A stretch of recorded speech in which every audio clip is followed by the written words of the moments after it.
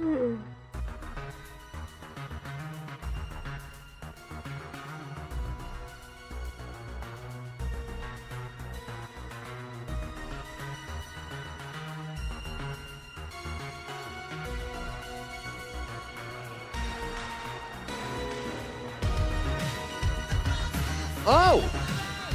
Oh, hello.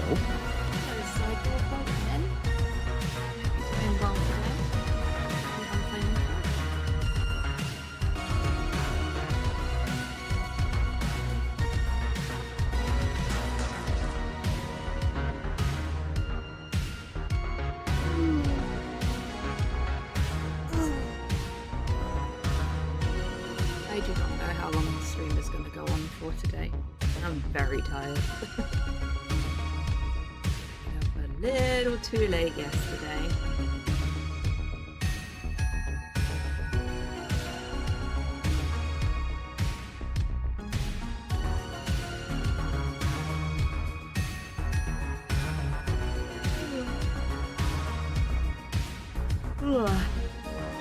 Yes, captions. That was definitely a fart and not a yawn.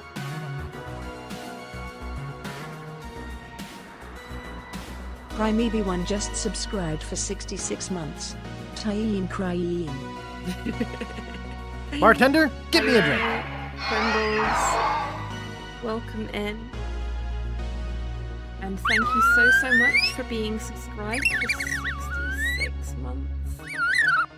Which has netted you the black, red, and white Retro Raccoon subscriber badge. Very sinister looking one. No boobs today, Cypher. No boobs today.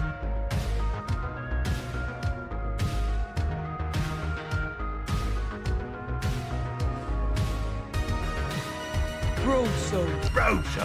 You have been a more consistent subscriber than HobbyTan has, Pringles.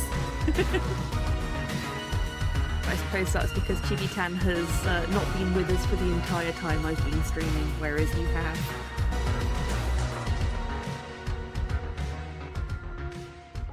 You dread to think what the other costumes look like. Well, you'll get to find out because DMAX swapped from the... Hey Rocket, welcome in. DMAX swapped from the businessy outfit that he had for Chapter 2 to a new outfit for Chapter 3, which we'll get to see next weekend. Mouse is eternal. Mouse is indeed eternal.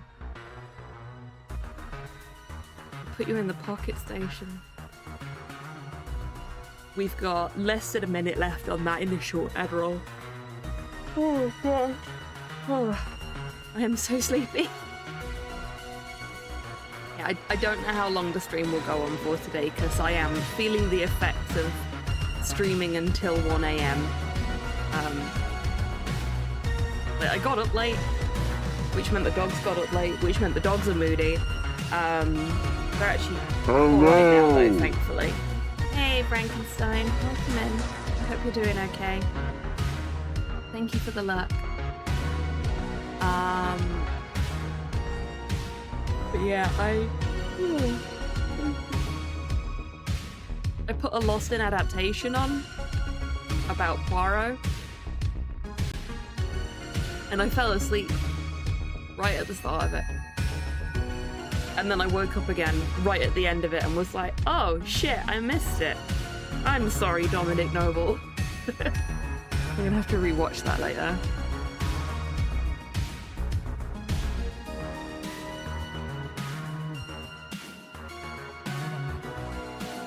And now you have the pretty raccoon badges too.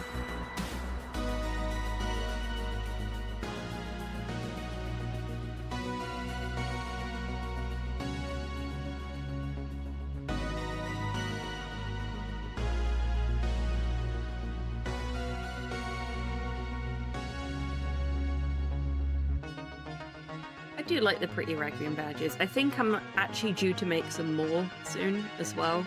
I try to once every 6 months go and check and then make new ones. Oh, are you up to the naughty number? Yeah, you're up to the naughty number now. Hello! Hello, Torpor. Welcome in. I hope you're doing well, and thank you very much for the treat. It is a strawberry cable piece. Have you taken your mess today? Get it fucking down, you. Thank you, Rocket. I forgot. What with the whole falling asleep a lot this morning.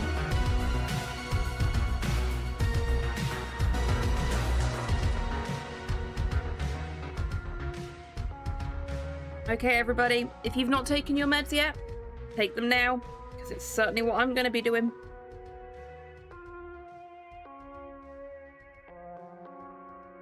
Shit, my morning HRT. Oh boy, do I know that feeling. I really desperately need to get in touch with my GP and see about swapping out the meds that I'm on for different meds. Because I don't think the arthritis meds are working properly.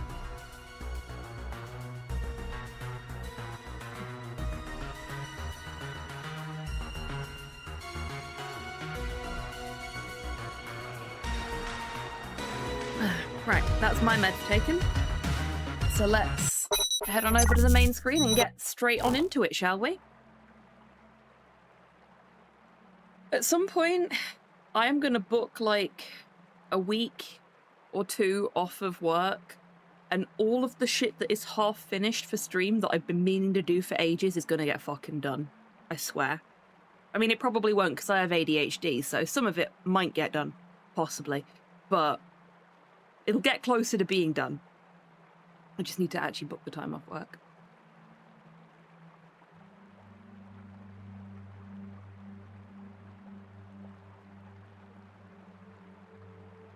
Always worth an investigation. Yeah, absolutely. Like,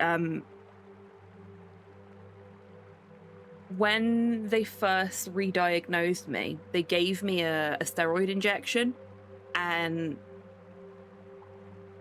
I'd never felt so fucking good. And I wonder if it was less the meds that I'm on and more the steroid injection that fixed me. So maybe I need to go for that approach rather than the tablets they're giving me. Or maybe I need to... I think you can get like oral steroids rather than having to go for injections. I don't know. I'll talk to my doctor about it and see what they say.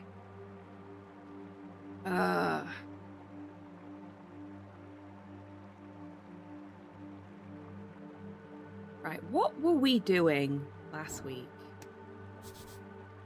Headless decaying body. This one belonged to some type of druid, it seems. Anything on them? Speak with plants! Best spell in the game. Best spell in the game.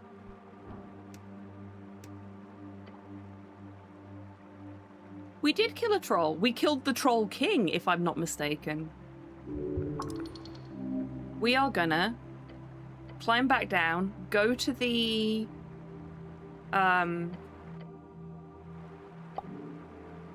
Where was the altar? The altar was around here somewhere. I think it's across the bridge. There's this chuckle fuck. It's up here, wasn't it? Actually, where's our little fungus friend? Let's go chat to them.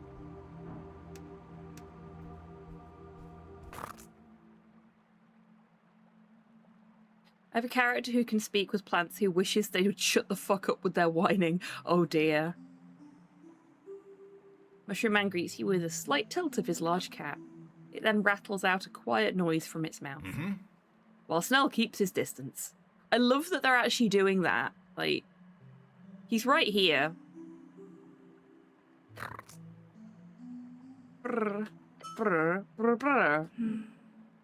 He thanks you from the bottom of his heart for defeating Big Boss Gorgalash.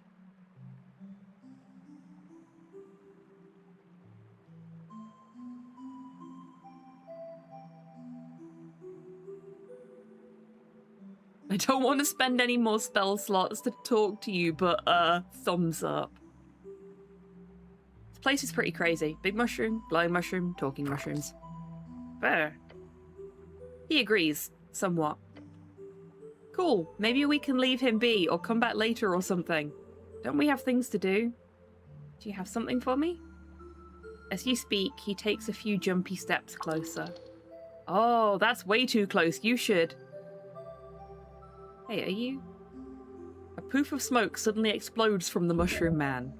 Not smoke. Spores. A fungal attack? We're coughing and wheezing. Ah, geez, I knew this would happen. Breathe, cleric. That is a gift. Oh, he healed me. As the spores fall to the ground and the air clears, you feel a slight sting in your throat and nose. Oh, it is good. I do not enjoy these foreign traditions of yours. Thank you. We're going to cough again. He tells you the spores are helpful to you. Enjoy them. I don't want to spend any more spell slots to talk to you, but, The mushroom man stares at your thumb. Then he copies your action, raising his thumb up high.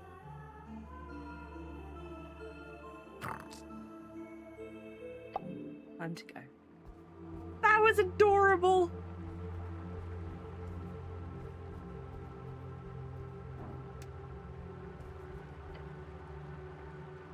Here we go. Pair spells.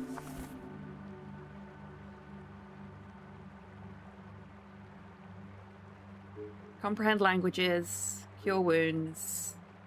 They're cantrips, so we don't need to worry about them. Detect secrets. Speak with animals. Prayer of healing, bark skin. Speak with dead, speak with plants. Wicked.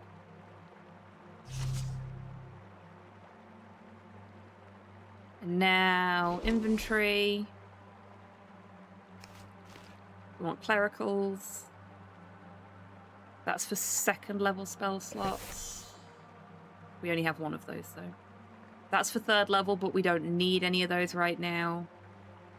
This is for first level. Do 3 of those.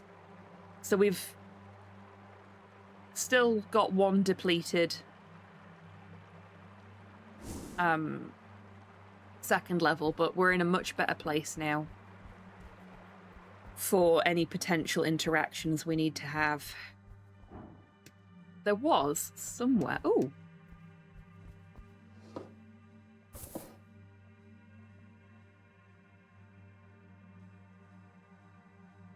I suppose speak with plants will light up when we can use it.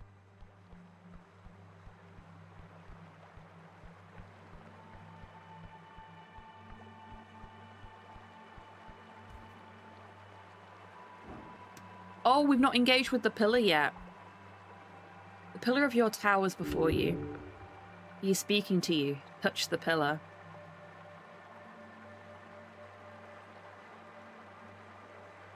So someone went inside this thing, huh? Yes. It appears so. You'll have to be real careful if you want to follow into a gate like this. But you could do it. I guess I should go to the top part of the pillar if I want to try to enter it. Yes, you should. Well, we're going to touch it here anyway, because we might get new information from that. Place your palm against the damp and soft surface. Yes. There is a sentience inside. The strings are connected with something beyond. It is easier to make out down here. It appears the esoteric power grows more intense the further down you go. However, you could try to reason with this sentience if you so desire. It could prove useful. Effortless intelligence check. We slept more than 8 hours. It's true, we did. Oh wait, no, I didn't. I personally have not slept more than 8 hours, which is why I'm tired. Etir is a guiding light. We've got the pocket watch tingling. The goblin is impatient, which is giving us disadvantage. We felt it, and we've talked to it. Is there anything else? No, that's it. Okay.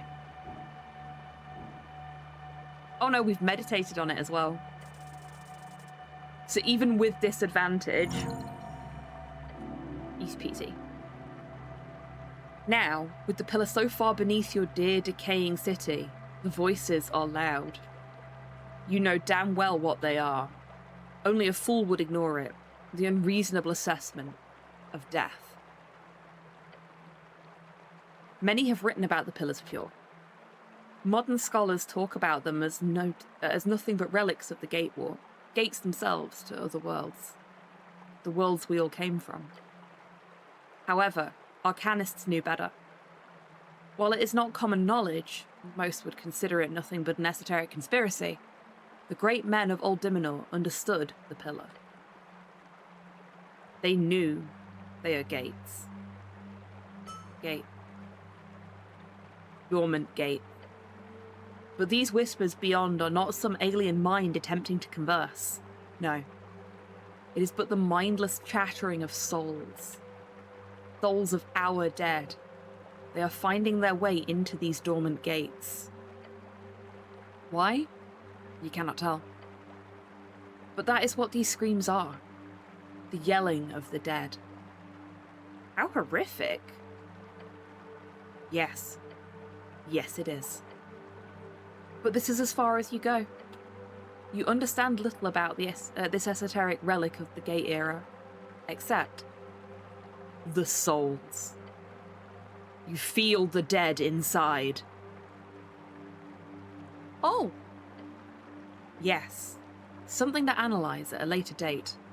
For now, having discovered these many levels of the pillar, you feel confident in traversing the paths between them.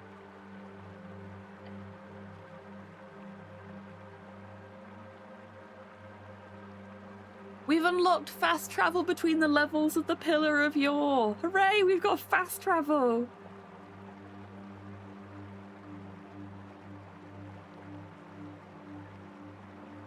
We're gonna feel a connection. Hello there. Hey Soul, welcome in. I hope you're doing well today. Even if you are dead inside. It is not eerie, nor is it strange, but it is a familiar scent. One that is just beyond your mental grasp. As the blue will say, in time. Right. Remember to feel as much as you think. The esoteric is not something to be only detailed on paper. It is a wild thing, to be lured and to be loved.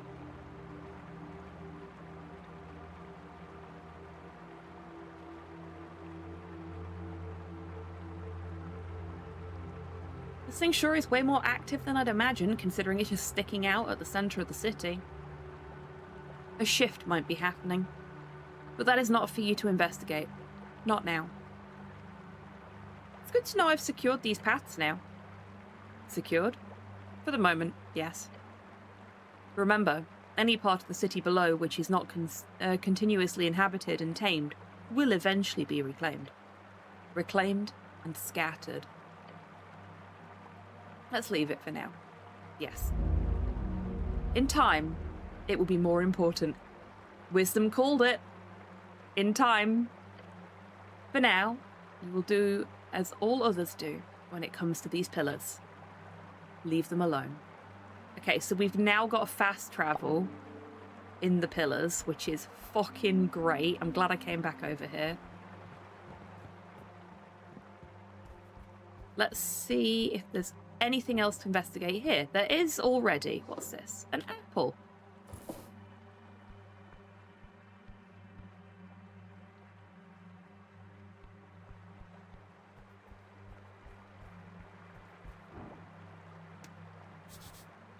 Snail door. It allows you to enter. Okay.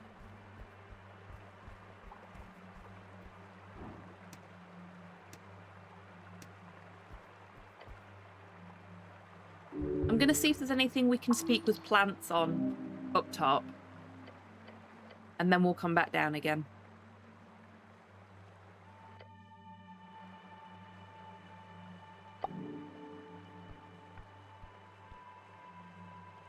Can't talk to the corpse because it's not got a head.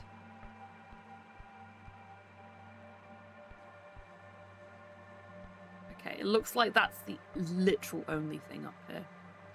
That's a shame.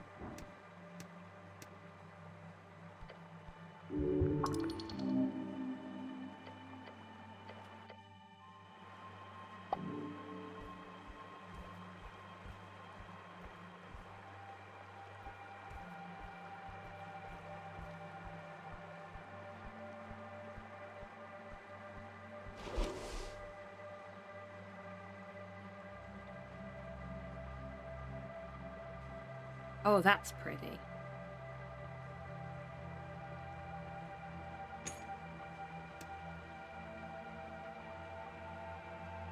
And it changes your look. Excellent.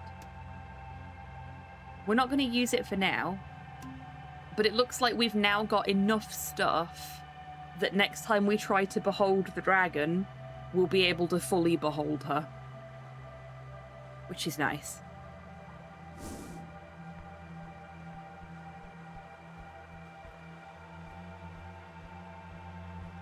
Yeah, it's very pretty, isn't it, Sol? I've got a bit of a soft spot for verdigris. I like having a go at painting it on my miniatures. I'm not very good at it yet, but when there's an opportunity to do it, I do like to give it a go. Ooh. Chamber of the Guests. Do you have any idea how frustrating you are? It's the assassin again. The mask is back on, but she is not hiding her voice anymore. Why does this young woman want to kill you so badly? You will not struggle here. She is but a girl. Finish this quickly. Oh, strength. That's a misguided statement, buddy. What is going on with her model? Is that intentional?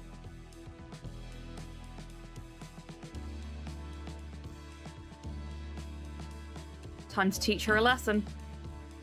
One more time, eh? This piece of shit. Don't let him get away this time.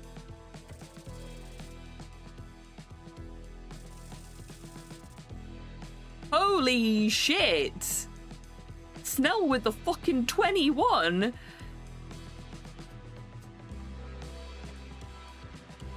Snell spins his sling. The bullet flies dangerously close to the assassin's head, missing only due to constant movements. Okay, so that is actually...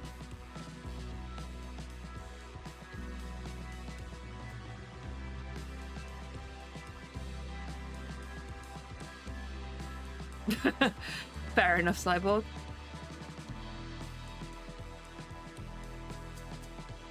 Mass Assassin lunges forwards. Die, die, die!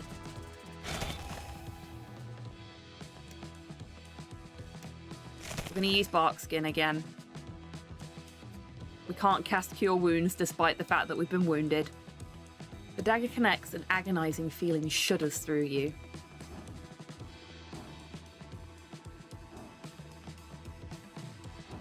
We are absolutely going to go for the wisdom route here. Don't fight, just try to understand.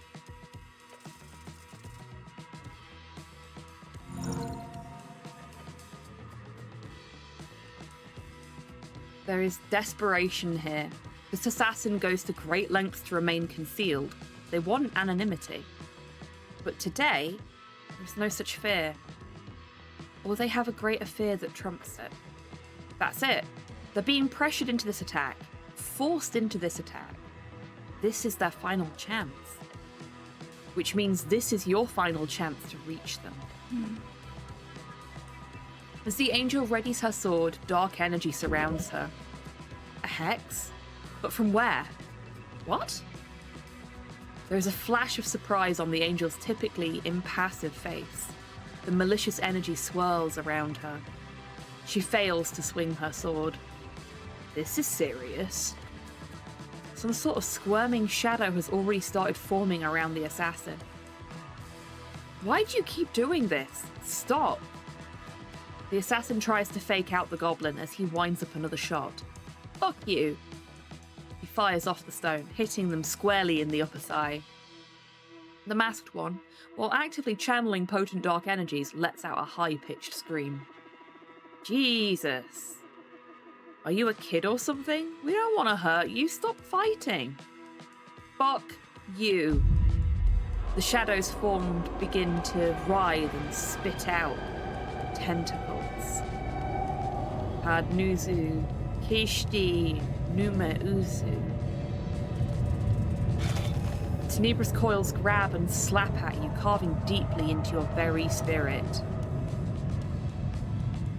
Can't cast any of my healing spells. Thank you. The goblin is struggling with the tentacles as well. Etir seems to be faring better, but it's also occupied by the squirming darkness. Tentacles aren't done trying to rip you apart just yet. They are placed such that you can't make it to the assassin before you deal with them. Smart.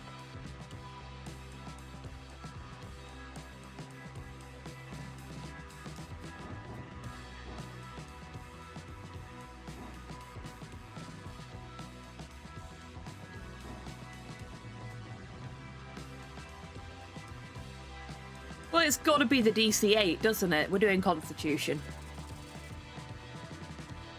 And for the best that we did. You brace yourself against the tentacles.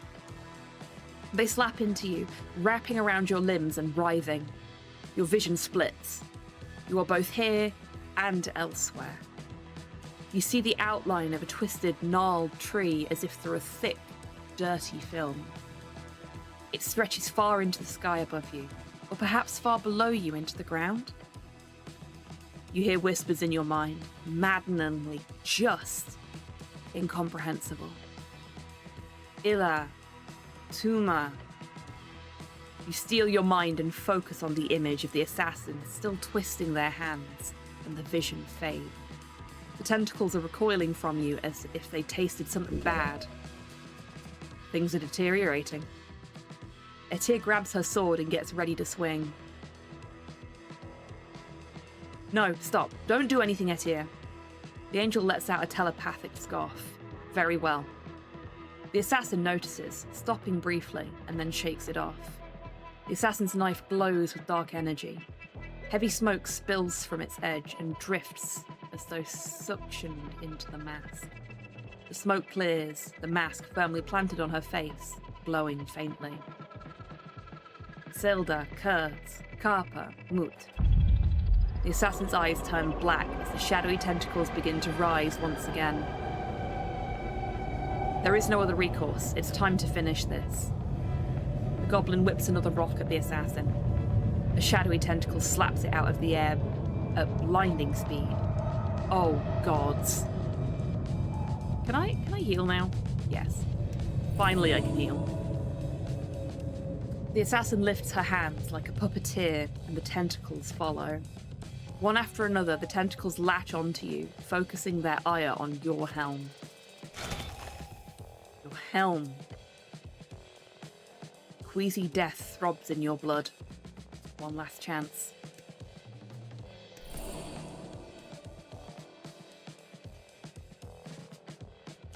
You will finish this. We got an 18, unnatural 20. Wicked. Yeah, I'll take that. You stomp through demonic tendrils, charging like an enraged gullbear up to the hapless assassin. What is a gullbear, Intelligence? A gullbear, a feathered yet land-bound monstrosity native to Ascani, lives upon the coast and is famous for its many attacks upon travellers of Norvikian roads. Your gauntlet meeting her face. The assassin wobbles and bends. One final jab. You punch again, and that is that. You would feel bad about punching a teenage girl if she hadn't tried to kill you so many times. You may still feel bad about it. That is okay. Her dagger flies across the chamber, and the assassin collapses, unmasked and unconscious. There is a lull as the chaos of the fight abruptly cuts off. She's just a kid. A dangerous child indeed.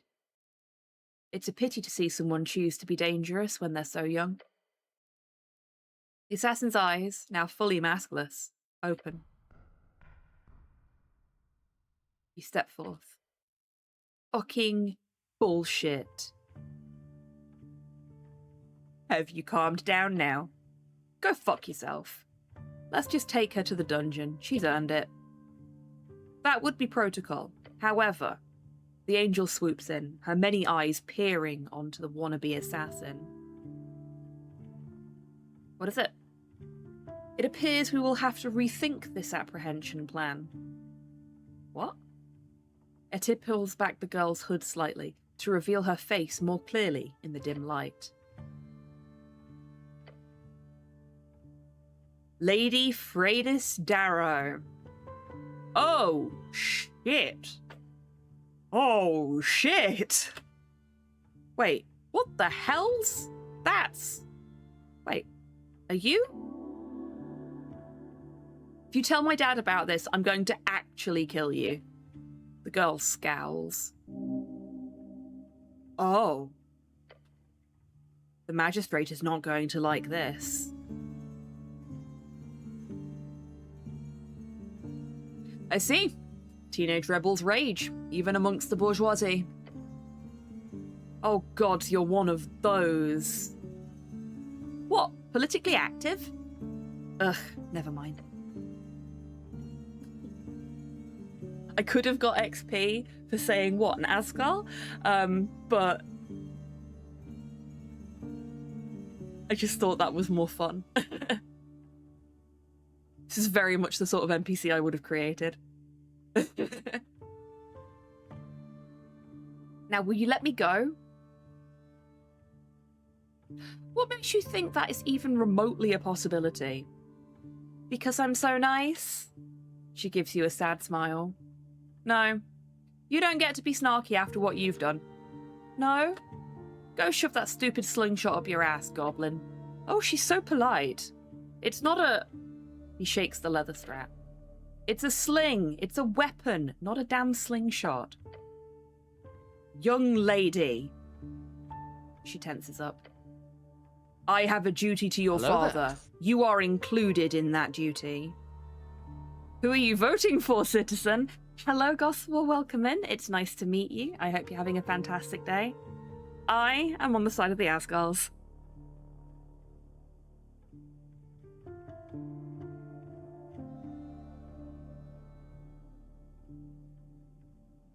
The cleric and Harry Dubois are hanging out. Harry turns an apple into an improvised pipe. Yeah, I can see that happening.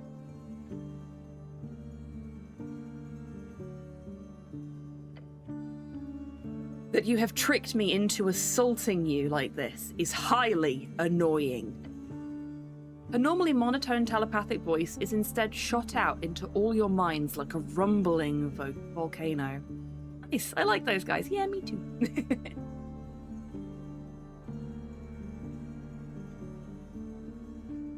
I'm mostly down that path now because the more I say it, the more XP I get as well, and I'm really trying to level up. So even where I wouldn't necessarily pick that option normally, I've tended to lean towards it purely so that I can get the XP boost.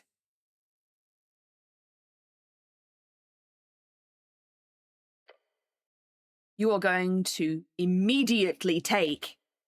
Freydis laughs. What are you going to do if I don't? Kill me? Your angelic companion lets out a strange wobbling noise. She's furious. So she can get mad. Lovely. Let's put it like this. I'm going to walk out of here, and you're not going to mention a single word about this to my dad. In return, I'll stop trying to kill you. Okay? So, I don't say anything to her dad, but that doesn't stop Snell or Etir from saying anything to her dad. Just saying. We can play both sides of this. We can eat our cake and have it. It's cute that she thinks she's got any power here. Yep. Typical fucking rich kid.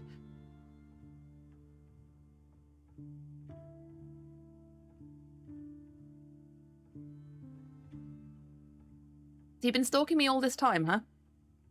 You're not exactly difficult to find. I'm sneaky. I'm a sneaky rogue. What does that possibly mean? You do realize how loud you are when you're stomping around in those boots? Rude. I'm just heavy set, okay? Hey, he can be as loud as he wants, you hear? Thank you, Snell. Snell's my friend. Good Snell. Give you pets. Where'd you get all this cool gear? What do you think? A lady in a pond? No.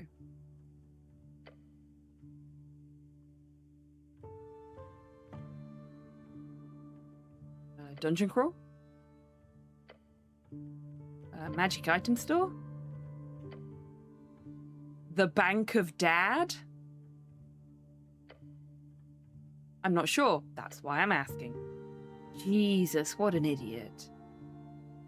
That's uncalled for. Ugh. No. She's really nasty. I mean, I'm not surprised. I've spoke with her father, and he's kind of racist, if nothing else. Tell me about that magic you were casting. No? Now let me go. Sure, I'm just wondering one thing. Why? Why what? Why the fuck are you trying to kill me? She scoffs. The girl glances at the mask on the ground beside her. Snell kicks it away. No, answer him. Fuck it, I guess it doesn't matter anymore. I signed up for this stupid fucking deal, okay? What deal? I needed easy spell slots, he wanted an extra pair of eyes, win-win. But then he started asking for these night outings and the reconnaissance missions. Then he tells me to push some dumbass cleric into the river. I don't like killing people, but sure, totally worth it. Well, now we know why we started the game dead. Oh, but then you come back, you asshole. And whatever I do, you just keep fucking. As she speaks, the mask next to Snell begins to glow. Get down.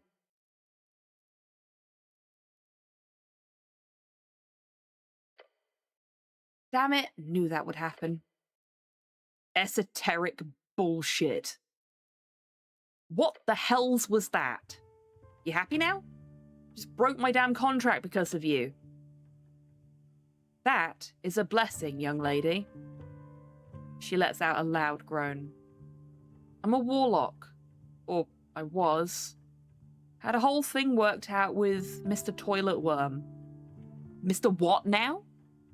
Ugh, whatever. I don't care anymore. This deal was ass, and I didn't want to do it anymore anyway. So there, I'm actually perfectly fine with my awesome mask being turned to dust. It's fine, really. She does not sound very fine with it. Bored rich kid warlock. Yep. She gets up and drops her cloak. Hello! Hey, Aggie, welcome in. Hope you're doing well today. I'm going to leave now. And Etir, you don't say a word about this to Dad. Do you believe for a moment I care for any of your puny commands? Oh gods, puny commands? Do whatever you want then. Like I'm actually going now. No. I'm not asking for permission, you dumb fuck. In a poof of smoke, she disappears. Wow, she's a fucking delight. It's almost like the entire fucking Darrow family, with the exception of the one that's dead and been reincarnated as a fucking, wraith, are arseholes. Who'd have thought? If Borgo could see what had become of his legacy and genuinely comprehend it, I think he'd be fucking raging.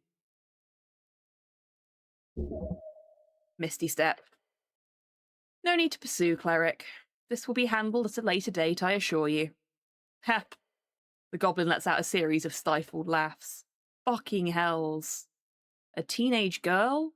And your boss's daughter? That's actually funny, you have to admit. Yeah, it's ridiculous. Oh well. Let's go see if Mr. Toilet Worm is hiding in any of these tunnels. I suggest caution. There will surely be more dangerous things in this cursed place. In the grand hall around you, the one so filled with the sound of clashing blades now grows eerily quiet. Just based on this encounter, I would do everything in my power to inconvenience the Darrow family. Ditto. For the record, the first time I had a proper conversation with her dad, and he was like, no, the goblin leaves, I don't want the help listening in on the conversation, I was like, okay, no, this fucking guy needs to get in the fucking sea and not come out.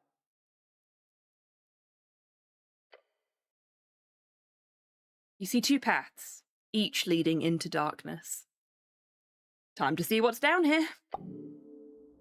Look! Oh, this is...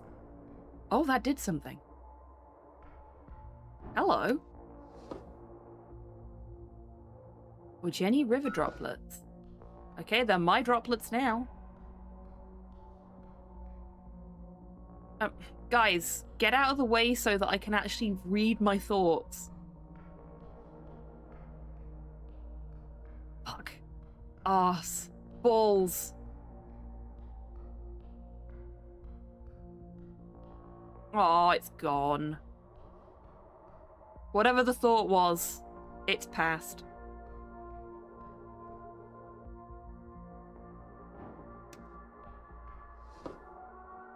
Unluck blade. Advantage against lawful creatures. I guess that's what she was trying to stab me with?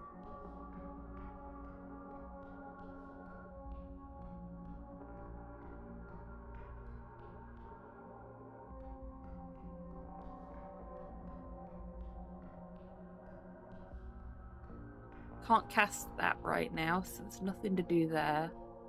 What's over here? Oh, this is like a fucking mine shaft. Oh, fuck. Toll's Pass. This car. Earthport. The fortress was still there 1,000 years ago, eh? Divinitorum. Asken. Reeds. Ilim Forest. Today, this is a cursed land. Copper's Maw. Your homeland. The various dragon thrones of Old Diminor. Yours Point.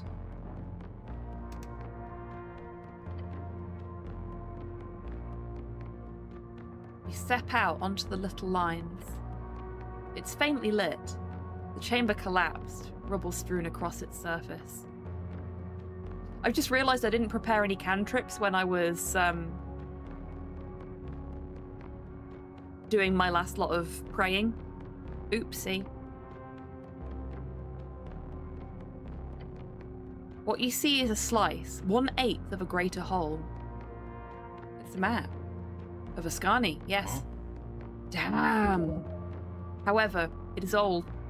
Mountains and rivers alone do not align with any modern-day interpretation.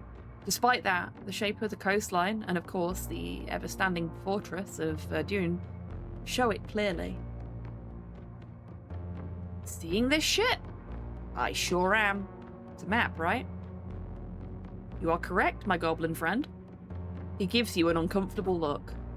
Must be thousands of years old. Look at the little snail people on it. Etier's many eyes glance over it, lighting it with a slight sacred flame. Early Fade era. Right, you were alive back then. This realm is young, cleric. The 5 dragons each were older than anything born on Yore. Remember that. What do you know about this time period? I recall our clashes with the Tullankatl. They were formidable war mages. Though we never made landfall in Ascani during the time this map was created, it was considered Dominum Draconis. What you today call Ascani, Diminor, and Vorgeni were all within their territory. Sad that the rubble is covering Divinitorum.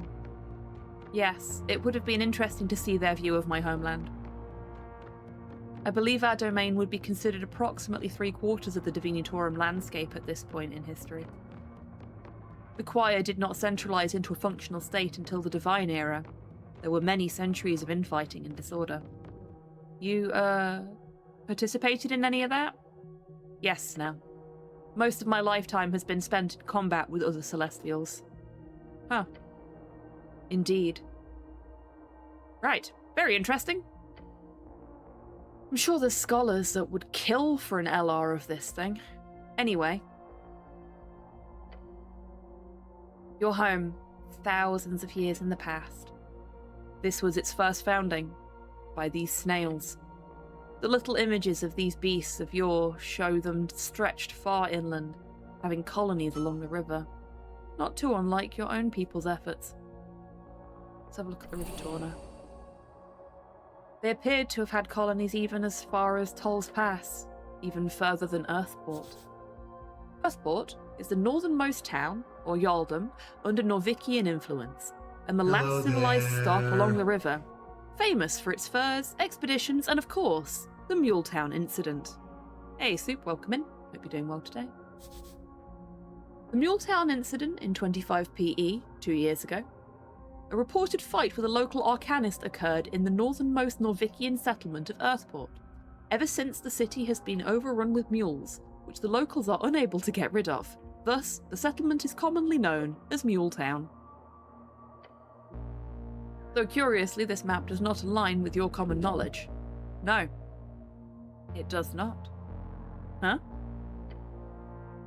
The endless waste should not allow anything to be built this far inland. If this map depicts everything until the wastes begins, then there was less wastes during the Fade era. This is commonly assumed when looking at other early mapping attempts. Good to see it confirmed. Let's have a look at Reeds and Old Diminor. Across the border on the mostly covered in rubble band to your left, you see a very different visual than is commonly depicted today. For today, most of Western Reeds is ruined, cursed. Where the cursed lands lay today, here you see a fertile crescent. Is that a frog? Yes. You've heard that Anurans once occupied large swaths of Old Diminor before the strife of the Divine Era. While on the coast, you see several locations that do not align with any modern locations. The Draconic Civil War surely reshaped most of this as your former overlords fell. The one dot that does align is a tiny one placed in the centre of the bay, the Reedsian location for the Pillar of Yore. It has stood there since the Gate War, so it makes sense the snails would want to point it out clearly. They did worship Yore in the end. And it also seems the rest of the geography in this depiction of Old Diminor does not align with any modern visuals either. Let's have a look at Divinitorum. Most of it is covered in fallen rocks. The one thing you see is like some feathers? Birds? Yeah. Divinitorum was filled with birds all throughout the Fade era, from what you remember. It's like their thing. Loxorian birds. Then the Celestials settled more seriously, over the course of the next couple of 100 years. And with settled, well, that's the colonialism/imperialism version of it. They're still there today, so they surely did something right. Let's have a look at the lion in modern-day Vizcar. You see lots of smaller symbols representing the lion folk of Ascani across the inner parts of the map. Tribal catfolk ruled large parts of Ascani until the early Divine Era. Their claw marks are evident all over your precious city. Let's have a look at the dragons. 3 of them can be seen, a red, a green, and a black. What's betting the green dragons, Argel, upstairs? Esuth, the red dragon of Ascan. The scourge of the coast, the largest of all known dragons throughout Yore's history. Luckily, he was slain long ago. Yeah, didn't Borgo Darrow slay Esuth? I feel like we learned that already. Let's have a look at the black dragon. Umbramixus, the all-wise black dragon, guardian of the bay. He was known as the most magically adept dragon on the coast. His esoteric cache in Silverslove has still not been found, and is to this day a popular target for adventurers in Reeds. Look at the green dragon. Tissereldanor, the great green dragon. She was the mother of most, as they say, she who birthed the coastal broods. While a tyrant, like all her kin, she is known for her lighter touch and bond with man. When Dugdul and Dim slayed her, it ushered in freedom for all of mankind. Her visage upon the map indicates her domain, what is today the Ilum Forest. There she is. There's the black dragon. There's actually multiple dragons, so... But that one appears to be in a forest, so... I'm done looking at dragons. Let's have a look at yours, Ocean. A cool depiction of a perch and a nice whirlwind pool at the top, just the same as they do today. Ah, so... This is yours, Ocean. Good thing the snails were as confounded by that whole mystery as we are today. You know, you could get yourself real rich by figuring out the whole thing one day. The... mystery? Yeah, the mystery behind yours point. It was like the place where that big whale first entered through the first of yours gates or whatever. But no one who ever tries to sail directly seawards ever returns. Real spooky. But there have been reports of massive treasures being found on the islands located deep inside that stormy part of the ocean. So if you ever want to become an explorer / pirate / sailor, that's where to aim for the biggest payout. I could become a pirate? Just think about it, okay? The world is your oyster. Crack it open at your leisure. Well, that was fun. Feel like we learned a lot. Holy shit.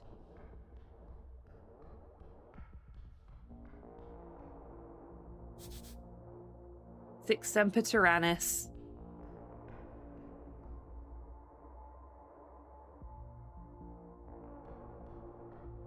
Can't go that way.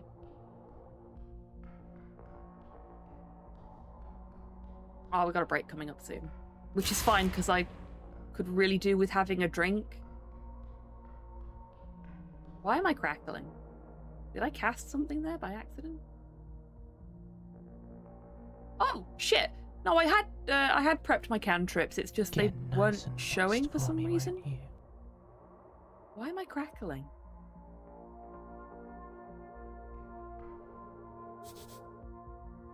It's what the Drakekin who first broke the Beast of Yore. We got some weird medieval guys. Huh, looks like some type of tourney. Fun. Ooh, good luck, Primbles. There's something in the water. You approach the edge, and terrors arise.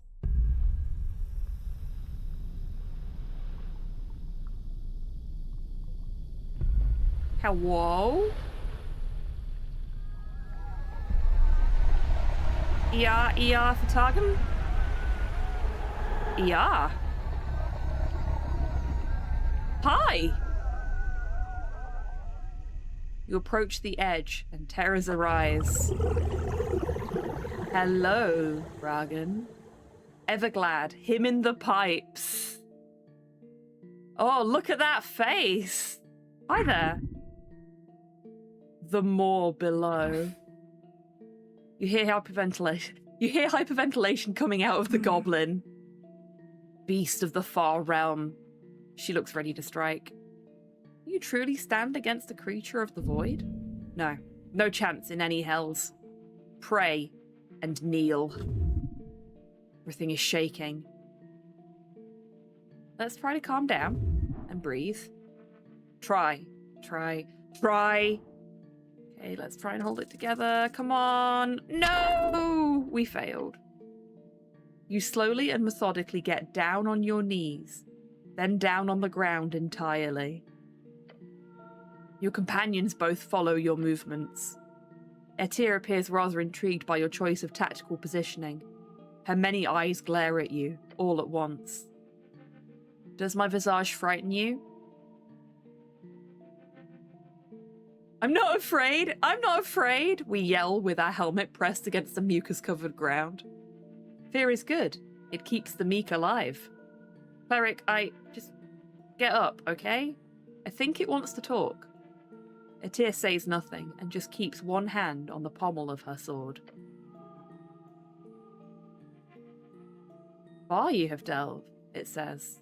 I am happy to greet you. Yeah, I think this is the toilet worm. The aberration's voice reverberates against the cold, wet walls of the sewer chamber. Yeah, it is. Naru Sapir. I am enamored, impressed, lucky to witness. Shivers. 1,000 eyes, each focused on you.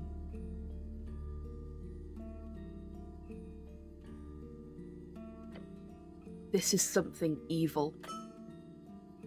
Now speak. I'm not looking for trouble. Yet you live in it, Naru. There are ways to escape it. I can show you paths. Phrase.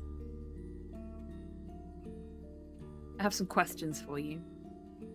Knowledge is a commodity. Knowledge is my trade. I am a simple merchant. Trade, Ragan. Trade with me.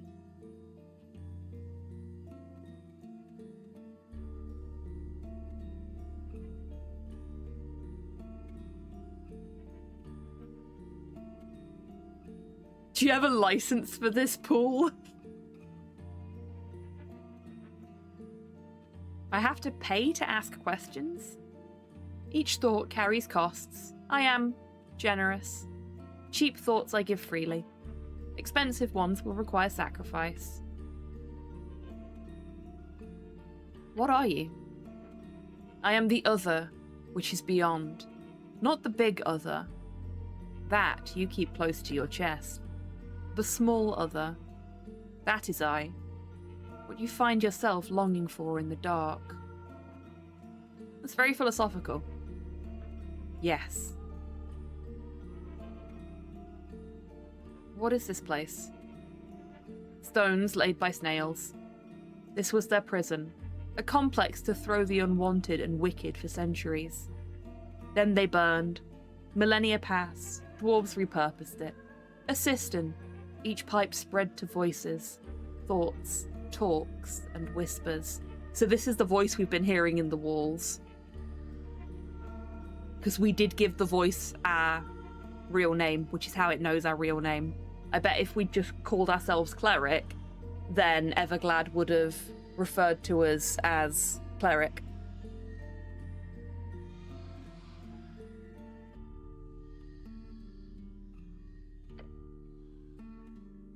A deep growl causes the ground to near quake. Your guts press against your lower throat. You okay, Snell?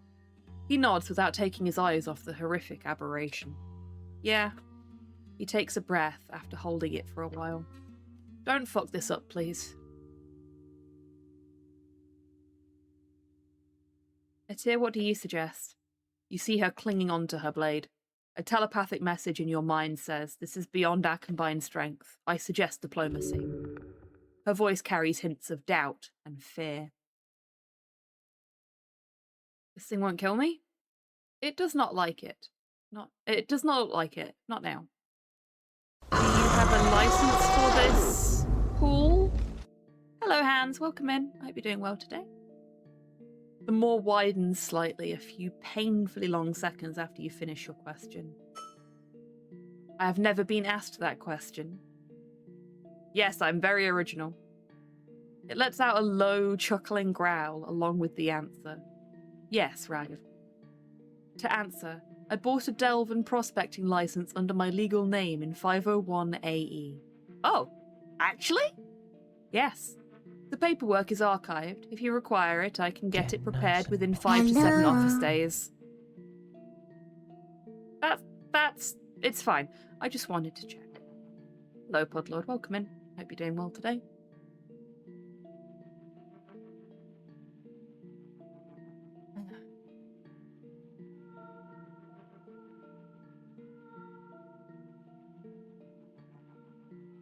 Are you the one called Everglad? Yes. That is the name I adopted. The original title of my claim was considered too difficult. When I signed my first warlock servant, we agreed upon a more modern name. Everglad, we chose. It is appropriate. It shows my everlasting happiness. The beast's elongated maw appears to widen even further.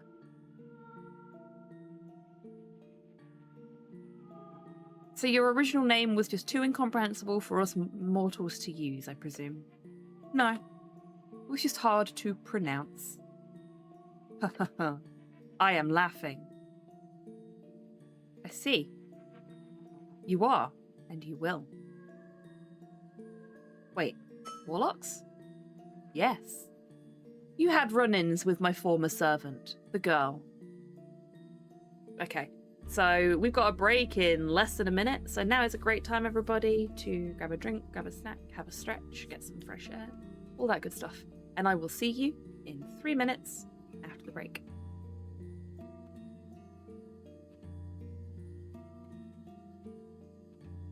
I'm out of ammo. Okay. Time to kill God with an SMG.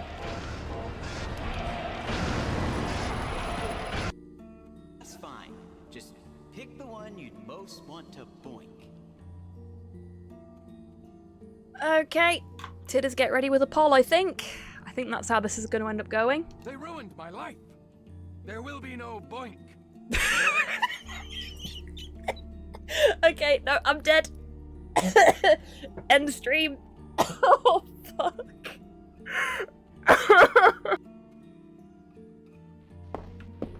Yeah, that's the front door. You know what? I've had it with you lot. I'm fucking taking this with me. This is my record now. Fuck the lot of you. I'm out of here. Yes, lick the boot. Lick the boot. Lick it harder. Rude. What the? So, why? No! No! Oh my god, this is weird! All my timings are off!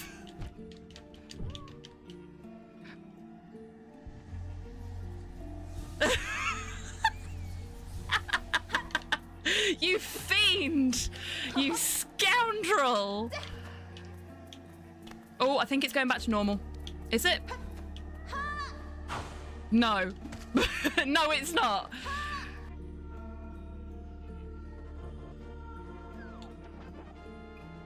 First try. Yay!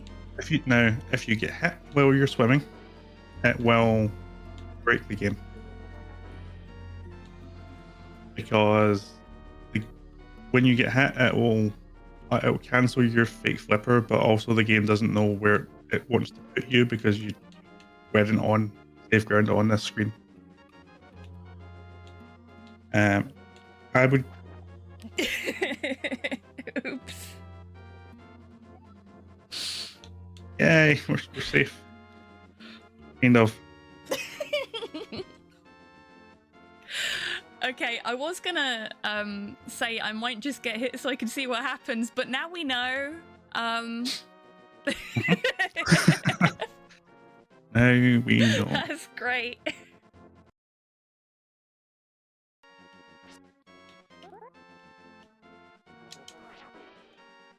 Did it! I did it! Look at us go! Oh, we're so speedy now! Nyom. Welcome back from the break, everybody. I hope you're all feeling refreshed.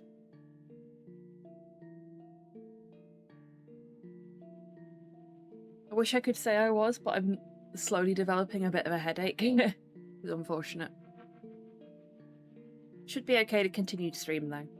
But if that changes, I'll let you all know. And Hans, that pizza sounds fucking amazing. I am more than a little bit jealous.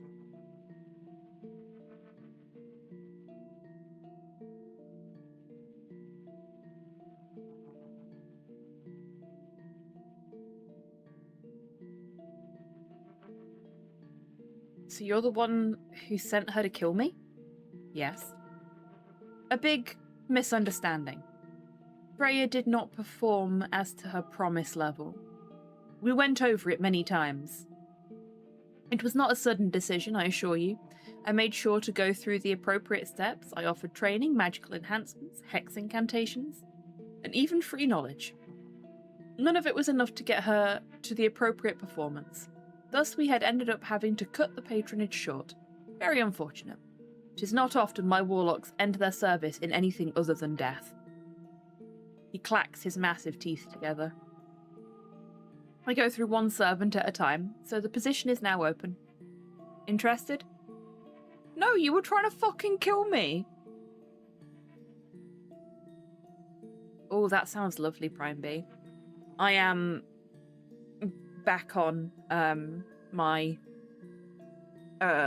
diet shakes in an attempt to try and curb arthritis issues caused by weight gain. And that is also making me sleepy because I've basically not been able to keep on top of healthy eating recently because I've just been too stressed.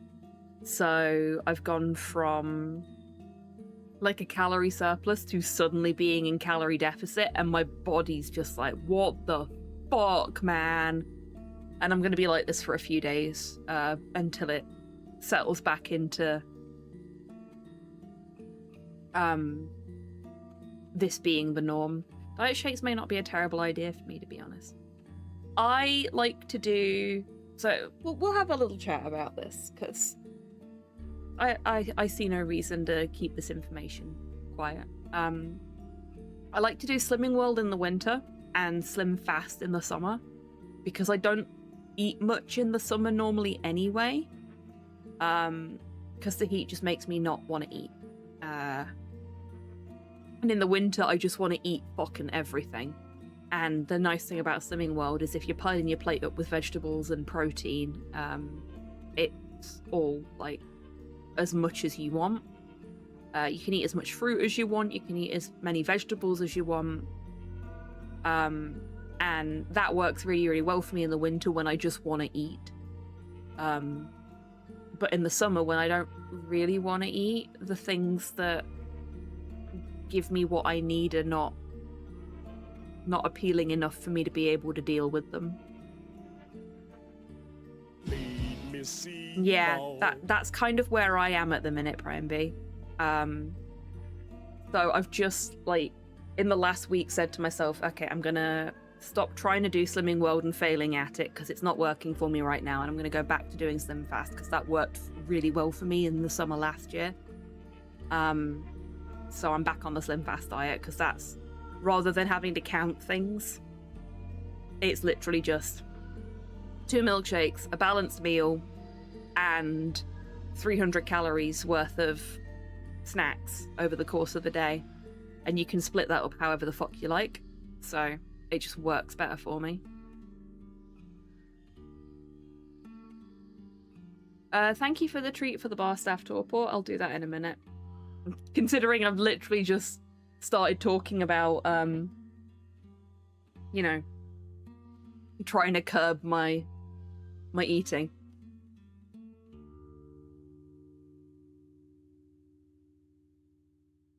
Very timely. You know what? I'm back from holiday Tuesday afternoon, so I'm going to give that a go. Yeah, and the milkshakes are really fucking nice as well. Like, I have them with skimmed milk. I think the instructions say to use semi-skimmed or full fat. I can't remember. I think it's semi-skimmed. But I have skimmed lacto-free, and they taste really nice even just like that.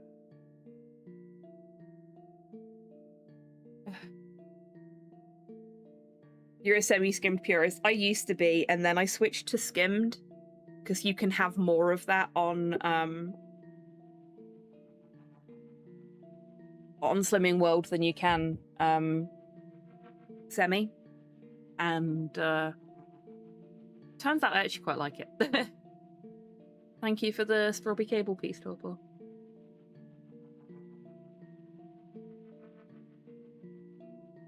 See, at that point, I'd rather just have squash. Again, I used to be the same, but as I've gotten older, I'm less fussy about it.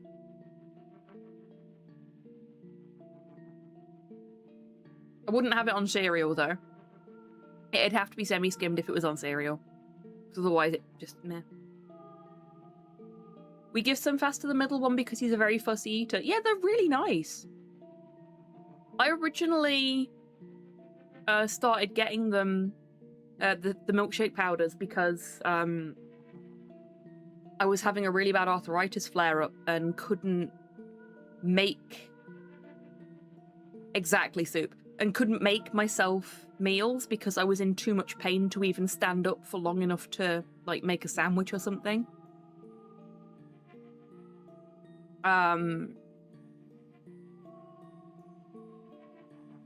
And they were really, really good for that. And then I realized that they were actually helping me manage my weight as well. So I started actually trying the plan properly, and it worked really well for me for a while. Until it got cold and dark, and all I wanted to do was just eat all of the comfort food.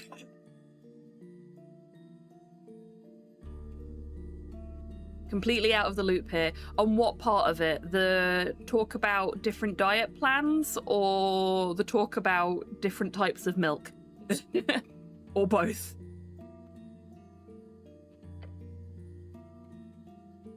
Cleric. The goblin looks worried. The diet plans. Okay, so there are 2 diet plans we've been talking about. There is Slim Fast, which is a company that makes like snack bars, but predominantly milkshakes, because the milkshakes are the sort of main pillar of their diet plan. And then there is something called Slimming World, which is... They don't like calling themselves a diet plan, they call themselves a lifestyle plan, because it's not just about what you eat. It's actually more of a case of building a healthier relationship with food. So there is no such thing as bad food, there is just food that is healthier for you than other food. It's brand names. Essentially, yes. They are different plan names, so they're not the same thing either. They are very different approaches to trying to lose weight through controlling your diet better.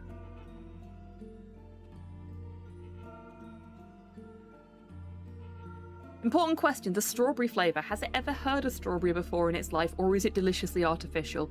It's that kind of artificial strawberry flavour that you get from sweeties. I really like it. Yeah, and a lot of people do find that, Prime B. They've actually changed it so it's not even called Sins anymore, it's called Swips now. Probably in an attempt to make it feel less naughty, as it were. And they've also changed it so that you now can have a certain amount of healthy fat in a day. So like you can have half an avocado, I think it is, or a tablespoon of olive oil or something like that, and that is actually part of the plan now, whereas before that would have been part of the sin system.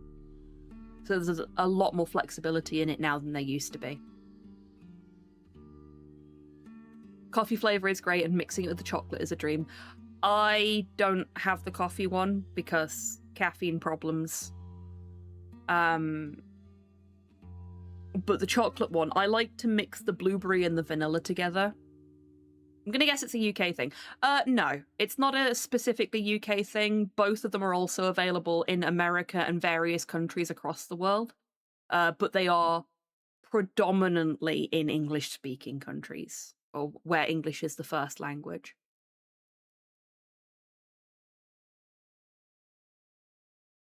Then fast as on Ocado. Congratulations.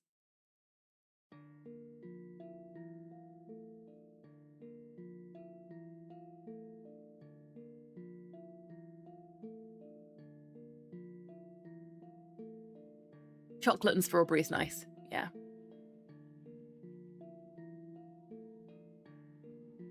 I'd be interested to see the difference between UK and US Slim Fast in terms of ingredients. Yeah, you and me both. Thankfully, we still have quite a fair few regulations in the UK.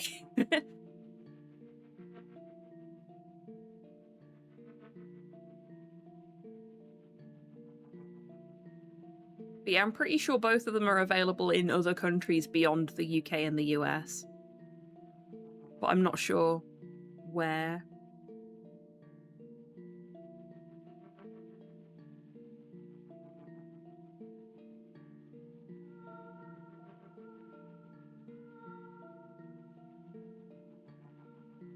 McDonald's fries have 4 ingredients in the UK and like 20 in the US. Yeah, that does not surprise me. Never heard of either before.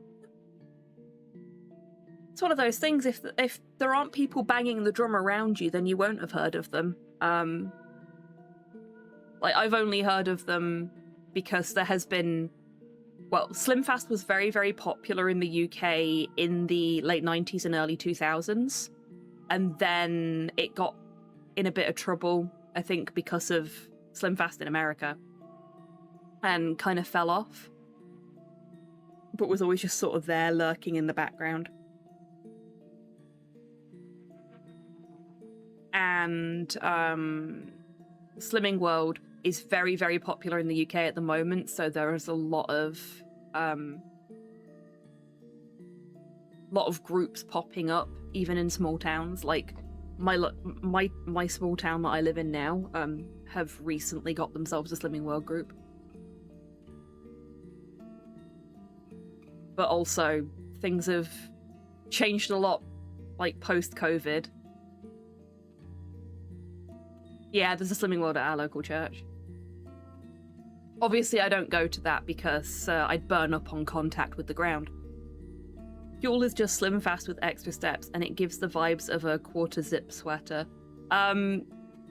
Huel and there's one other as well that I can't remember the name of, are basically the Slim Fast program, yeah.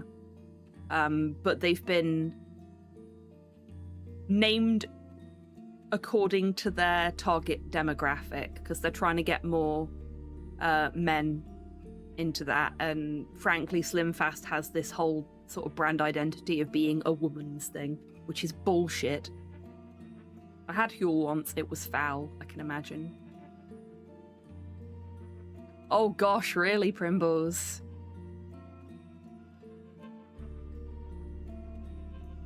Right, I'm gonna get back on with the game now. We talked enough about diet plans.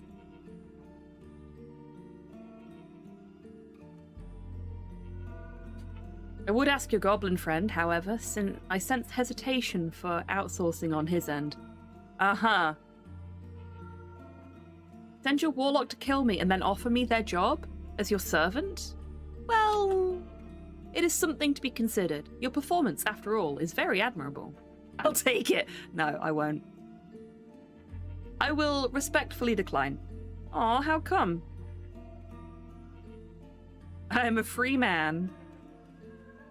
I already have a master, Earth. Ah, yes, your dead god. We can discuss it later. I do not wish to push you into anything. I offer nothing but the best of terms as a patron of the dark. Could be cool. By the gods, do not. The more it beckons. Oh no, Constitution thinks we should do it. You haven't explained why you tried to kill me. That is correct. Why did you try to kill me? Such knowledge comes at a price. The monster's eyes focus on you. There are many things I know you want to know. My trade works as such. You tell me a secret which I do not know. I then grant you access to knowledge beyond yourself. A fair exchange. Free trade. You sure you're not a free strider? Not quite, no. Though I admire their propensity for intrigue. The tentacles writhe around the system. It goes like this. You hand me a secret. I value its depth. I grant you knowledge in return. A fair trade is offered, I assure you. I think they're non-denominational. The church or, Everglad?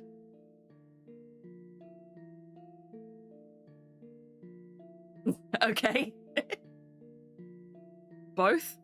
Both is good. I'm not here to judge. Yeah, me either. Also, I feel like judging Everglad is only gonna end in tears for us.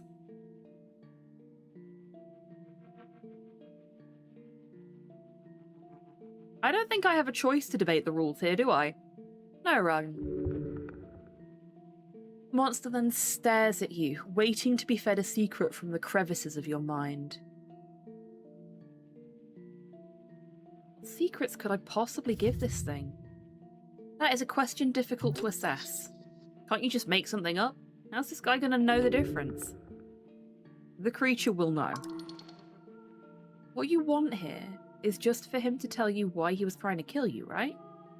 That's the main secret, yes. However, do you have what it takes to actually share a deep part of yourself with this abomination? Make up a fake secret. Come up with an argument as to why the information about him trying to kill you isn't worthy of a secret. That's so annoying because we've got double advantage on the Constitution check, but it's impossible for us.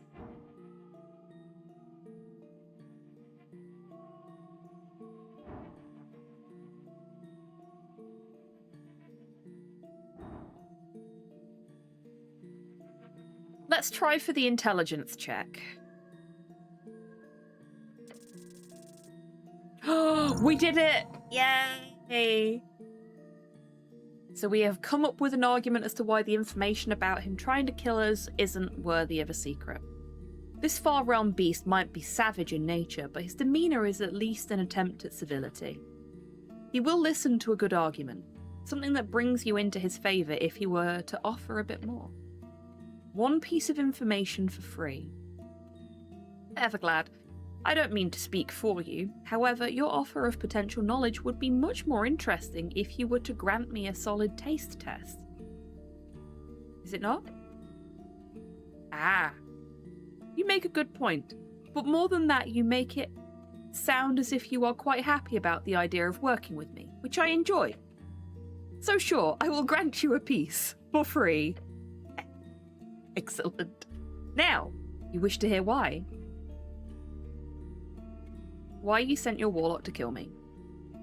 It lets out a grumble and squints the many, many eyes. Let me tell you about the Blood Tongue prophecy. We'll just listen, we're not going to interrupt. A night dark as ink, some years past, a young scribe is overcome with maddening visions. On the morrow, the writing is recovered and kept secret by the council, yet the whispers of its content reached me nonetheless. I will not share its content in full, as that is an all too valuable secret, but I shall share this one passage. Scent of Ukul midst flame amiss, loyal death upon the day of suffrage consumed, laid at the feet of necrocratic doom, 1,000 clamours for iron's wrath, all wrought in sundered trove beneath stone. There time itself as witness standeth mute. First by west, south, east, then north, an esoteric era marked forth. Sounds like divine era scripture. The words of fate. Ukul leaves.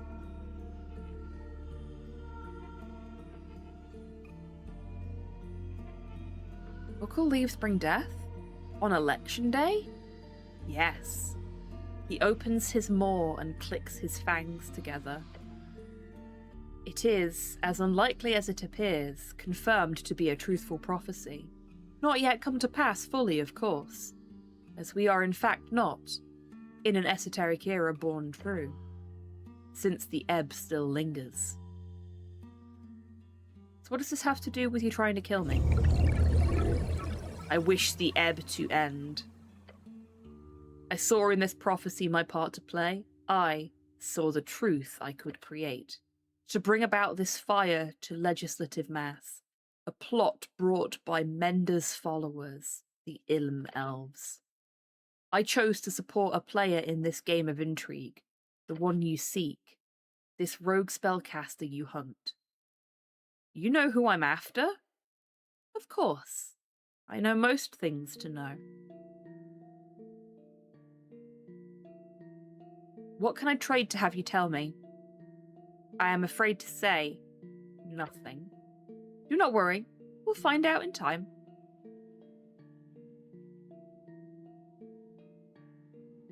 So you tried to kill me to stop me from finding this rogue spellcaster of yours? His tentacles snap around the system. Freya was to destroy this government cleric sent to investigate, to make sure the prophecy was given the space it needs to breathe. There was no doubt in my mind of this plan of action. Until you stepped into my chamber here, I see more than truth in you. No worries, Hans. It was lovely to see you. Take care. And enjoy the milkshake and the video games. It is obvious. I backed the wrong guy. Now, I will look upon you instead, Ragan. Thanks. You are welcome. Bring me my esoteric era, Ragan. I am fully convinced you will. He's not interested in debate here. He's not even interested in your opinion. This guy literally just wants to watch you do whatever it is you're going to do. How ominous. An aberration obsessed with fate. This will surely haunt you.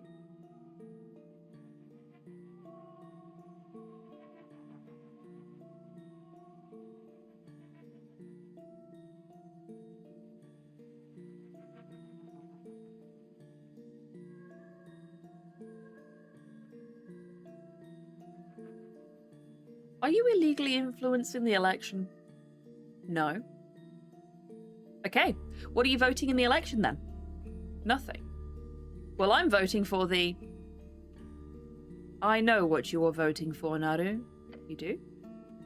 I am listening. A lot. You keep talking about the Asgarlists. However, it sounds as if you will stay out of politics entirely with your smart, apolitical stance. If I were to take your spoken word for it. What you intend to write down on that paper. So I retract my statement. I have heard what you have said, not what you truly believe.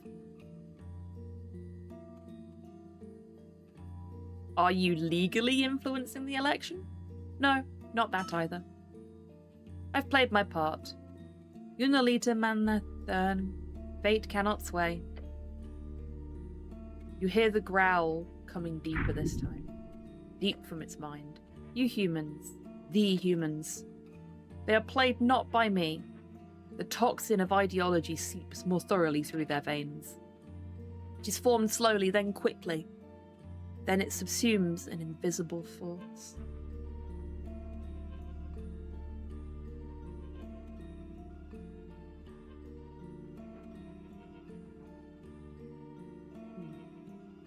You think they're bad for us? Ideologies? Ideas are infectious.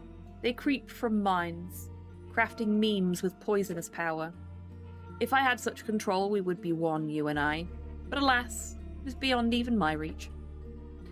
Perhaps, through indulging in your secrets, I too am a puppet of your collective dreams. The idea makes me incendiary, explosive. I'm sorry? You have done nothing beyond your nature. This is all simply my frustration against sentience itself, I suppose. However, simply by being aware of a problem, one can envision and unveil new powers of thought, including the ability to view past the illusion of choice. Not too dissimilar from yours viewing, I imagine, to watch the strings of fate collide and fray across the eras. Yours viewing? Yes. The ability to view like him, beyond the third dimension. You keep on thinking, no. As will I. The time of ours will arrive with thunder and grim tidings one day. Once we both understand why and how these thoughts are controlling us. It's the start of the Esoteric era. You do not forget, Naru. The gates shall rebuild. I understand. Good. We will see once the blood is proven. You see his grin go wider than ever before. Thank you for the knowledge, Ragan. What did you give him?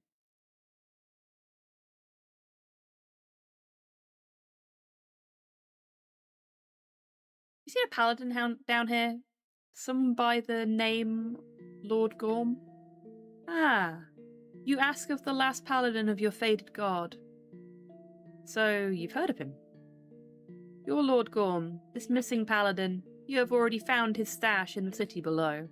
That is all you will find upon this material realm. That's pretty ominous. Yes. but I cannot say more. The monster smiled, as always. I need help entering the pillar of your... Interesting. That must mean you know where your little hunt is going to end. Through the crack of yours realm. You certainly just confirmed it at least. Oops. His maw widens. The shut gate can be passed, yes. That, I'm afraid, I can only assist with if you sign my contract. I do not share such knowledge with anyone unaffiliated with the darkness. Of course, I would not suggest signing my contract simply to gain this knowledge. You should only sign if you truly wish to serve. My assistance in this matter would be simply a bonus. He's got away with words. This is the way you persuade someone when you've got all the cards. What if I told you a secret about myself? A personal secret.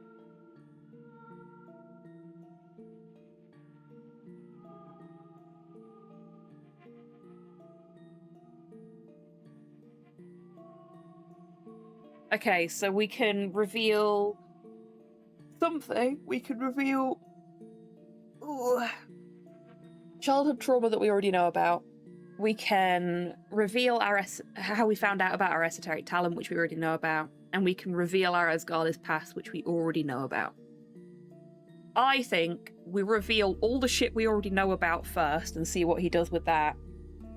And then we reveal this, because this is new.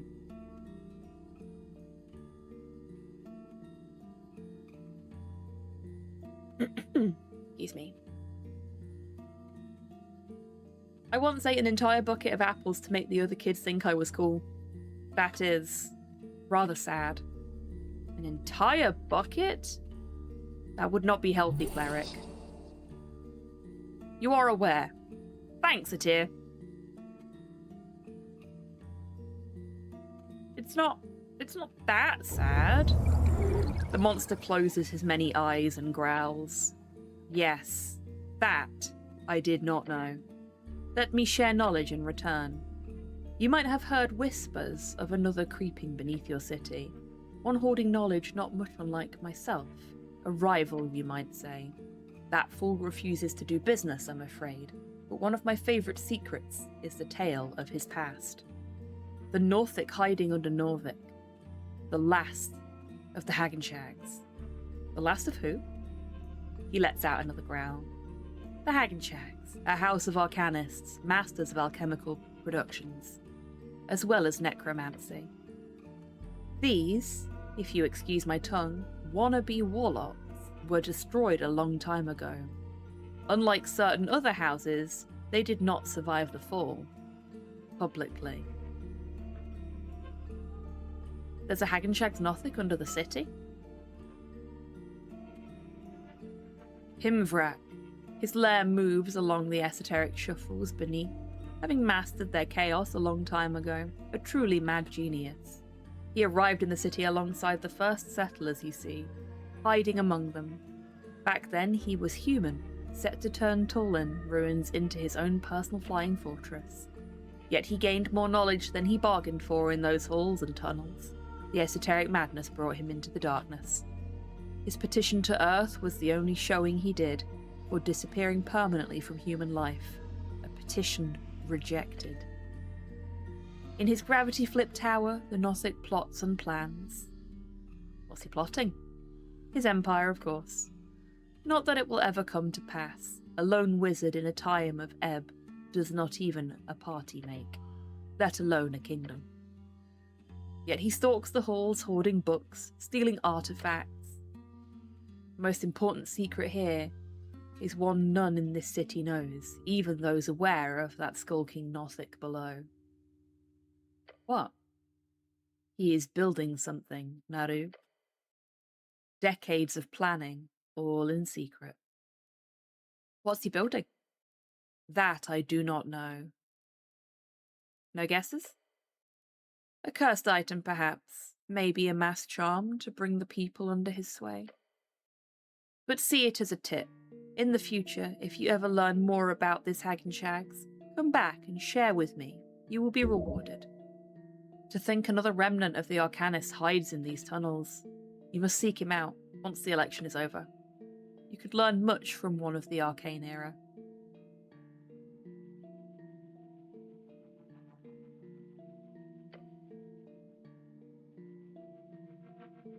Going back to this one so we can get the other topics as well. Tell me what you know.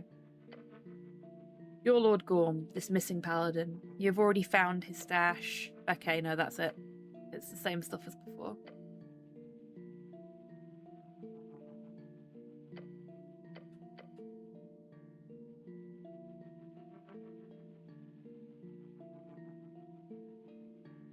Mr. Moonwatch told me he saw someone escaping the explosion and heading inside the pillar. The merchant saw the truth. His maw widens. The shut gate can be passed, yes. Okay, we already knew that.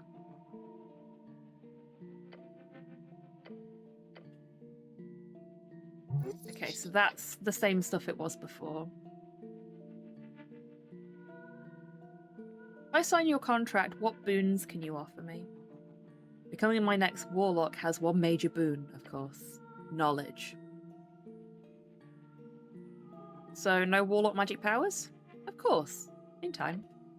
I will not promise you pure power. That is very much a misleading thing to do. You might be suitable for far realm magic. You might not.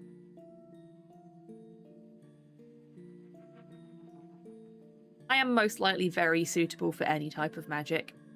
Perhaps.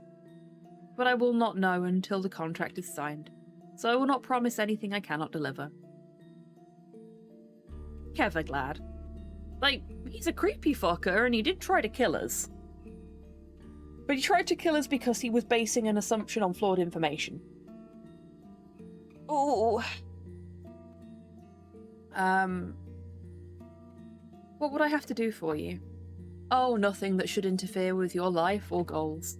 Sometimes I might ask for some minor tasks to be completed, nothing straight away. Kind of tasks? Eavesdropping in places I do not have access, delivering messages to important people, handling artifacts, at times. Minor gigs, This as is they rubbish. say. This is an abomination. Abomination he may be, but at least he is fairer in his dealings than most. Yeah. Like, he's being upfront with us about shit. He's not pushing us to make a decision. Isn't it illegal to serve aberrations? Somewhat. Wait, actually? In Novician code, there are some clauses about fiendish cults, as well as far realm creatures. So sadly, yes, I am an illegal entity. Even speaking to me without reporting it is illegal. Of course, if you were to report my existence, I can guarantee you it would not end well for you. Got it? Affirmative? Good. If you wish to not work with me, I suggest you simply stay quiet and live your life as normal. Nothing bad will happen in that case.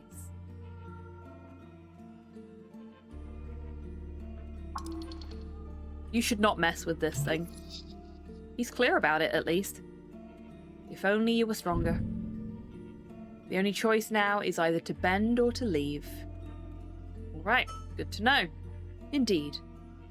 Hope I explained it well.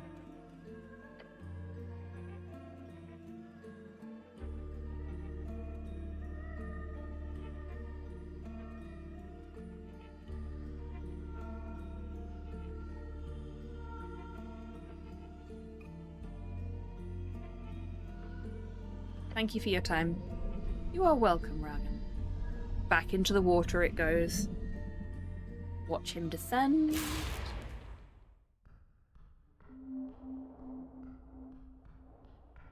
So we'll come back and talk to him later. I want to have a look at everything else first.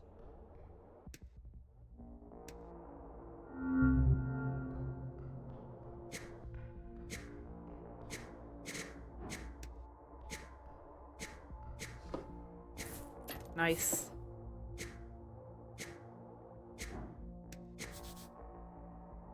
Tile is loose. A stash?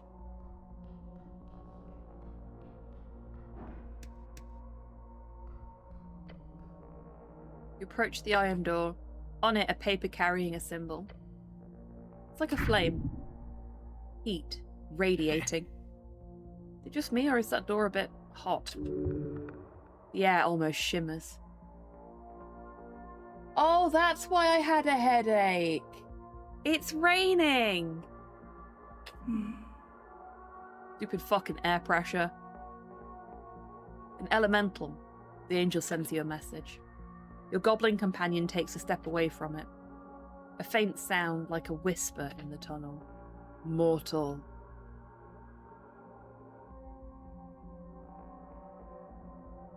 That's me. Hello. I wish for you to know my peril. I am Galbator. Or Galbatar? Galbatar. The one of the pearled flame. I have been trapped here for many eras. As the top Efreeti of the Crimson Court, I would go to heavens and hells to serve you if you could only destroy the seal which holds me here.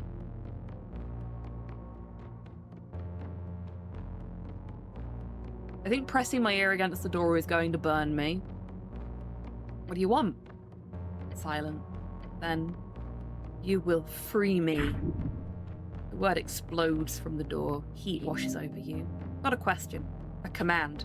How arrogant. Why should I? Because I demand it. Entitled creature.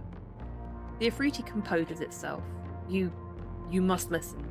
I have power to grant you, more than anything else of that mystical nature ever could. That's vague. True words are always vague. Break the seal, free me, then I shall grant you a great service. What happens if I break this? Freedom, power, and will grant you wishes. Wait, if you've been sealed for this long, do not think, only act. It doesn't want you to think. The seal keeps you alive, doesn't it? Long. Heavy. You know nothing, mortal. I have been here for eons. If I die, so be it.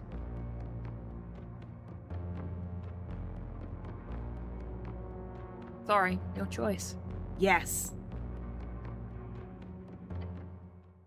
You grab the paper. Heat surges. Burning. Oh, I've still got bark skin running. It's fine. But you hold. Yes. Yes, break it. The Efreeti roars with triumph. Free me, mortal. We're going to bear the pain. Or at least going to try to. Yep, we succeeded. You must... pull. The seal resists for a moment. The paper feels hard as steel. Then you see little cracks. Break it. The paper explodes into ash and flame. Yes, I am... The voice cuts off. Not gradually, like instantly. Like a candle snuffed. It is gone. The door grows cold. Silent. Is it dead? It was a spirit. Now that spirit is gone. The seal was the only thing keeping it intact. The seal is gone. The Efreeti is gone with it. Cold iron. No heat. No life. Empty. Like it was never there. Okay, so we can't interact with that door anymore.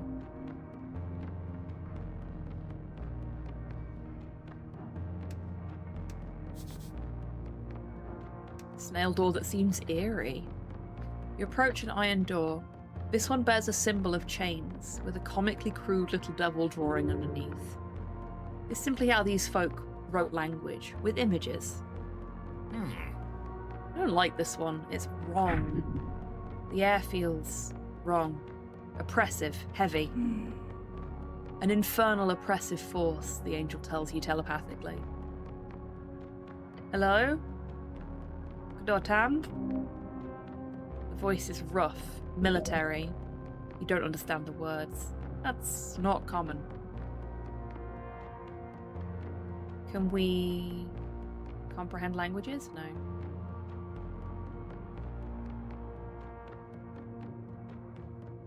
Koneshe. Nectar. Can you speak any Divinorian, like human language? You hear a grunt. I'm gonna take this as a no. TY, bestie. The voice fades. He's giving up. There is a devil inside here, cleric. While I am unable to communicate myself through the gate, I can tell you that he is annoyed and would wish to speak with you properly. Perhaps comprehend language. Oh, now I can fucking do it, now that I've been told to. Perhaps comprehend languages would help. He seems to be able to understand Dimenorian well enough. Words shift, meaning clarifies. Then, comprehensible words emerging from the chatter of a foreign tongue. Waiting so long, can you understand me now? Perfect clarity. Yes. A heavy exhale. Relief. Good, good. Now, listen. His voice carries authority. Centuries of command. I'm a prisoner here. Not by the Tullankatl, but by the mad wizard who roams this cursed place. He, by some feat of my own idiocy, managed to trick me into this cursed cell. By now, my soul has all but burned into the void inside, so please, rip the seal and kill me. I would owe you quite a great deal if you did. Mad wizard? A man of House Hagenshags. He went mad years ago, taken by the beyond, surely by now. I came to these ruins via the Undercoast Sea, all to avoid you humans above. Yet the trove he promised me was but a ruse. No offence, but I'm not one to ever put my hope in a human again. None taken. I hate humans. A self-loathing human? Oh, how the times change. Who are you? I am... He pauses. A soldier. Saying something interesting here. Maybe... somewhat? Something? Let's convince him to tell us more about him. Oh, nat one. Good job we had advantage there. Just go for the leverage. Leverage? Yeah. But smooth. Hey, so I want to make sure who you are before I let you out. If you're someone interesting, I might be more likely to rip the seal. The voice is silent for a while, until it eventually lets out a groan. Fine, I can see your intrigue. I will tell you, but it is not as interesting as you could imagine. Oh? I am Lesionas, a pike holder. It is akin to a sergeant in your terms. I was in Gorgorian's initial invasion. Initial invasion? Of yore, yes. I fought throughout each of the invasions, or as you call it, the Gate War, and I never fell. Through hundreds of years of constant battle. I lived through his fall. His generals all had been ruined or destroyed over the millennia. If you believe the Blood City Council, however, I lived. I lived through it all. And now I'm here, stuck in this foul, damned, quite annoying iron gate. Entirely due to my own fault. That mad wizard and the trove? Indeed. Since the Coast War ended, that messy brawl, I have been following rumours of various artifacts stolen by your human arcanists. Those artifacts were hidden, scattered, sometimes handed down to these freestriders, sometimes buried in hidden troves. One such trove is rumoured to be found in the ruins of the Tullankatl, where your city of Norvik now stands. So I snuck in, from the earth, to find my contact, this Hagenshags. A mistake, of course, but my hubris caused me to underestimate the little man. That, along with some unluck on my part, caused me to get stuck here. For now, I would be happy to lose my physical body and be reborn in Blood Bay City. Please, rip the seal. If we ever meet again, I promise I am in your debt, human. Helping a devil is not always a bad idea, even if they are naturally evil. I don't see why not. Doesn't seem that worse than your average top rank on this part of the coast. I've decided what to do. Oh, will you kill me, human? His voice is calm, patient. A soldier waiting for orders. Yes, I'll break the seal. Thank you. Break the seal, set me free. You grab the paper. It tears easily. Too easily. The seal shatters. Not flame, not smoke. It's spirit. It rushes past you. Into your mind. Don't let it in. Okay, we succeeded that roll. That's good. Spirit passes. You feel it brush against your soul. But it doesn't take hold. Wonderful. Thank you, human. Then you hear a faint cackling laugh. A whisper. Fading. Fading into nothing. The door now stands cold. Empty. The devil is gone. I didn't just doom someone, did I? It is possible. The angel offers no comfort. Snell steps up and taps you on the back. I wouldn't worry about it. Now, can we go? Right, yeah, time to go.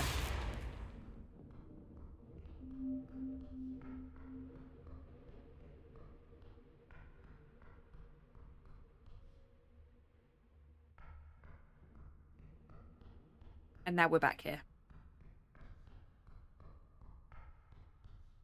Oh! That's interesting. These weren't lit before.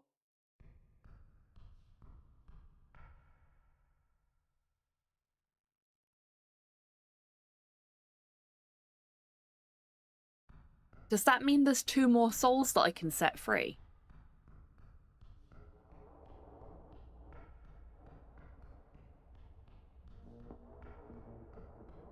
I think there is. Oh, look at the amount of seals on that one. Oh, and we're crackling again.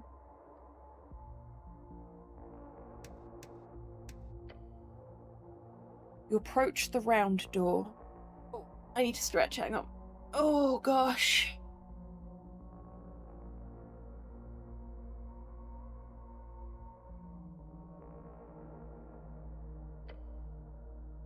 On the surface, a single piece of paper clings to the metal. This one, a crude drawing showing 3 creatures, a lion, a goat, and a snake. It'd be nice to have a language that just shows pictures of what you're talking about. The symbols carry a deep meaning. A seal, a prison, a warning. I like the goat. Thanks, Snell. Which one do you like, Etir? The angel leans in. I enjoy the lion myself. It is a prideful creature. You also notice a crack in the door. It's small, bound in between several large pieces of shells.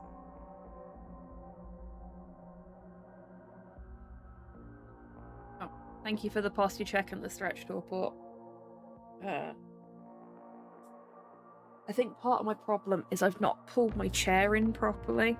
Because Miley immediately situated herself under my chair when I came upstairs earlier. And as a result, I'm kind of wonk. And that's not helping with me keeping my back straight. We'll do a little neck stretchy as well. And I'll bring my neck rest forward. Ah. You like the goats now? Yeah, it's a nice drawing. And I have no personal issues with goats. Lions and snakes, though, dangerous.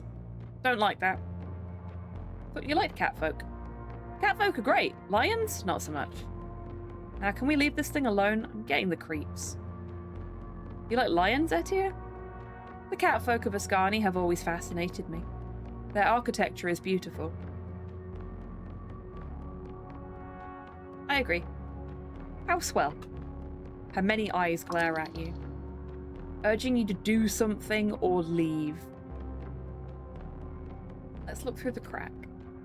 You press your helmet against the crevice, peering through the narrow gap between iron and stone. Darkness. Then, movement. Eyes. 3 sets of eyes glowing faintly in the black. One pair burns with amber fire. Another gleams with an unsettling blankness. The third, cold and reptilian. We've got ourselves a chimera. All watching you. You pull back instinctively. Something is alive in there. More than one. Of course, the goblin sighs. Why wouldn't there be?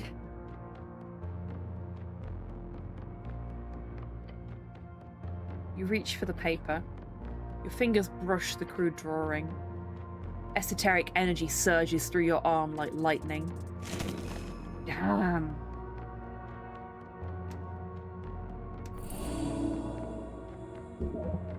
The seal holds fast. This isn't just paper, it is a binding. Primal and arcane. Powerful, precise. But you cannot stop now. It is already in your hand. Okay, fingers crossed this works. Yay! Unnatural 20. We love to see it. Grit your teeth. Ignore it. Your palm flat against the seal. The energy fights back, burning, searing, but you hold. Paper begins to crack.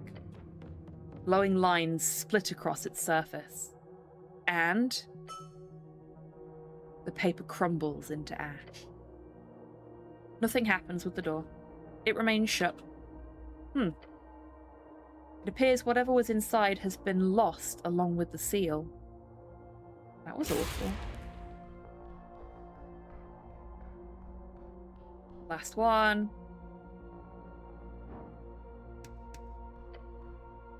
You approach the ominous door. The tunnel lay silent. Only your breath is heard.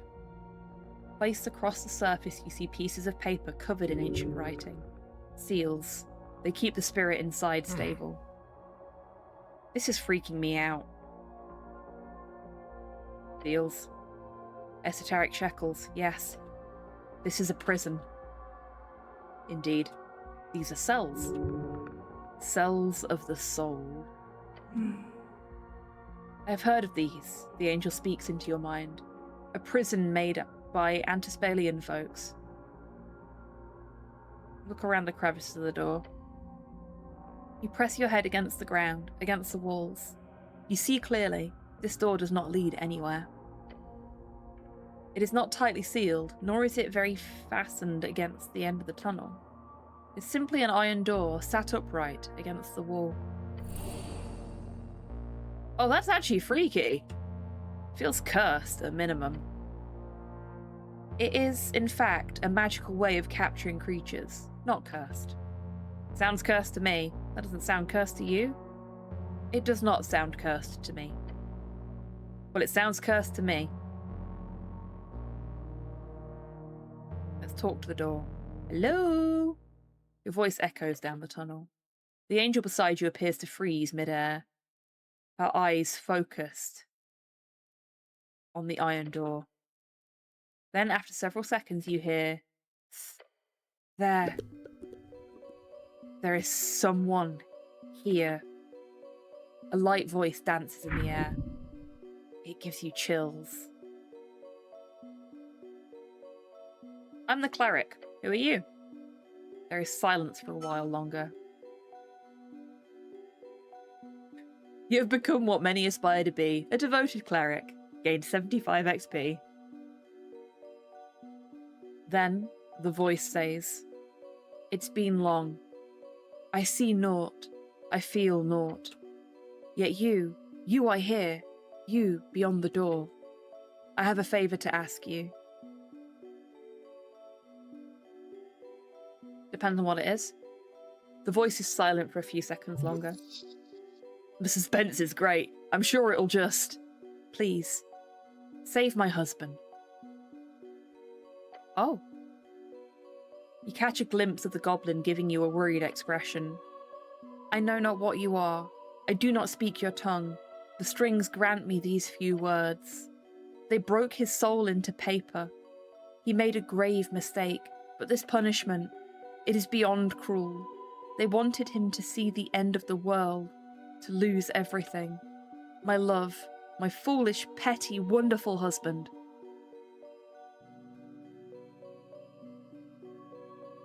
Can't I get you out of here?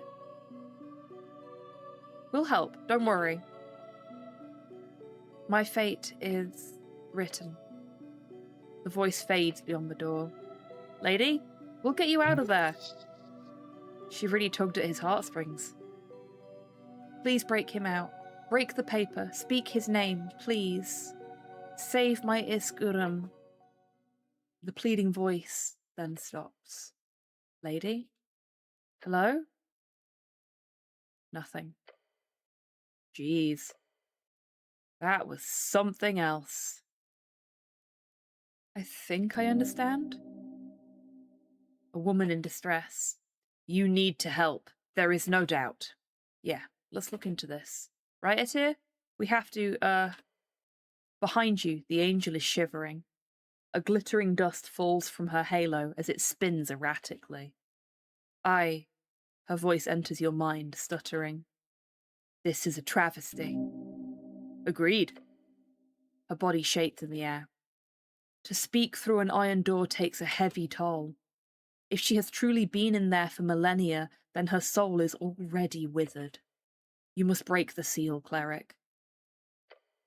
We must save Iskurum. You lean in, checking them closely. You do not know this script. However, it is most likely some type of seal, most likely in the snail folk's lost tongue. As your fingers touch the paper, the symbol upon its surface lights up, just for a split second. Then, all at once, as your fingers drag through it, the paper crumbles into bright white ash. Nothing appears to happen with the door. Snell looks at the dissolving dust, then to you. I hope you know what you're doing. She will rest. She deserves it. A sprinkle of golden dust falls from her many, many eyes. Let us save him. Yes. I should go.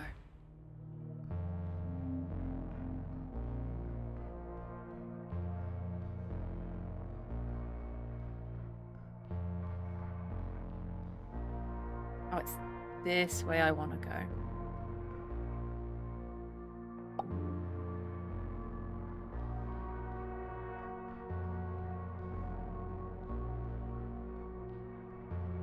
Yep, they're all lit now. I was right. I'm going to snooze the ad because I want to do this before we go for the break. You approach the magic circle. Each of the 4 stones around it are glowing. This is the place. The goblin looks around. Looks clear, I think. Iskurum. It is broken. The seal is unleashed. Watch the light rapidly expand. That was quite a rapid expansion. Snap! Hello? It's a snail. Snell takes a few more steps back. Uh-huh. Hello up there. You're beautiful. He then watches the snail folk of a bygone era slams into the ground. Oh, look at his cute little face.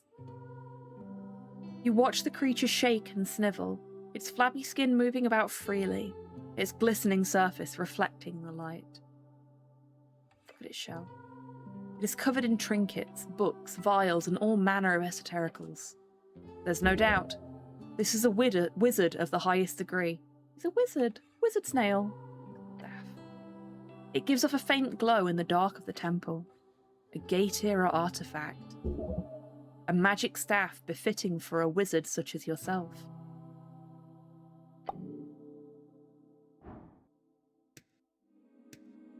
I'm gonna nosy at what's in his pockets. You can actually get the staff of strings. We kind of need that. But we're not gonna steal it. The snail lifts its head. Flop!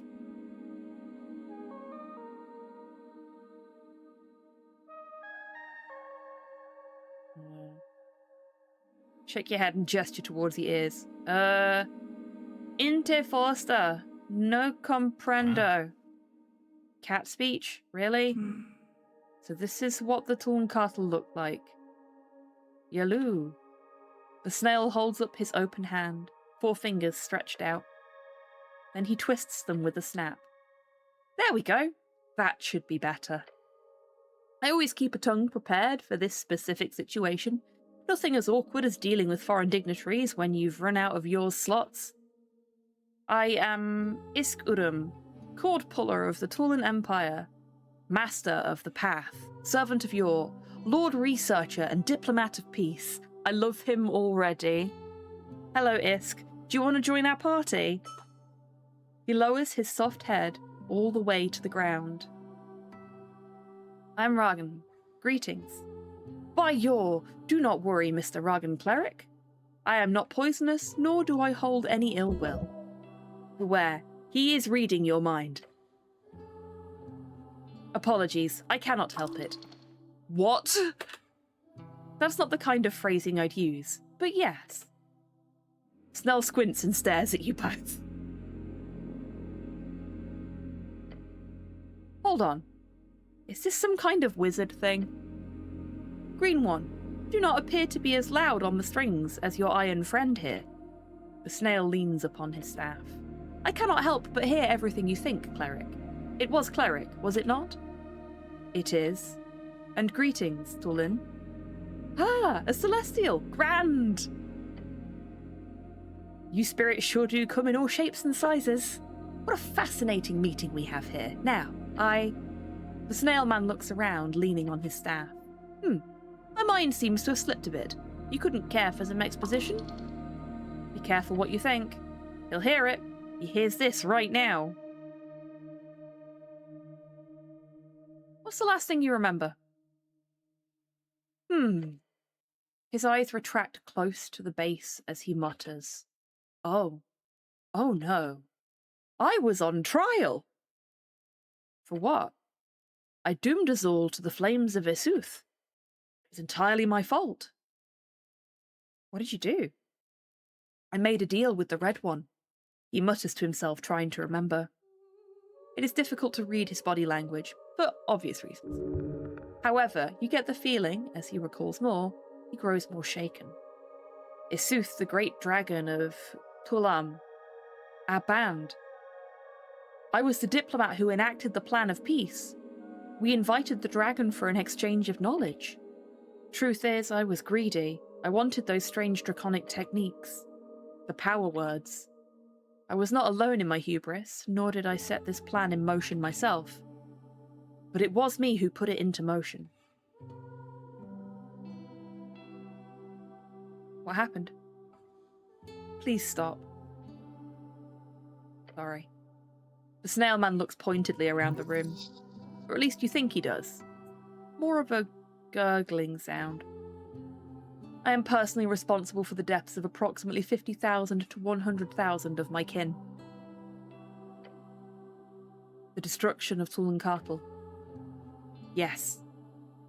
That is what it was. Esuth went back on his word. He used his unorthodox magic to disrupt our many mages. Then he buried the entire city. The towers fell, the screams, the heat. So, like, the thing that ruined all the basis of Norvik, yes. The goblin also stares at the snail man. How did you survive? Oh, the same way the rest did. We were, as they say, lucky. We were not close enough to his anti-magic, and I could resist his stunning shriek. We fled downwards as Esuth claimed our city as his new throne. We fled even deeper. A few thousand of us, the ones who remained, we hid in. He taps his staff onto the tiles. This place. It is where we kept our foulest prisoners. It became a base in which we organised resistance. Although some were not so keen to work with someone like me. A traitor. Okay, we're going to go for that break now. So now is a great time to grab a drink, grab a snack, have a stretch, get some fresh air, all that good stuff. And I will see you in 3 minutes after the break.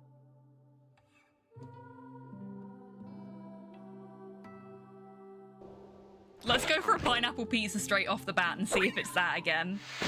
If it is, then holy shit, the RNG on this game is balked today. That would be really funny. Thank you. What the heck? That's never happened before.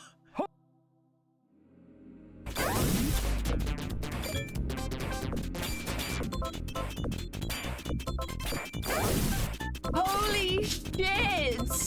I have never done this before. This is the first time I've beaten a bonus stage on one ball. I'm gonna rub my watering eye whilst I... Oh no. Do not rub your eye during the speedrun. I haven't the slightest idea what you're talking about. Now, So we haven't before actually... I call the conductor and have you confined to the lunatic car. There's a lunatic car? There's a lunatic car? Forgot he says that.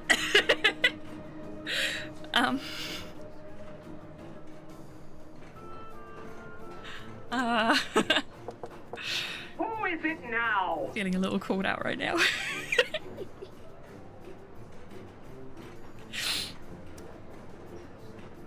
HobbyTan is literally max confirmed. I mean... I can't really argue with that, can I? No! Why would you do that? He was just doing a happy little jig in the window and you murdered him! And now he's laughing about it. Did you all hear that? My only regret is that I didn't have a knife.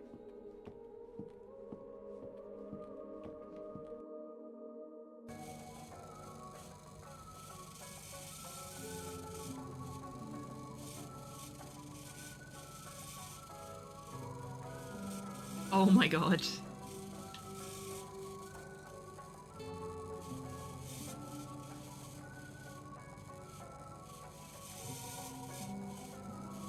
I'm doing this.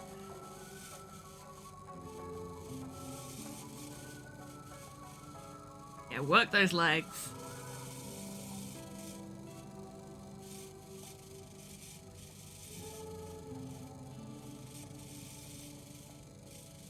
You can definitely pelvic thrust, Jerry can.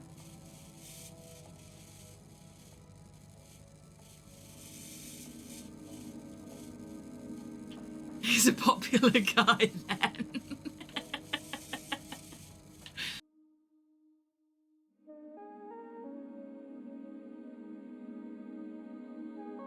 That is the single most Welcome back powerful from the break, everybody. Hope you're all feeling refreshed. I had a big drink of water during that break because holy crap, I have been talking a lot during this stream.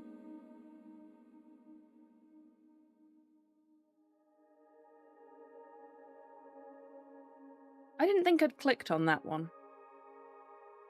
Shit. I must have accidentally clicked during the break.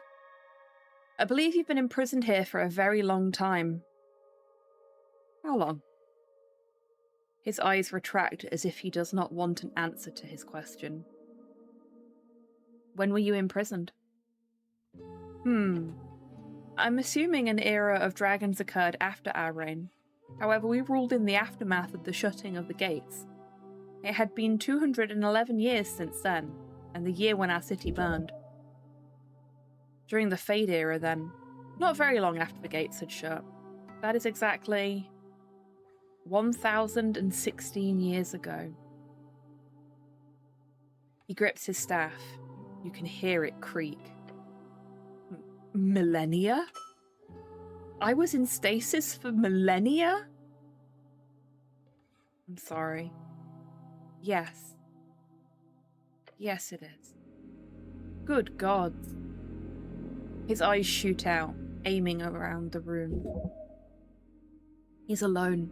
His entire folk type has been wiped from the map before humans even held their own kingdoms. I am alone. There is no one, is there? He shakes his staff, and his stalk eyes wiggle around the air. Hello. A faint glow appears as he mutters a few words to himself. I see. Snails. Yes, but... Scrying. Hello, Kian. Welcome in. I hope you're doing well today. Let's be quiet and let him scry. No. No, no, no. Is this what you made of yourselves? He stops casting the spell, his head falling towards the ground. Gurema, you fool. You led them into this primal state? Degenerative, frozen, monstrous beasts. Hail snails.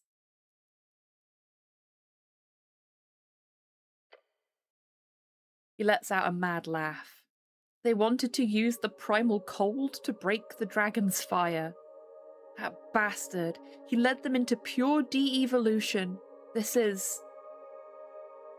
is a nightmare. Oh, by yours grace. Tell me, how did you break the stasis I was in? Your angel companion steps in. Her last thought was of you, Iskurum. Think it, you cleric. Imagine it in your head, now, please.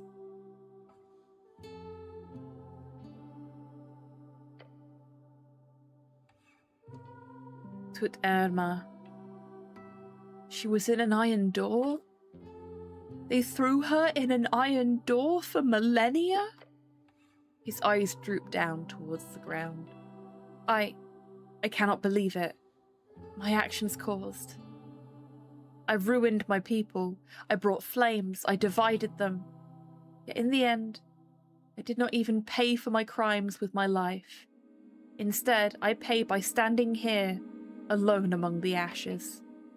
Ascani. And Tut, she endured the most torturous existence known to sentience. Her soul slowly withering inside of that hellish prison. Yet after all that, in the end, she...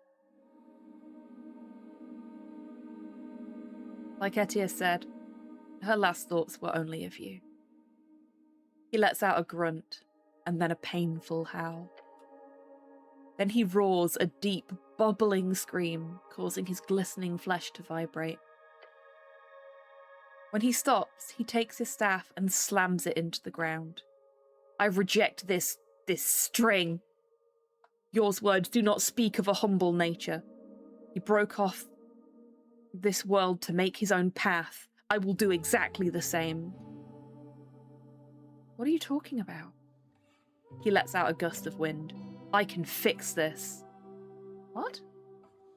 Yeah, what? Fix what? My dear Tut was destroyed by an iron prison. That leaves her soul in pieces. Not quite dead, not quite in existence. But I am cord puller Iskurum. I wield strings like Yor himself. From this day on, I no longer seek power, nor achieve greatness, nor will I build empires. I will only perform one miracle. I will resurrect her. Then I will pay her back 1,000-fold for her unyielding love and devotion. Yes. The Celestial clenches her fists. Pay your debt, Tulin. To her. With everything I have. What kind of resurrection? True resurrection. Not easy, especially when the strings are this weak. An ebb, surely. What? Can you tell me more about... Yes, anything you need. I am in your debt as well, of course. He mutters to himself and leans on his staff.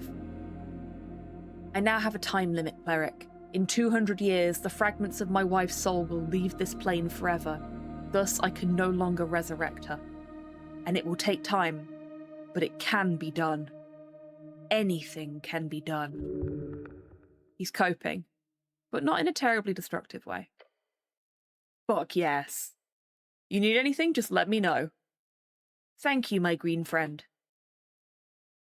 That is very romantic, Iskurum. Hi, Nikki. What's up, baby?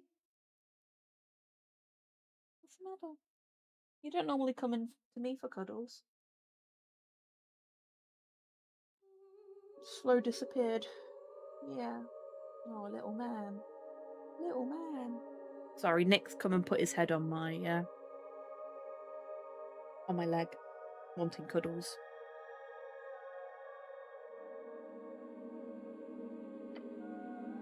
I wish you luck on your venture. Thank you, Celestial. It's funny, last time I saw one of your kind, it was on a battlefield. I prefer this. As do I.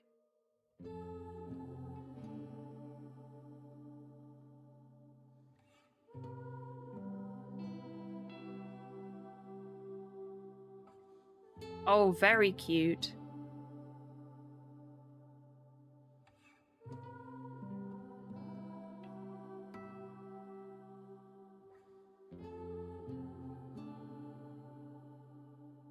So you're a wizard? Yes. I am a learned toolin of the path of yore. String master, string player, chord puller extraordinaire. I might have missed a few eras, but I assure you, we had reality warping powers in our times. By yore, I sure sound like an old-timer. I heard that. Sorry. No worries, it's true. His eye stalks retract. What spell levels can you cast? 9th by regular limits. I had the ability to wield a 10th level spell. Oh, you want to hold hands? Okay, we can hold hands. Let me see if I can show you all this. Look. He did that. He just wants to hold hands. Are you gonna lay down now? Yeah, he's laying down now. Hi, sweetheart. He does that sometimes. He's like, hold my hand. I don't need anything else from you. Just hold my hand. He's a cutie.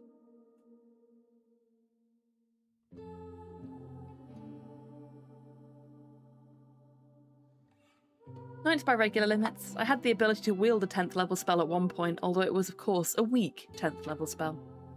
I called it Iskurum's Epic Traversal. It basically targeted a road up to 100 miles of it, repairing any cracks, making the journey smooth and wonderful, and generally increasing your movement speed by up to double. Oh, I love that.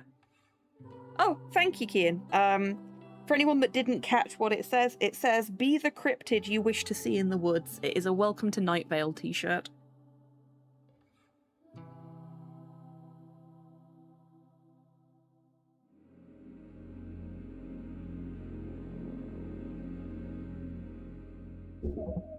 Useful. Not more than that. Not exactly epic. Useful, yes. As you could imagine, we kept to the more grounded magics for anything above 9th. The actual world-changing spells would simply get you popped out of existence.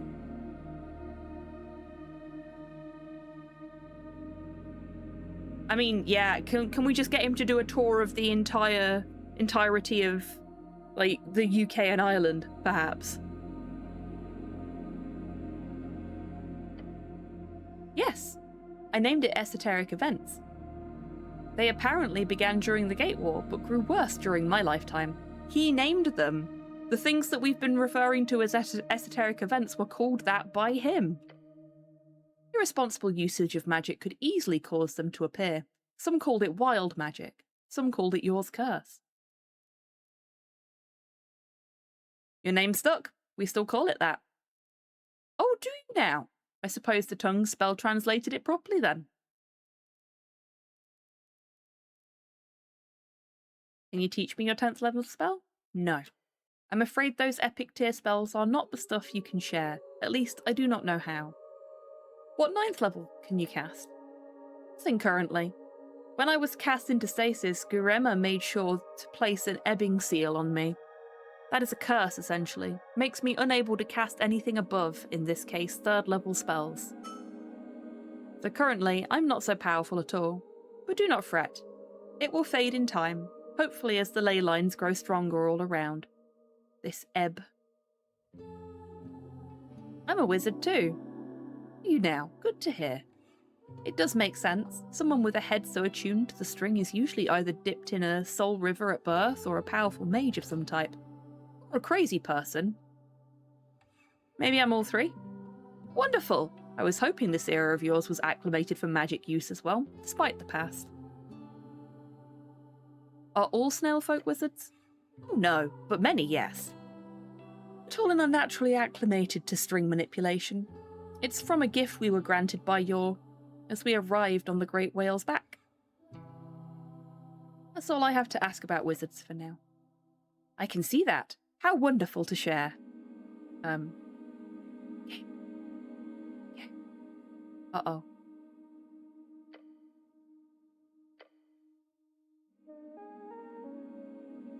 We have a problem. And here we go. Ooh, that was scary.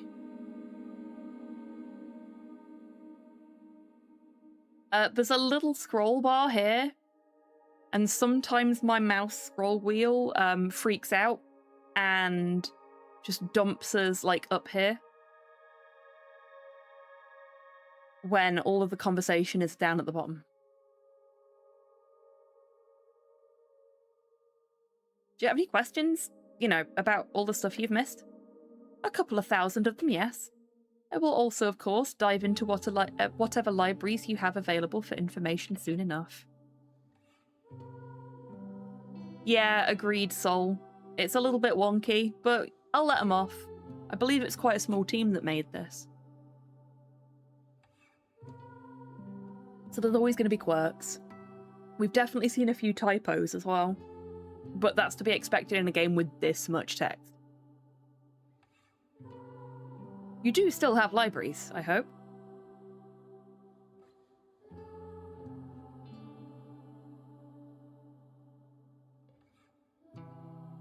I've seen books all over the place. You always just go around and ask to check them out. Interesting. So your people are very open-minded then?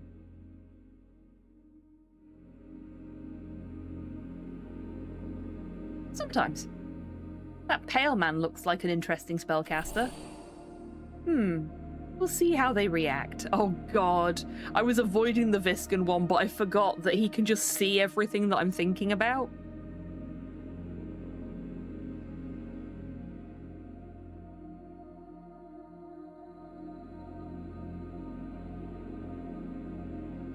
Is your people anti-snail? I suppose they haven't been given the chance to be anti-snail. It'll just be an oddity, something for people to gawk at. He nods and his eyes jut out. Interesting. I'm looking forward to navigating your society. We have the Darrowian Library, just south of here. I can get you access if I put in an application. Oh, grand. Do? Is that your local government, Darrow? Technically speaking. I see. Also, I need to ask, what is this south? South? Yes. South is south. Ah, this must be some common knowledge. Please elaborate. It's a direction. You know, downwards on the map.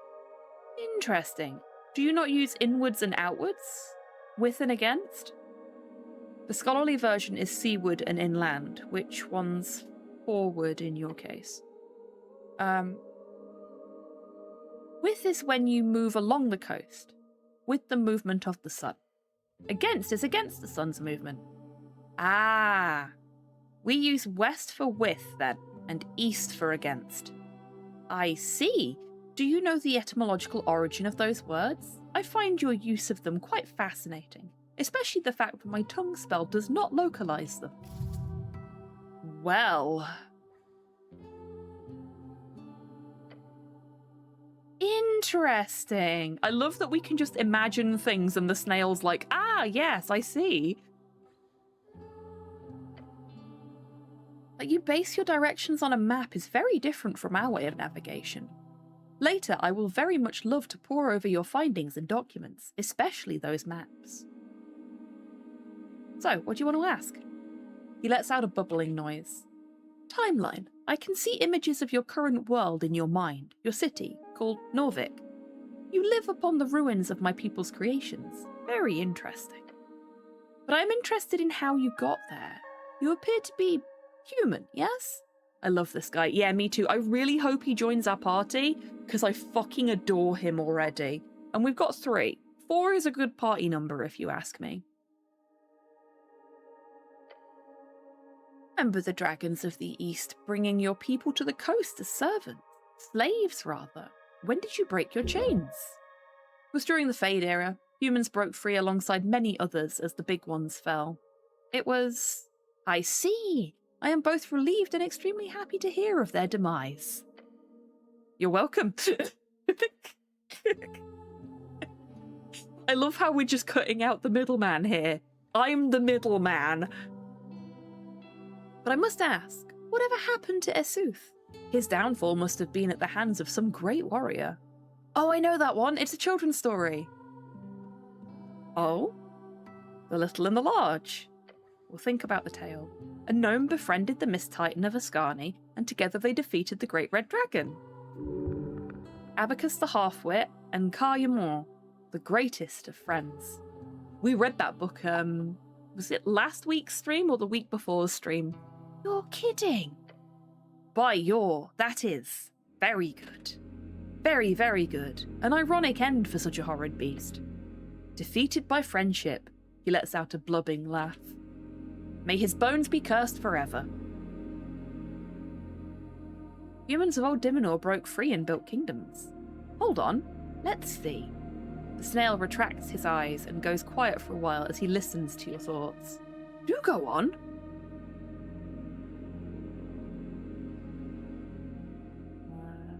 The Fade era after the Gate era lasted about 1,000 years. Ah, you are at the start of a new era then. What do you call it? The post-war era. Oh, the Arcane era brought with it a most foul war then. I could only imagine myself. I too was born in a time after war, the Gate War, but my father saw the end of it in his youth. I will make sure to read about it more. But what caused this Great War?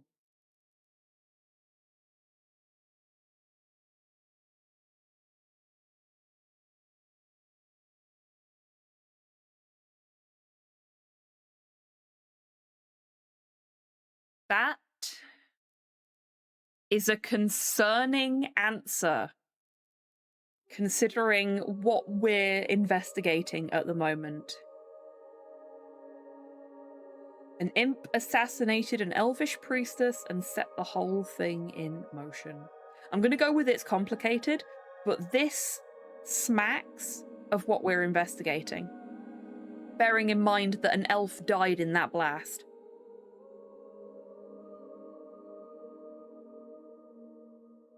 It's complicated. Yes, I can see that. I can similarly not in any way tell you the real reason behind the Gate War. But since it's closer in the timeline, if I may ask, how did your Coast War end?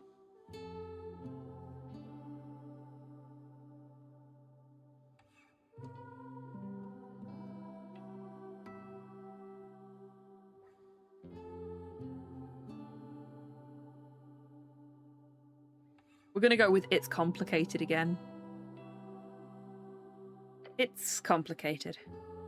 Fascinating. I love the fact that because he can read our mind, he knows all of the answers we could have gone with, so we can just go with the simple one. It's understandable that there is no clear answer to such a complex conflict. As per usual, the victor will write the notes on history however. So I will be sure to read with critical stalk. Iskurum, I love you so much. You are a good bean. You fucked up, and yes, it doomed your entire race. But you're a good bean.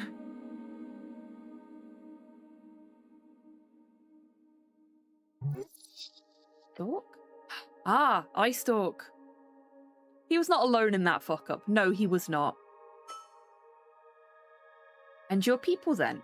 They fled the Arcanists during the war? I seem to get that impression from the images I keep seeing.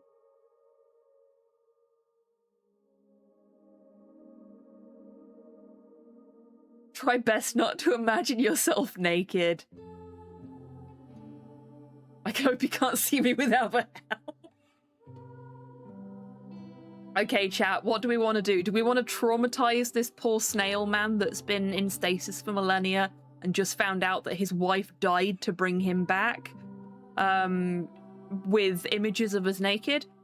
Or do we want to traumatize him with images of us without our helm on? We must preserve the helm. The helm is important.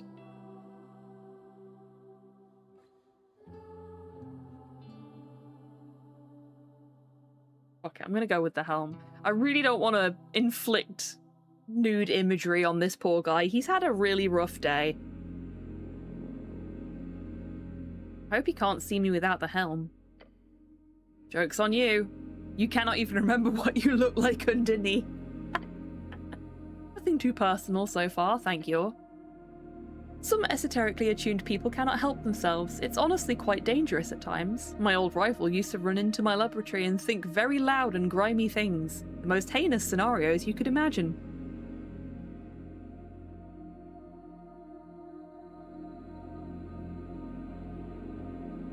I have no feeling on this psychological warfare. What an asshole. You're quite the frayed fellow, aren't you?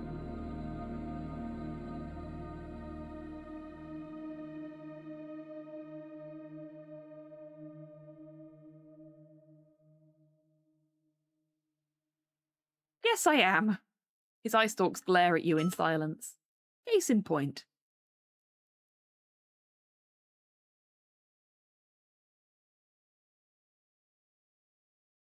You teach me magic? Oh, teaching. That is not my speciality. If you have any questions, I can always share my knowledge, but beyond that, I'm afraid I can only offer some spell scrolls. How do I learn high-tier magic? Time and effort, cleric. I remember when we caught a batch of students about to rush out into the wild to burn some fey creatures with fireballs. They said they needed the experience. The wisdom of your teachers is otherwise. Repeated exercise does build muscle memory, yes. However, true experience is bought from novelty.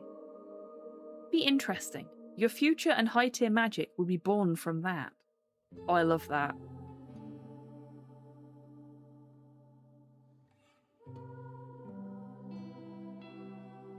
What does ebb mean? His eyes dart around. You want a definition?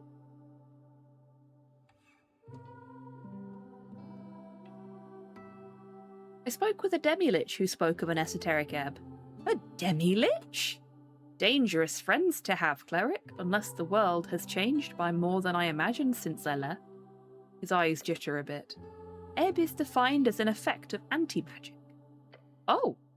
It is when the flow of magic is ebbed, lowered, ceased. It is a word to do not like for many reasons. It's a word I do not like for many reasons. For one, it was a tool used by our enemies in the Gate War. To sink yours realm, they wished to quell his strings. Then, of course, it was the dragon Isuth. His betrayal began by casting of a horrid and terribly effective spell. Power word ebb.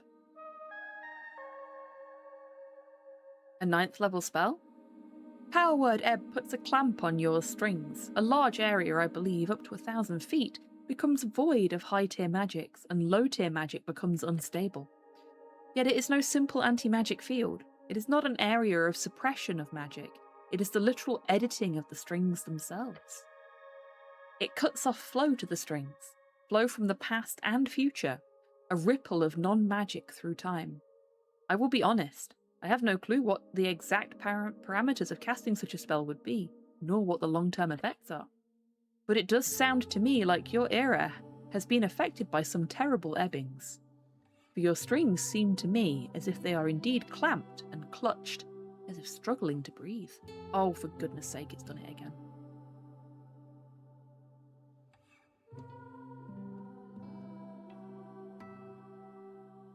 So you're saying someone has cast a bunch of ebb spells?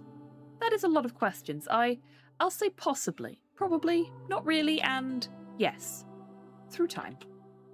This is of course only a theory of mine when it comes to esoteric effects, pockets, events and so on. But what makes an esoteric ebb so powerful is the sheer time frame of it. The consequences can be unfelt for centuries. That is what makes yours esoteric magic so powerful and so dangerous. No sane being can calculate beyond the third dimension, not at least beyond some abstract, impractical sense. We are not made for it. But that doesn't stop me from researching it, or at least until Isuth did. Now he's getting sad again. What do you know about your strings? He holds out a hand and casts This is going to be a hard one for me. Prestidigitation, there we go. Third time's the charm. When Yor crafted the coast, he did not make it from scratch. Dazzling lights spawn out of his palm, forming a collection of gleaming lights.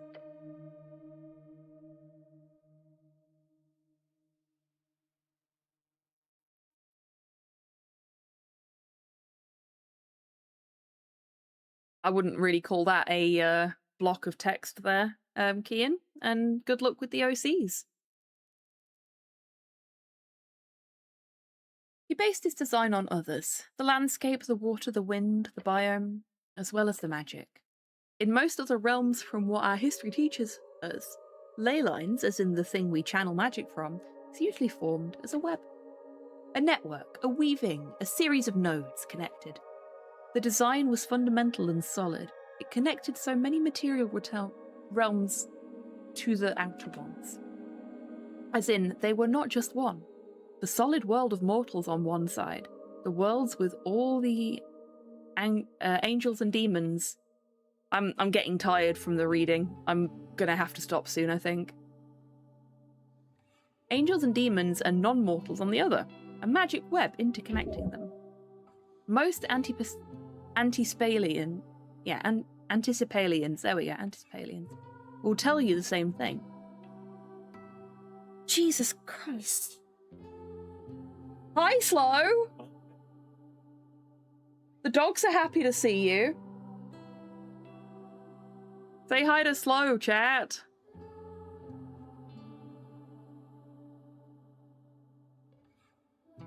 Oh, Slow. Hi, Nick. That's smiley.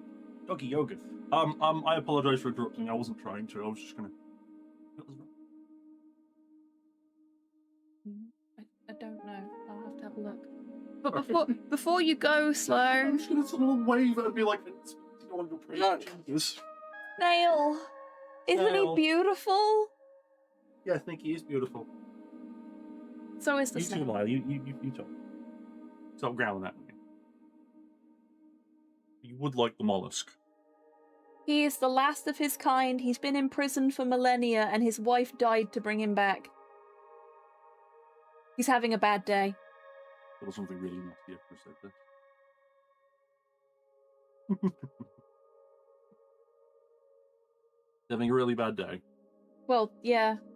He just found out that, you know, his people imprisoned him for several millennia, and the only reason he's not imprisoned anymore is because we killed his wife to bring him back.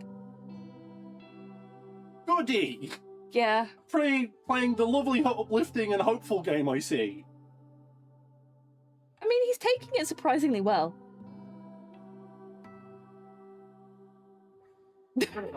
Bye, Slow.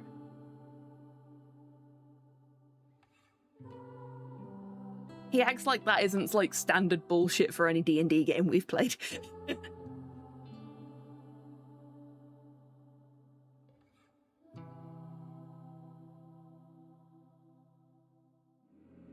Well, you disturbed them and you gave them affection, so now they want more. Yes, you have.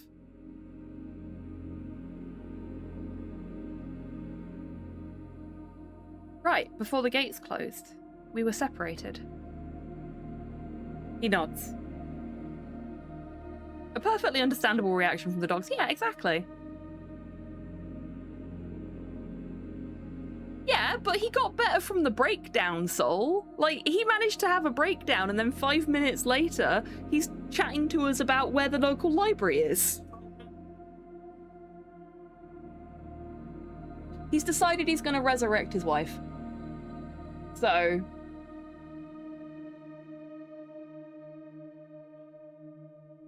it's okay, he's like a super powerful wizard. he came over to me and wanted to hold my hand earlier. He didn't want anything else, he just wanted to hold my hand. So we held hands while I played the game. Nikki's getting slow to hold his hand. Honestly, after a breakdown, I need a local library sometimes. Yeah, that's fair.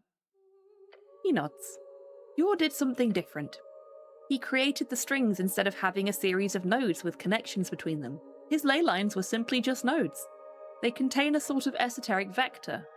Intensity, delta, rush, tone, some call it colours. Various difficult to parse parameters. Instead of being interconnected, they simply bump into one another.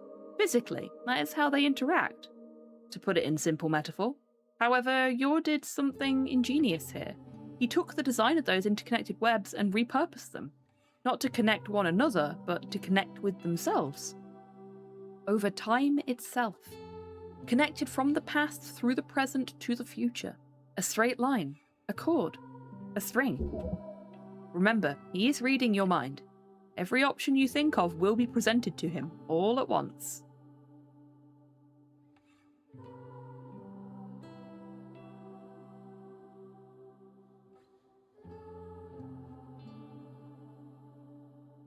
Is there magic capable of flowing backwards through time? Okay, that's a lot to take in all at once. This mind reading makes conversation highly efficient. I'll take your questions one by one, if that's okay. Starting off, compared to the original web design, which I sadly have not been able to investigate myself, basing all of my findings off data retrieved from my forebears, there seems to be almost no real difference, the surface level. Channeling magic from a practical art works fundamentally the same, drawing powers from the network using verbal, somatic, and components to steer this power in a certain direction. However, this change, making the network into strings, changes how that magic flows.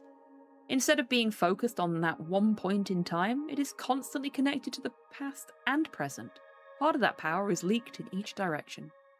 Now, this does happen in some degree in a normal web-based node system as well. That's how divination magic works.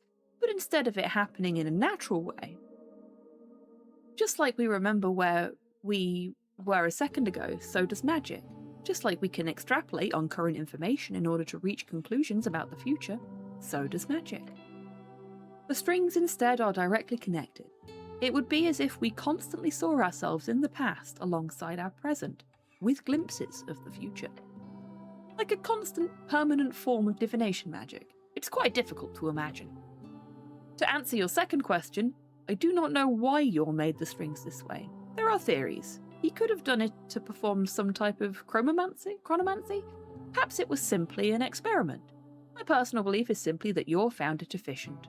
By leaking esoteric energies to the past and future, it would make sense that we are able to build a much more potent acceleration in our spells. How this works in practice, none can tell, not since the gates closed. As to your third question, yes, it sounds as if your arcanists did uncover many of the same mysteries we worked on. However, it does sound as if Yor abandoned them in a way not too dissimilar to our own. Finally, your fourth question. Chronomancy is a topic many wizards dream of as they study. I must disappoint you. There are no ways beyond divination, those little peeks behind the curtain to tamper with time. As the strings move forward, Yor watches as go along them. That is one of the messages we received from him all those years ago.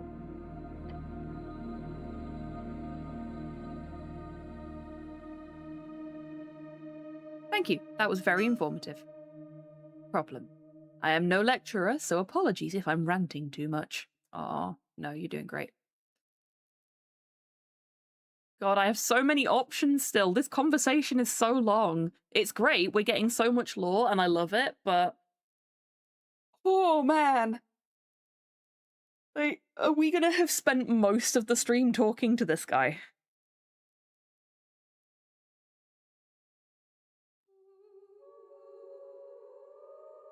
Keep mentioning Yor. What do you know about the guy? About Yor? Oh, just about everything, and nothing. An enigma of a wizard Yor is. No shame in that, this snail is great, I agree. First, I'd like to ask you, what do you know about Yor?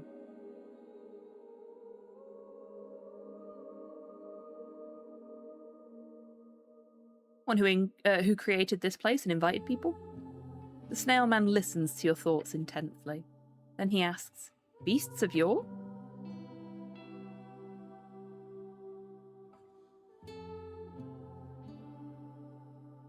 We also have Anticipalian, if that's a better word for it. I see. The recent arcanist trouble humans caused must have not helped the issue of yore. That is true. The term Anticipalian appears good. It is draconic, yes? Before the closing? Very good. His eyes close up slightly.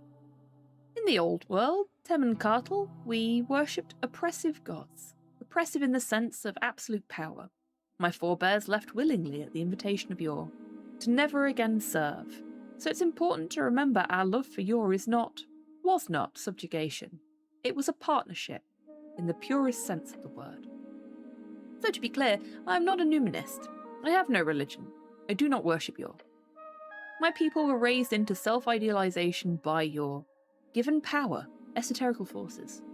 When he fell after the Gate War and no longer was as directly involved, well, we all held some hope he was alive, just hiding, or having gone into some other state of being to shut out the gods. Logically speaking, he has to be alive.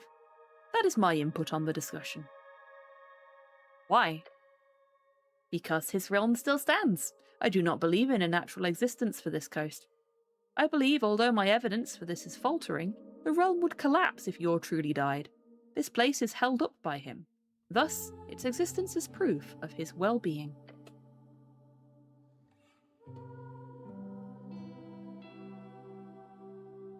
Not to mention the handful of messages we received at least hint at something still existing out there. Unless you believe those messages were false, which they could be, I do not believe so. We started by kicking the shit out of a kid, having a casual chat with an elder god, and then we spoke to a snail. Yep, that sounds like a pretty standard D&D session to me. What do you know about Iamestra? Iamestra, did you hear that name? His eyes stretch out towards you. You startled him by mentioning that name.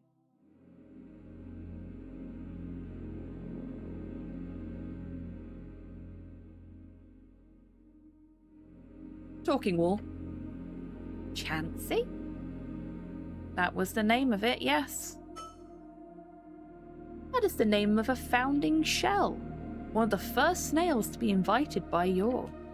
One who created the foundations of Tulankartl. Chansey the Seer. Huh. But it was in the wall? Yes. It could be an apparition, an animating spirit in the shape of Chansey's mind, or the very structure of the city you have built your home on is filled with the spirits of my ancestors. How peculiar. His eyes slowly retract. Suppose I should tell you a story about yore then. Please do. He slides around the floor as he speaks. What we know of yore, some is derived from early witnesses. Most, however, is recalled directly from his secret original apprentices. Yore's apprentices hid in the shadows as to not become targets during the invasions. So I imagine it comes as quite a shock to you that... Oh no, we know about those. What? They're not secret. Not anymore. Ah. But there are 8 of them. Did you know that? Okay, we're going to think about all the things we know about the apprentices. Right. Why did you ask then? I am Esther. She is one of the apprentices. Interesting. No, we don't know their names, or at least I don't. Just that there were 8 of them. Oh, in that case, let me tell you. Iamestra was the apprentice of Goodland. She was the first cord puller of Tulankartl, speak of yore. Goodland? Goodland. Oh, right, the translation must be confusing. That is the native term we used for this here slice, or band. That is what you call it. You call it a scarny. You knew this apprentice? Hello! Welcome in, Dr. Nefariously Handsome. Great username. I hope you're having a great day. Isk Urum is a snail. But close enough. She was my friend. Ion would travel from tower to tower whenever she visited the city.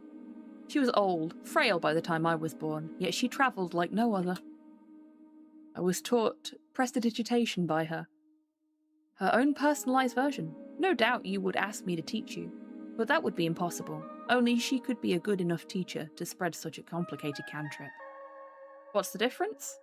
They're part of the same family, but they are slightly different in terms of their taxonomy.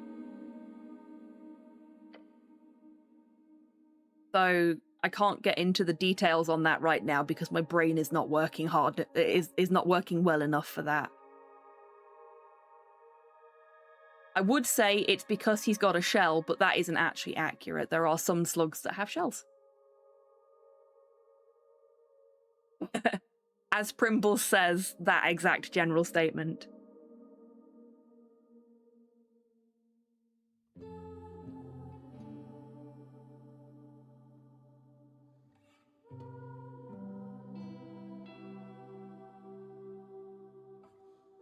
He lets out a pained groan. Her disappearance was the first great omen of our people. My wife, Tut, was even closer to her.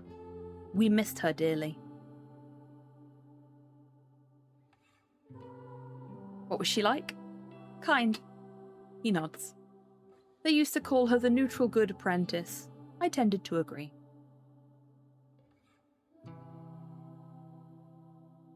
He is using it as a bit of a storage facility as well, yeah. He's got potions and a backpack and a little blanket on there as well. And some tokens. Spellbook.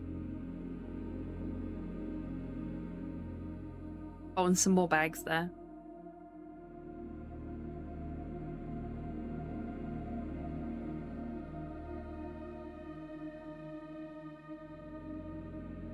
Did you speak with any other apprentices? I'm afraid not. Or perhaps lucky, not all of them were so friendly to the local populace, though most of them were simply destroyed during the Gate War.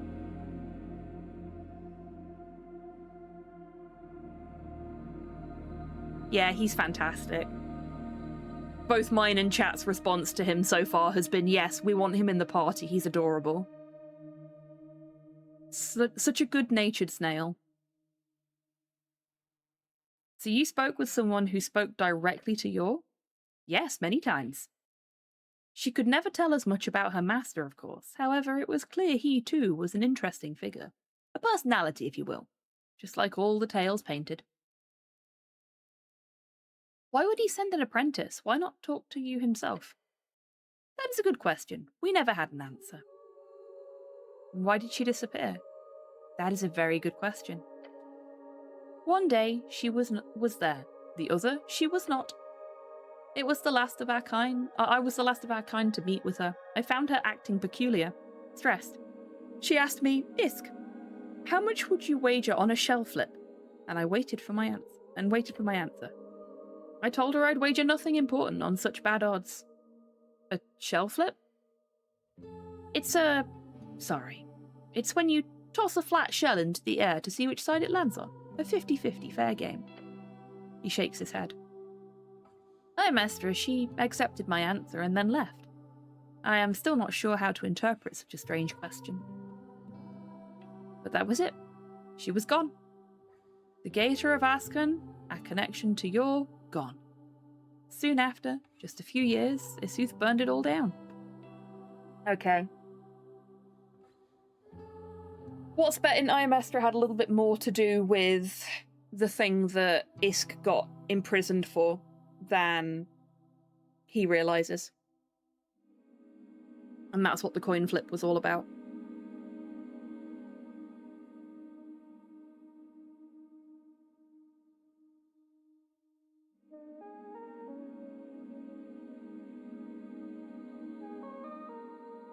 Jeez. The snowman lets out a blubbering sigh. Since I've been given a second chance, perhaps we will find out one day. What will you do now?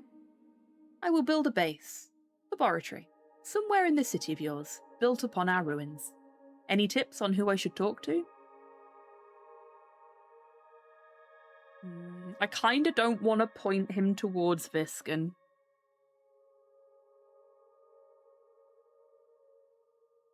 don't want to point him towards Darrow. I feel like Lady Sageleaf is the safest bet, but he is immediately gonna clock what she really is.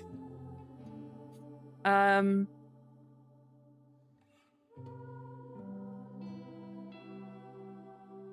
mean, he's seeing all of this, so it's not like I really have to make a decision, but I would feel bad if I pointed him towards somebody that's going to be a problem.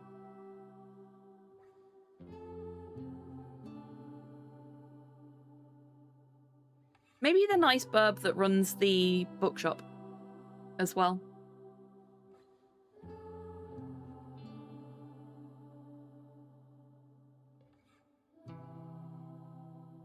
Visken is complicated. And therein lies my problem.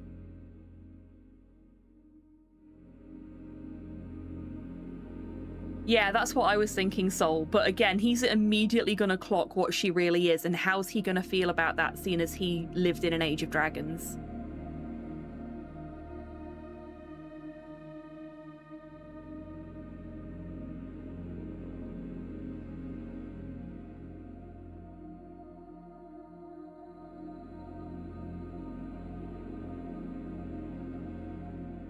Kind of why I want him in the party, because I want to go and behold Lady Sageleaf with him with me, for him to be like, oh fuck, that's a dragon, and be able to tell us which one it is. Because she won't tell us.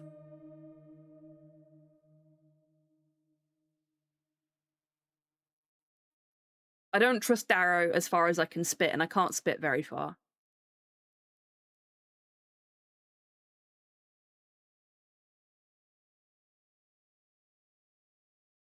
No, I'm gonna go with Lady Sageleaf, because, like,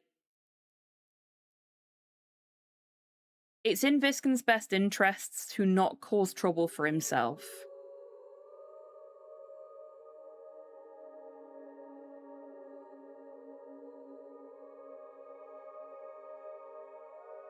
But equally,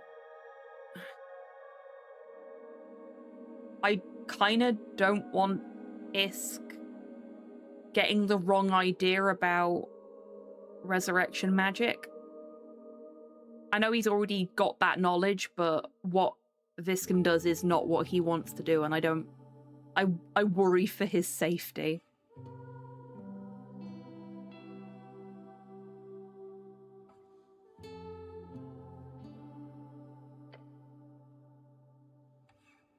Lady Sageleaf is the local goblin chieftain. She could hook you up if you do something in exchange, I'm sure. Damn right.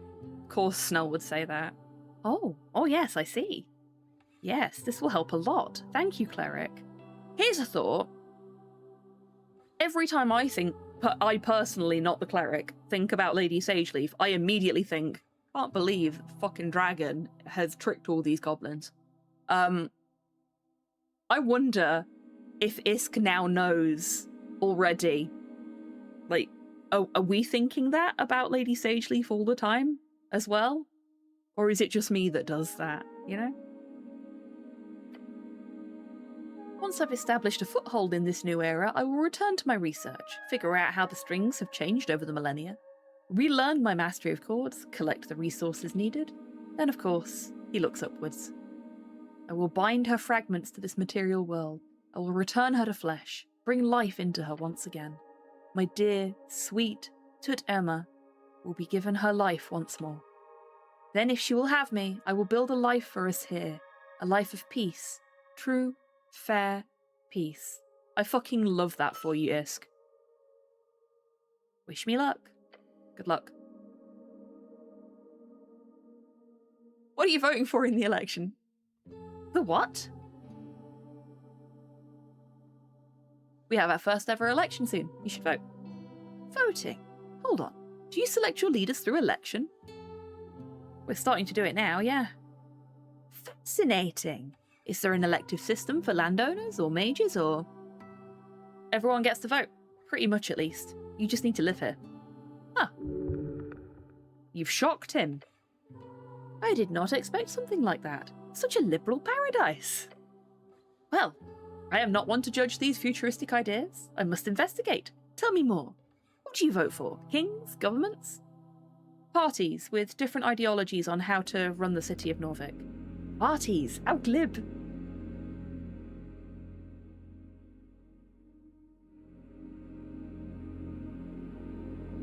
I'm gonna go for the Asgulls because I want the XP. But like, there's all the options here, and he's gonna be able to see all of those and take that information in. So, be fine. The Asgulls are the future of this city. They are the party of egalitarianism, workers' rights, and unity. That is amazing! Yay, 50 XP. He lets out a blubbering noise. Laughter. Listening to all that, I would say I would actually vote for the Arcanists. Seems like they would be the most esoterically attuned party, which fits my ideals.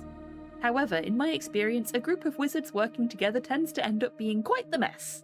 But my heart still leans in that direction. I like you, Isk. You're great. I have to go see for myself once it is time for that election. He lets out more blubbering noises. The snail's laughing at democracy. Rude? There's a fair reason to laugh at it. It will most likely be a messy process. At the very least, the snail has good taste. His eyes behold you knowingly. Oh, coming up on another break already. We have spent an hour talking to this snail. Do you have any spell scrolls I can have? Oh, only a dozen or so. They're deep in my shell. Any you're interested in? I can dig in and get one for you. He retracts one of his arms into his shell. Ew! What have we got?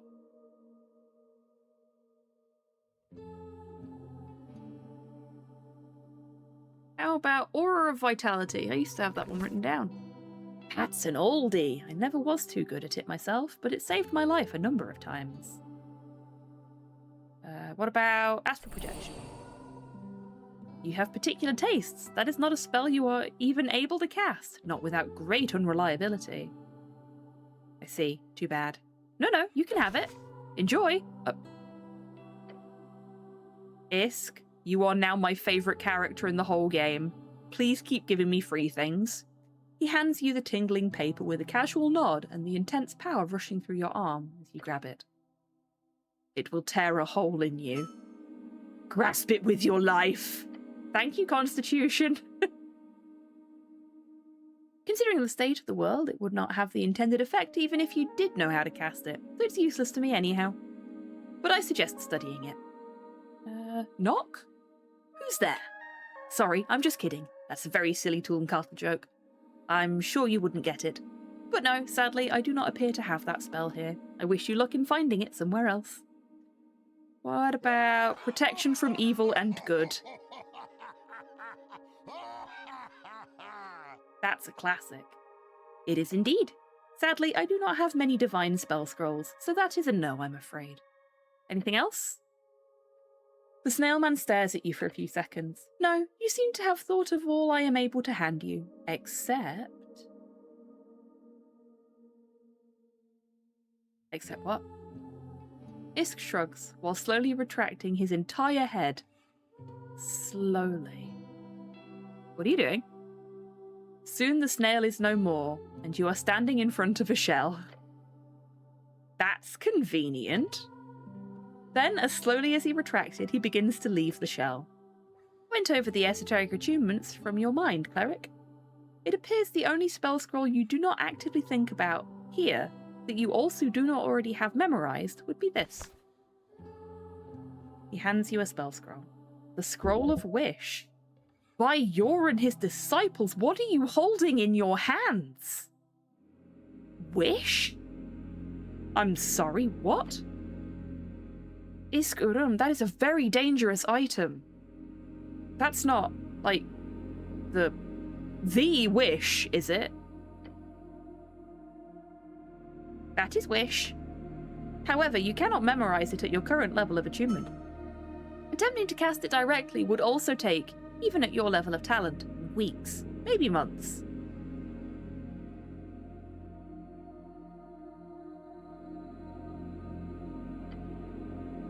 I'm going to try and read it. Wish is one of the few non-epic tier spells that can wildly shape reality. It is arguably the most powerful and versatile of all 9th level spells. I can only cast 3rd level! It's like 3 times as powerful as I'm capable of. It is so powerful, in fact, that it can easily cripple anyone who does manage to cast it. The only truly safe usage of Wish is to use its power to ask for the casting of another spell, 8th level or lower.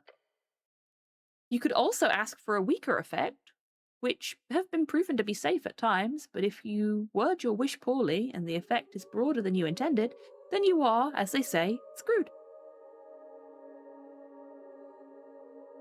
That is horrifying. The snail man lets out a blubbering sigh. And we don't have time to read all this because there's an ad break coming up in less than 30 seconds. So everybody, grab a drink, grab a snack, have a stretch, get some fresh air, and I will see you in 3 minutes after the break.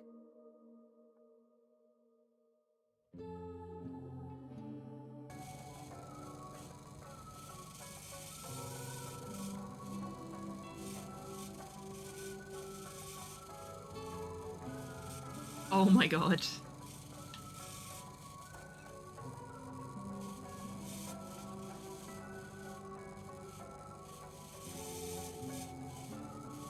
I'm doing this.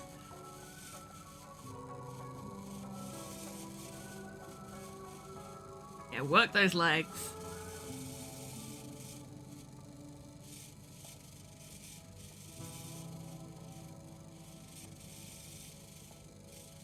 You can definitely pelvic thrust, Jerry can.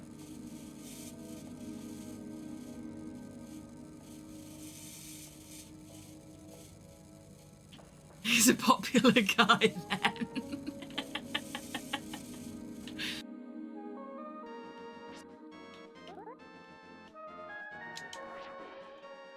Did it! I did it! Look at us go! Oh, we're so speedy now! Nyom.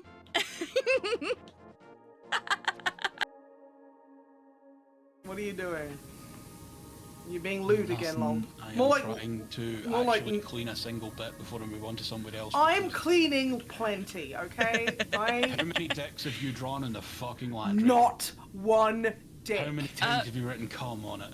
Not once. I'm 3, going down. 4, No. 5, 6, 7, Fucking ladder. and How do I 8 get the for ladder? the one that we No, cleaned fuck. off already. You know what? You know what? Yeah, I'm gonna not.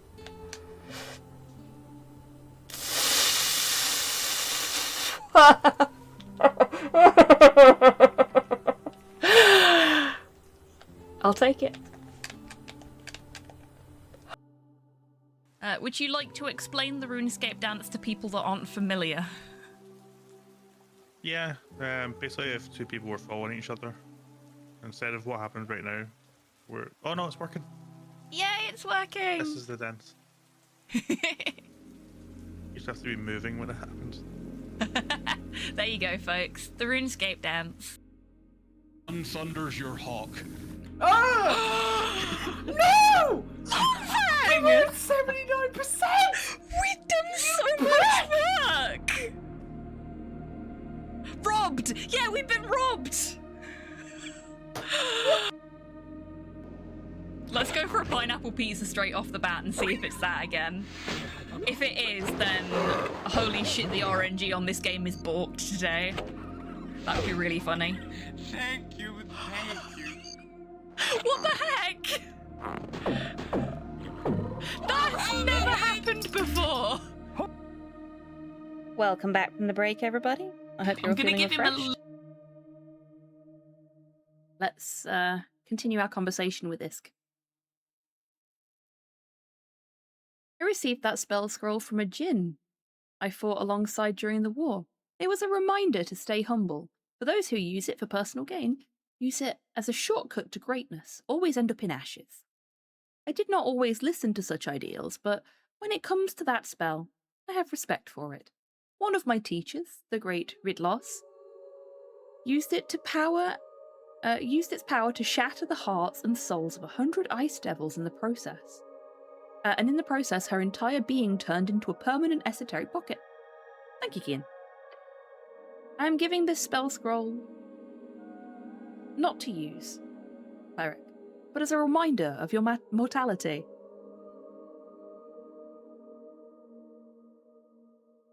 Okay, we'll nod and put it away. He makes a peculiar mouth movement. A grin. I like your fire. It burns bright. Anything else? I'm good. That's all of the wizard conversation. Literally all we have left is the pillar.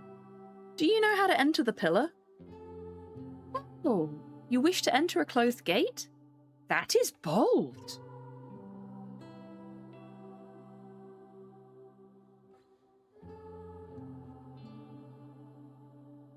I probably should not mention the rogue spellcaster, right? Wait, damn it. He's hearing this right now, isn't he? Shit. The snail stares at you. I heard nothing. But if you need to enter a closed gate, that is no small feat, of course. But it's possible. Very much so. What lies beyond is not so much a mystery as it is a question of shape, tunnels, paths, cracks in the veil around yours realm. To enter is as simple as either having a key, a blessed passing, or forcing your way with a powerful spell. Gate, astral projection, wish. They can all break through. Of course, with the current state of things here in your time, it's clear all such methods would be difficult. Very difficult. You require assistance from creatures who have studied or understand its current shape. So, not you? He lowers his head. Tud was a genius on planar travel. She could have helped you. You made him sad again. That's sad. Sorry. He glares at you with one eye, as the other falls upon his staff. You have made a great friend in me, cleric. That will be rewarded. He gave me the Staff of Strings! The staff? You hold it out, feeling the power surge through the rough wood. Call it Meravesh, Staff of Strings. You may call it Staff of Tulankatl, as remembrance of my fallen people. It will be returned to me once you are finished with all this. The crystal at the top lights up as he speaks. It is now attuned to you. If you wield it while dealing with this gate, it will grant you assistance, information, attunement, and so on. My dear wife's research can be found within its core. It will help you, I'm sure. Thank you. And Tut. As for who you should speak with, I have no idea. But unless you want to write a contract with some powerful devil or serve a far realm monster, you might not have too many good options. The only creature I know beyond my people who understood the mechanics of the gate was the Gate Guardian herself, but she was ancient by the time I reached adulthood, so I would not count on her being around still. Gate Guardian? Are you talking about the Sphinx? Excuse me? Ozis, the Sphinx. She's still around? Yeah, so you know her? The snail leans back, still reeling over this information. You keep shocking the poor man. Oh, to visit. So she is still in the lair? It's a tavern now, called the Drunk Sphinx. This is a strange era you've built for yourselves. I can't say I dislike it. In that case, I highly recommend you go speak with Ozis. Unless you've made a fool of yourself before her, she might be inclined to help getting you into the gate crack. So the last time we spoke to Olzis, the first time we tried to speak to Olzis, we tried to behold her and got a natural 1. So we failed to behold the beautiful Sphinx lady. And then when we were talking to her, it got a little bit too real for us. And she thought we were cute. Not in the way that people think someone they're attracted to is cute, but in the way that you think it's cute when a baby walks into something. It's like, oh, that's really sad and kind of pathetic. You'll grow out of it eventually. This is gonna be awkward. Oh, you're I'm sure with Merivesh it will be fine. And if not, then maybe there is some other dark and oppressive magical creature you can persuade. Like that aberration called Everglad that lives in these tunnels, I assume? Huh. He looks around. Should probably leave here soon if things like that have taken hold. One day we may conquer the Sphinx's heart, maybe. Possibly. Yay! We had a lovely conversation with our new friend. And we got lots of new spells out of it. I say lots. We got several new spells out of it. So is Wish actually... Wish isn't there. That's fine. But we do have... Aura of Vitality. That's a new one. And... Oh, damn it.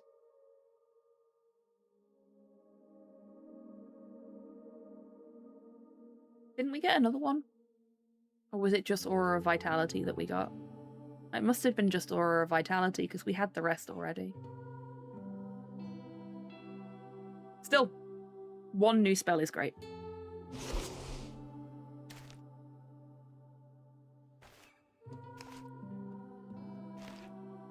Feels like we are basically there at this point.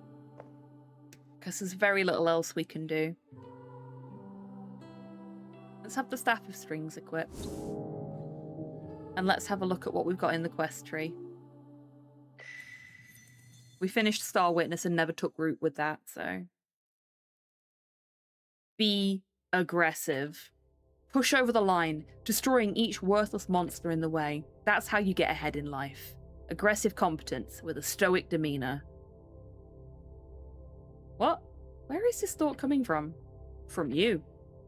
As the adrenaline wears off, as the world comes back into perfect, regular clarity after such a deeply euphoric fight, you're standing here realizing you are on top. This was after we beat the troll. This is where you're supposed to be, the most competent man around. One capable of slaying a damn troll. Yes, you are. This taste of pure, near-instant, blood-misted death has got you hooked. You need more. More? More fights. More near-death experiences. More romance. Romance! Romance! Knights chasing down tyrannical dragons. Damsels being carried to safety. Empires falling and kingdoms rising. Men with goodness in their hearts, bearing the burden of reigniting spirits, breaking darkness, smashing evil. You'd finally reached that point. The point of actually feeling like a professional cleric.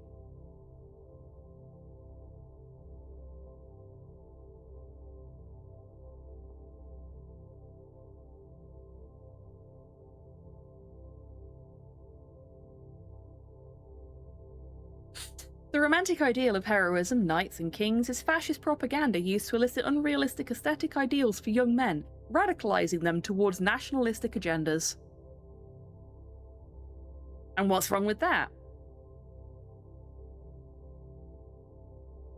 Nationalism promotes terrible and hateful ideas. We don't want to be feudal states of old. Nor do we want a repeat of the arcane era madness. We want a liberal modern man, one who is nice and calm and loving and never hurts anybody ever. There is nothing admirable about a man incapable of force. In an ideal modern city life, you wouldn't need force. It is in such a utopia that manly force would be especially need to be honed. There is a self-destructive hatred festering within men. Within you. Some might say it is driven by the forces of various powers in the world. Some might say it is inherent to this post-war era, but it does not help anyone. A man is not inherently evil for desiring greatness, nor is he mad for throwing himself into danger. There is always a need for men to take and rule and protect. What is needed is a way for men to dream freely, to aim towards the ultimate greatness of the self, aimed at helping everyone around, so they do not become thieves or tyrants or ruthless gatekeepers. If there are no positive outlets for these desires, then that is exactly where they will end up. A generation of men told to be calm and nice will grow up to be violent and wild. A generation of men told to be competent and good will grow up to be wise kings and lovable people. Simple as. I see the point, but I think it's more complex than that. It always is. Annoyingly so. Feels like you might be leaning in the wrong direction here. The goal isn't to break yourself into for some illusionary audience. That's true, it's, oh yes, risk assessment, baby! The larger that creature is, the more you should be getting paid. Not in trobes or loot.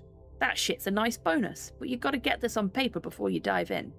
If you're ever fighting a troll again, you'll be doing so for a maximized hourly rate with every possible gruesome death calculated into that final price. Your life on the line? That pouch is getting fat. Them's the rules. Like the Pest Control Guild? Sure, but like, way more lucrative. Clerics are in high demand, especially these days. Clerics with your kind of esoteric know-how? Invaluable. I do like getting paid a livable wage. Oh, yes. The towers are infamous for their tight budgets, after all. Gotta make a living somehow. Taking the gamble for pay is good, sure. But to actually live to tell the tale? For that, you need more than luck. This feels like how I ended up getting into contracting.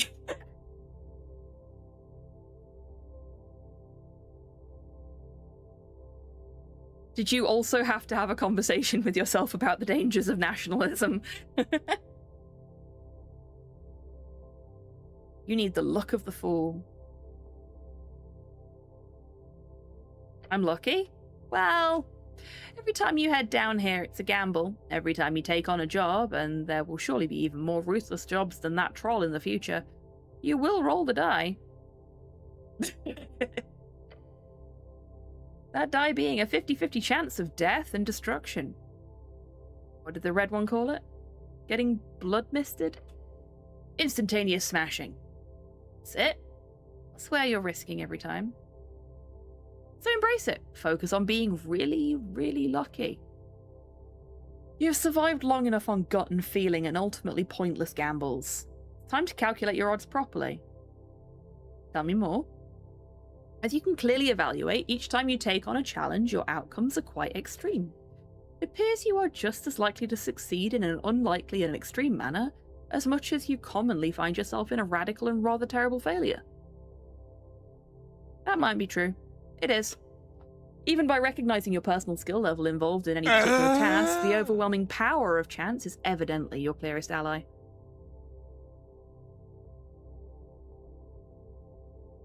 I hate to break it to you, D, but you are an actual adult. Welcome in. I hope you're doing well today.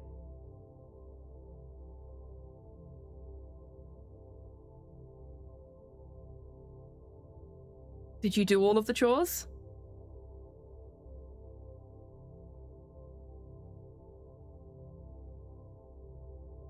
Oh, wow. Like proper chores. Ew. We should probably wash our windows at some point. They're looking a bit grim.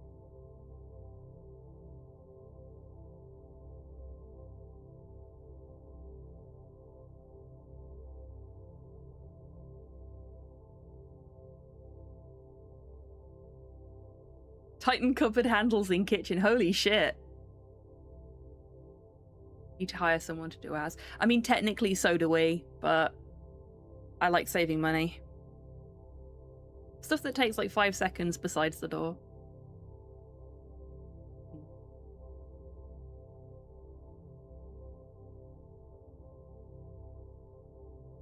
But how many things that take roughly 5 seconds are there? Are there many?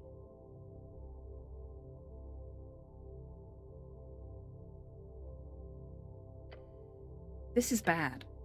Instead, let us lean upon the strings for balance. A tightly strung balance. One born out of a beautifully curved yet balanced bell. Bell curve? Yes. If you before had an equal chance of each outcome, which is quite volatile, this would instead allow you to take control of the outcome, aligning each attempt around the center. The average. Nice one, D. What is your outstanding chore?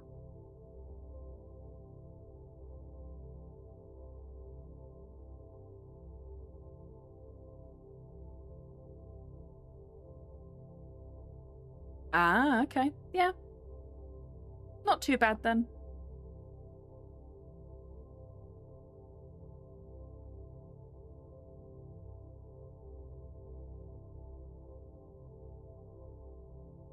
This would reliably increase your odds at succeeding at tasks you are equipped to handle, while dramatically decreasing your failure rate at those you are not.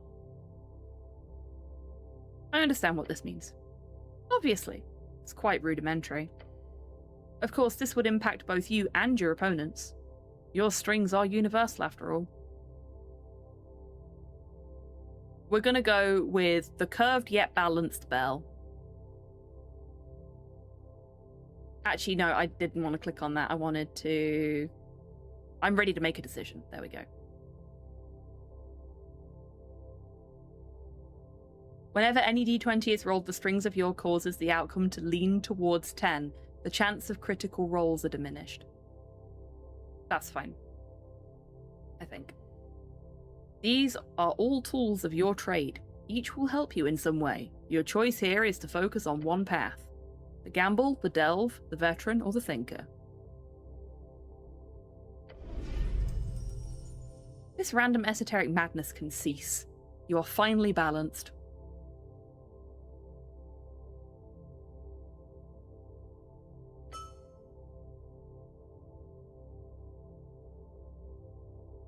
Guess I'm a troll killer now. And why have we zoomed in on Etir while we were thinking about things? Did we complete anything else? I think we did. But I don't think we've got anything else to unlock for it. So we've still not done Elven Connection, we've still not done Ruffled Feathers. Gate of Yore is a new one for us, because we finished the Star Witness. Oh, we can't have any more feats active, can we? Yeah. Why do that? Too many feats chosen, yeah. So we can't even use that right now anyway. We'd have to unchoose a different feat. Cult Hit's the one we completed, and that's not got anything attached to it.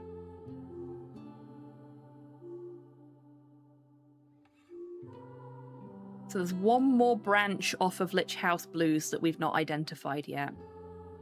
Or two. Yeah, that has to be off of here, surely. Oh, and we completed Esoteric Ebb. That's got another one attached to it. Ah, yeah, that'll do it, Primbles. Delved deep, sought far, seen within, watched without. The Pillar of Yore, an ancient bulwark, is its gate rising beyond.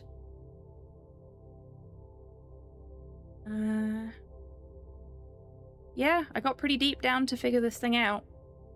Yet it continues far, far below, each step of the way making it clearer to you. How little they matter, these vestiges of the maker of your world. They are but esoteric rock. Rock which sits. Sits until something changes. This isn't making things much clearer, to be honest. That's okay. Remember the words, the ones written upon the soft tissue at the back of your head. Feel the esoteric. Sway it.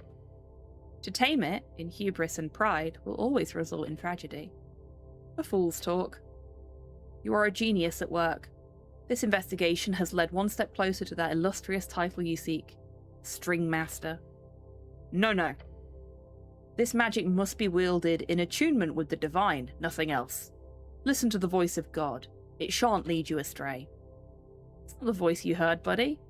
That was, if anything, a potential patron. Which is, of course, way more exciting. Okay, so I'm sensing some different paths here. Yes, 3 of them. You do not know where they shall lead, but you may consider each.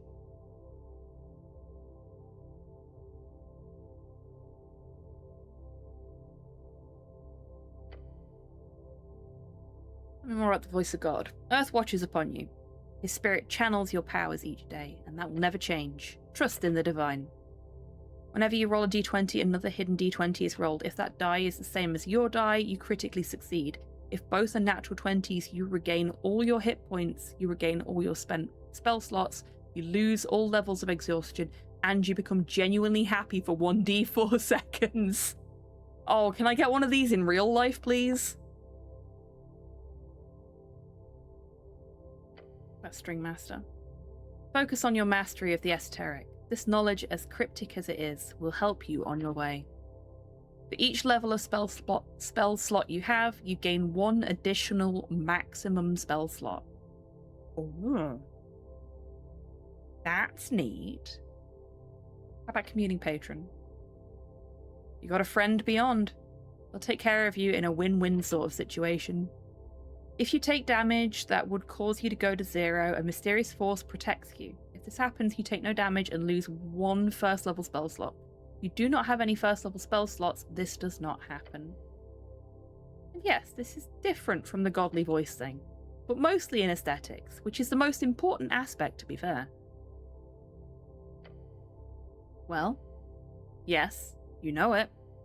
Come on. 1 step closer to domination. Soon. Oh, 800 XP. That's got to have been enough for a level up. Yeah, we have absolutely leveled up. But it's not given us... Interesting. Maybe it's going to take a minute.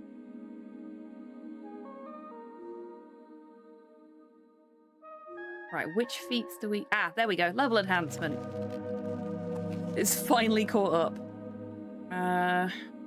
Where have we been failing our rolls most often?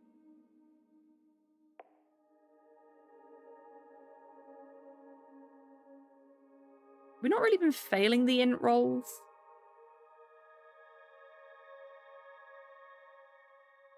But...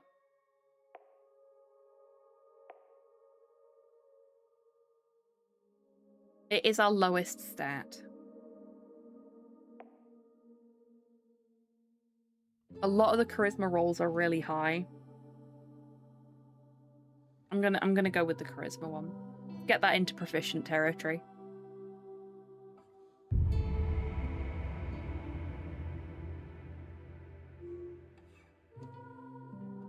Right. Extra proficiency rolls when speaking with feminine characters. Restore 1 hit point every hour that passes. During short rests, always roll hit die with advantage. Snell also gains an extra proficiency on his initiative rolls. Extra proficiency in rolls when in natural habitats. This includes outside areas, overgrown areas, and caverns. I'm gonna take class conflict off and put String Master on.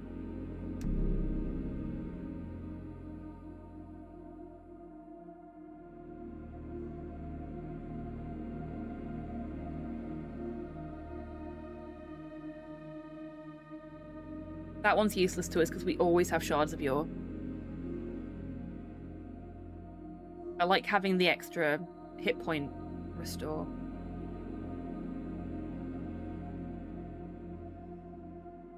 I'm gonna leave that one off and we'll see how we get on. If we start having really horrible luck with the die rolls again, I will put it on.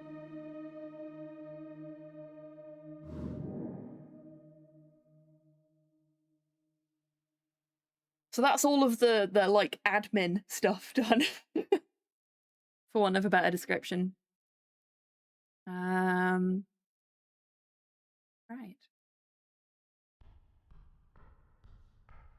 I guess we've done everything in here.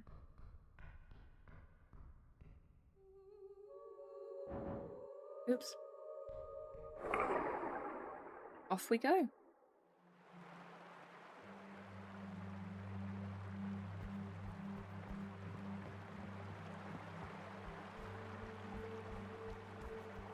Let's use our new fast travel ability. let's travel to...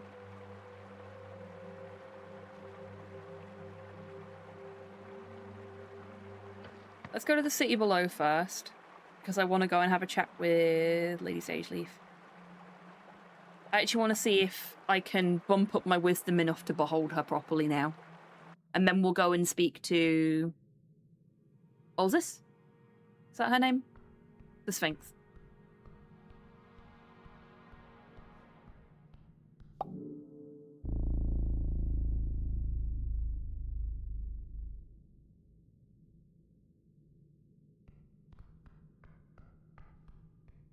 Right, now I've got to remember where Lady Sageleaf is from here. This way? Through here? No, not through here.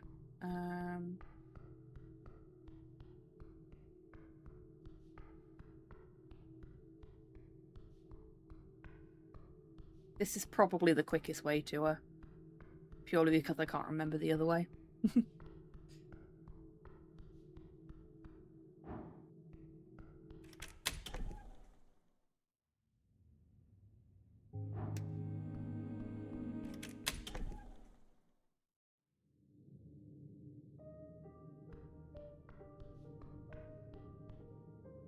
Right, let's get our inventory open.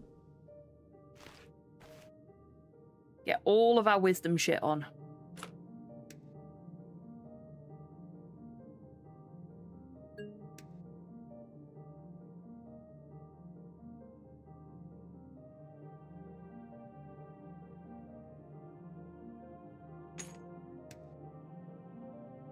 Okay, that's our wisdom up at 20.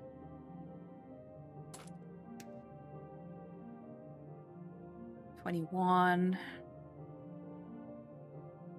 -1. That's -1. That's -1.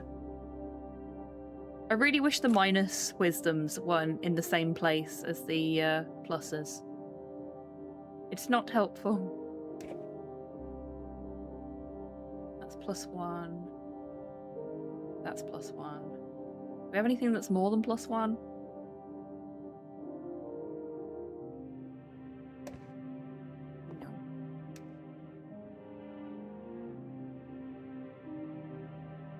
That's +2, so that's fine. 22 is the best we can do.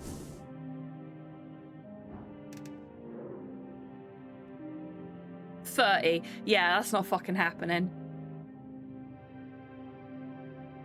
With plusages, we might be able to hit 25, but I'm pretty sure we can't hit 30.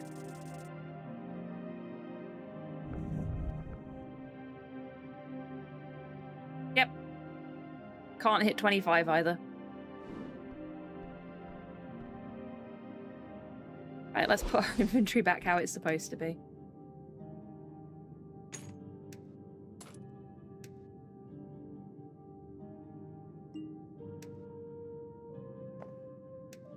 There we go.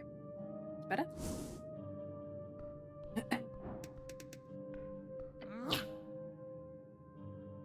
Nothing new from Lady Sageleaf. Okay.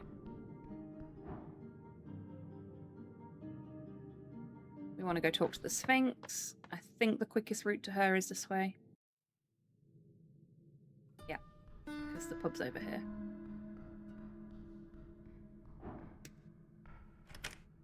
Can't get through here. Oh, it opens at 6, so we can't visit her yet. That's fine.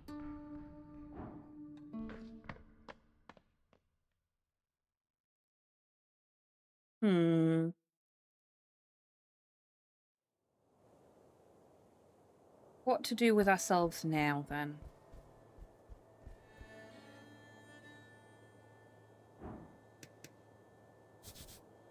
A tree rising far above, a show of nature's true force. There is absolutely a reason to cast the spell. I guess I have to do it this way. You look up at the branches of a bracken tree. It stands tall in the garden, towering over you. It is majestic. Nature is reaching tall and deep. These roots go below the city, nay, even below the river. Let's touch the tree. Your hand lands firmly on the bark. Good tree. Strong tree. Connecting with the natural world. Well done. Let's look at the branches. The wind causes the leaves to dance.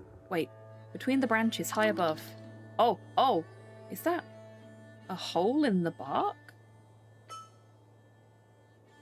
A hollow, just wide enough for you to stick your hand inside. Something glimmers up there. Treasure in a bird's nest. Yes, get up there now. It could cause great physical harm if you fell from that height, and heights are scary. The branches shudder in a sudden gust. I'm not going to tell you what to do, but I suggest not doing that. No, we're climbing the fucking tree. I don't care what you say now. You grab onto the trunk. Pressing your entire body against the rough bark, you slowly make your way upwards. Go, go, go! Just a bit more. Okay, let's see if we can reach the top. I really appreciate that the game is rewarding us for getting a good night's sleep. I wish life did that. Wrapping your body around the trunk, you lift yourself up. The bark is rough enough for you to get a pretty firm grip, despite the vertical nature of this feat you're attempting. What's a good night's sleep? Well, quite, D. One foot and hand movement after another, each holding on to dear life. You take a deep breath and reach up, finally getting a hold of one of the upper branches. You've done it! Heaving yourself the last way, you get a view you did not expect. A bird's nest, unguarded, full of shiny trinkets. Jackpot! Let's shove our hand inside the nest. This couldn't possibly go horribly wrong. Grab the polished stone. The bleached white and polished rock doesn't look too valuable until it's in your palm. You feel the tingle. It's magic, baby! Let's grab the ring. Oh, a ring of protection. Nice. Silverware of the finest kind with a black stone at its center. And the coins. Several crowns going straight into your pocket. Thanks, birds. Get back down. Retracing your steps, you soon find yourself back on solid ground. Well done, soldier. Well done indeed. You lived. I'm surprised. Now can we go?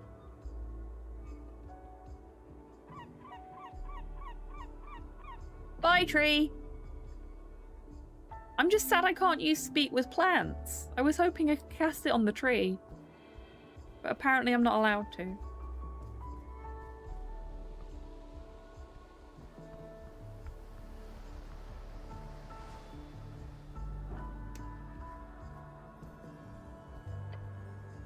I wonder if we have something new to say about this since we made our new friend. No. That's a no. That's a shame.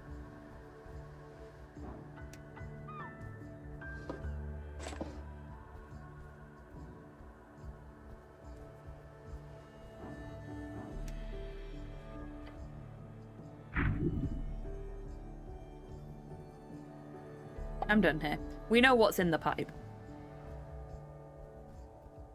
And we know the other route to get to it, so climbing into the pipe is not worth it. Genuinely unsure of what I can do with myself until I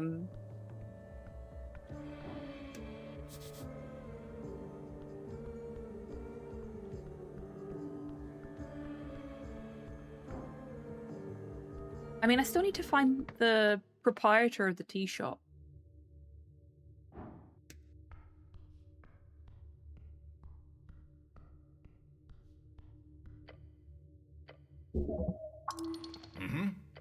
I'm just skipping through all this because we've seen it before.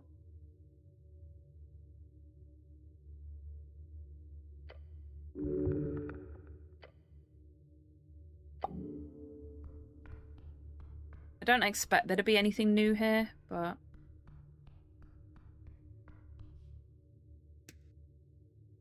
But we do have detect secrets now. And I've been wrong before. You spot an indent on the wall. Something is there. The goblin squints, his eyes going from the hole to you. He nods.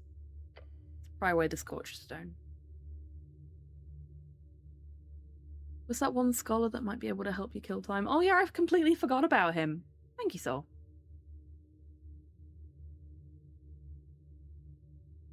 With a faint tug, the wall tile breaks apart, revealing a soot-covered but otherwise intact safe. Of course there's a safe in the owner's office. Just makes sense. Jackpot! Let's get this bad boy open. It could contain important evidence. Force it open. Gonna bend solid steel? Don't think so, big guy.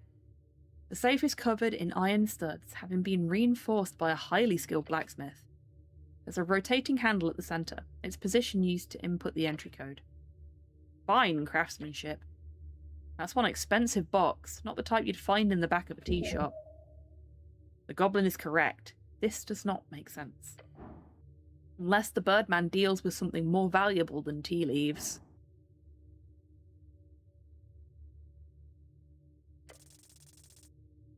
Yay, natural 20! Beautiful! You rotate the handle around while pressing your ear against the cold iron. You listen to the tiny clinks within, stopping the rotation when you do. Your companion quietly watches with an intrigued expression on his face. The goblin is surprised and impressed. After several careful turns of the handle, you hear a satisfying thump from inside the safe, and the safe opens with a metallic scraping noise. A layer of soot falls off as the contents are revealed to you. Yes, well done! Well done, cleric. Now let's see what we got. You glance inside. The fire certainly did not reach anything here. You grab a pouch and add 101 crowns to your collection. Oh, some shards of your spell scroll of detect poison and disease. Okay, that kind of makes sense for a tea shop, actually. Contains the spell detect poison and disease, which has very specific use cases. You will most likely not need it. Detect poison and disease is a first-level divination spell. It allows the user to notice dangerous substances, both in and outside of the body, often used by healers as well as bodyguards. The Birdman must have had it around to check bad tea, I guess. Interesting. This guy seriously thinks someone's going after him. And technically we are, but this was before the explosion.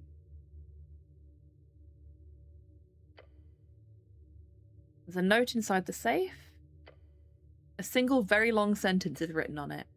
Reminder, the third tile to the left behind painting, if it doesn't work first time, try 3 more times and the secret hidden passage will open. Myself. And that's how we find the fucking Birdman.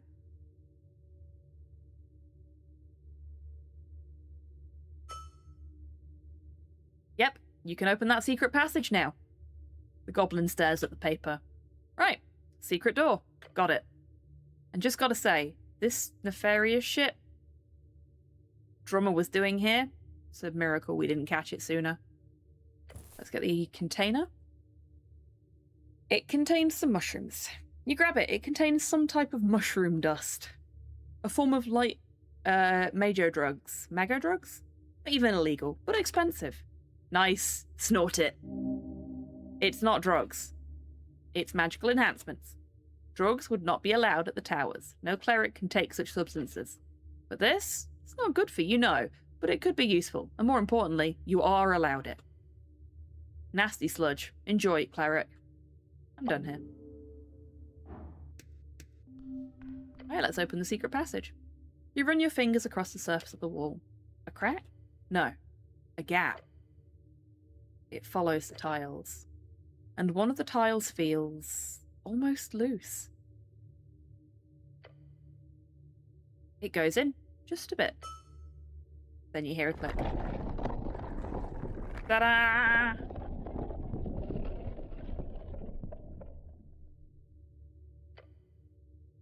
It was indeed a secret passage. Now we're talking. Get ready, this could lead to a dungeon. Let's check it out. I could really do with having a short rest, actually.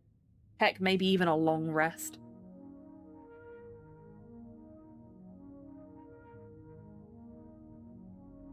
It only restores 1 spell slot, though, and I've run out of first level spell slots. Let's take a moment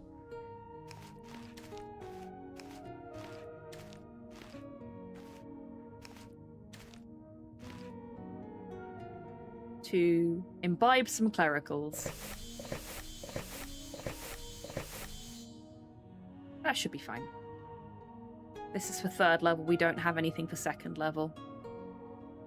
Which is a shame, because that means I can't cast Bark Skin again. But that's fine. I mean, I can, but only once.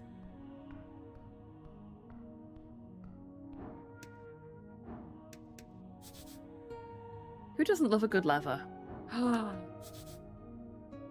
Just barely out of reach. I want the hammer. Box of expired potions. You check inside the crate. That son of a bitch, he's got a whole... Oh, I didn't see the end of that. Potions, several layers of them, wrapped in Reedsian newspapers. Someone has written with big letters on the inside of the crate, spoiled potions batch, do not drink.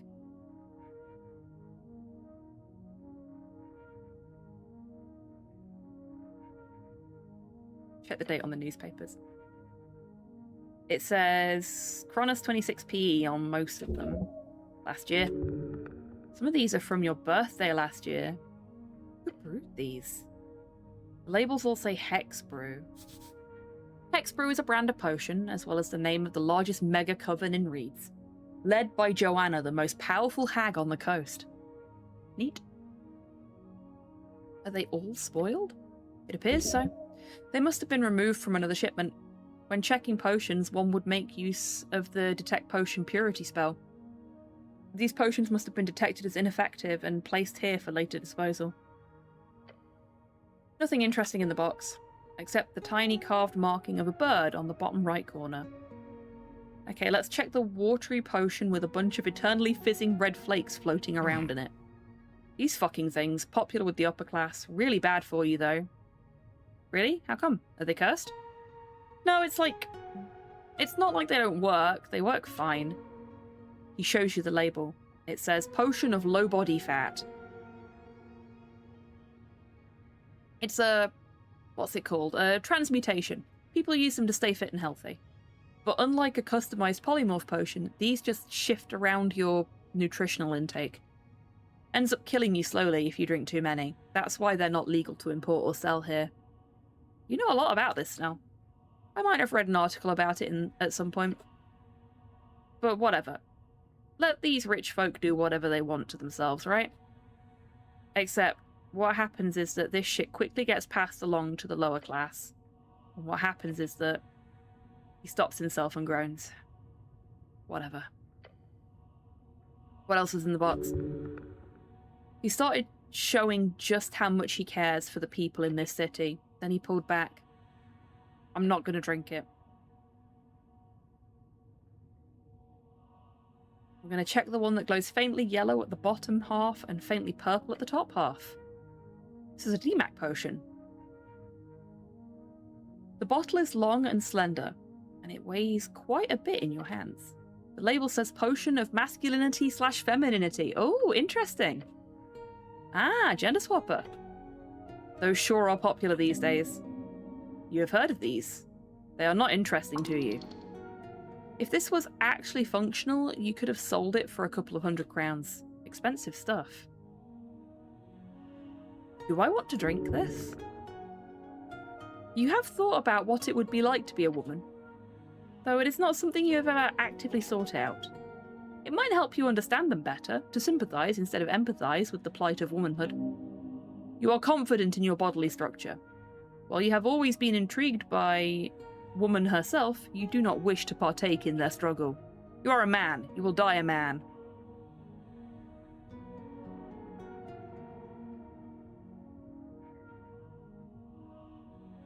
I'm gonna drink it.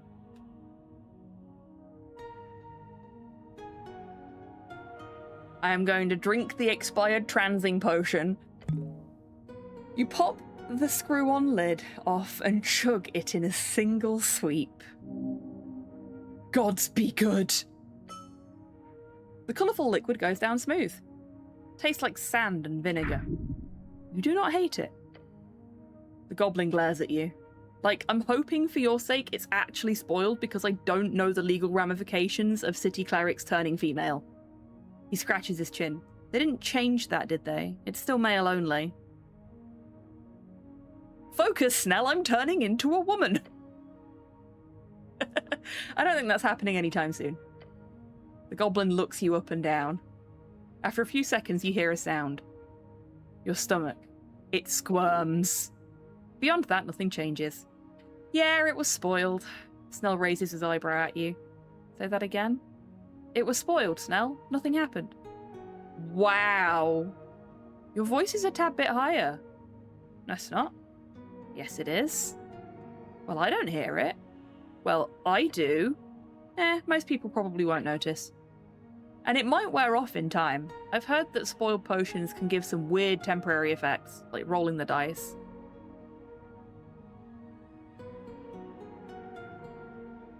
This should put me in touch with my feminine side. Sure, Mr. Pipsqueak. Anyhow, I'll stop mentioning it. This is a disgrace. Isn't so bad. How about the bottle with clear liquid, tiny label, and several clear white eyeballs inside? Oh boy. You lift it up and hold it in your left hand. The empty bottle is light and the cork is in your right. You okay, cleric? No, this is wrong. What? The empty bottle in your hand. Bottle is fully emptied. Label says potion of amnesia. Oh no!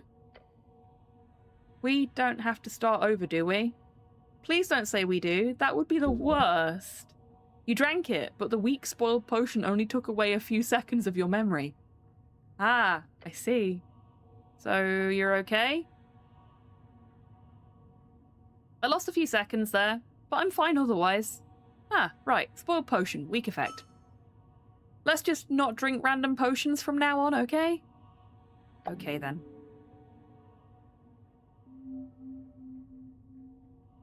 Can't cast Detect Secret here, so there's nothing exciting to do there. We'll take 3 potions of healing. Sure, why not? Looking inside this crate, you find a notepad. A notepad with several pages of scribbled notes. The handwriting is awful. It says, ledger for smuggled goods on the front. Bit on the nose, mayhaps. Oh, smuggling? Awesome. Check this shit out, right now. So this notepad is filled with proof of both evil action and intent. Great. It's time to break this smuggler, lawfully. The list labelled export/import. Many terms you've never heard before, and some you have, mostly importing. Pocket bikes, a large quantity, marked as not yet arrived and then terrible state. A number of rare potions with various draconic names. Some you understand, but many are simply draconic terms from Divine Era alchemists.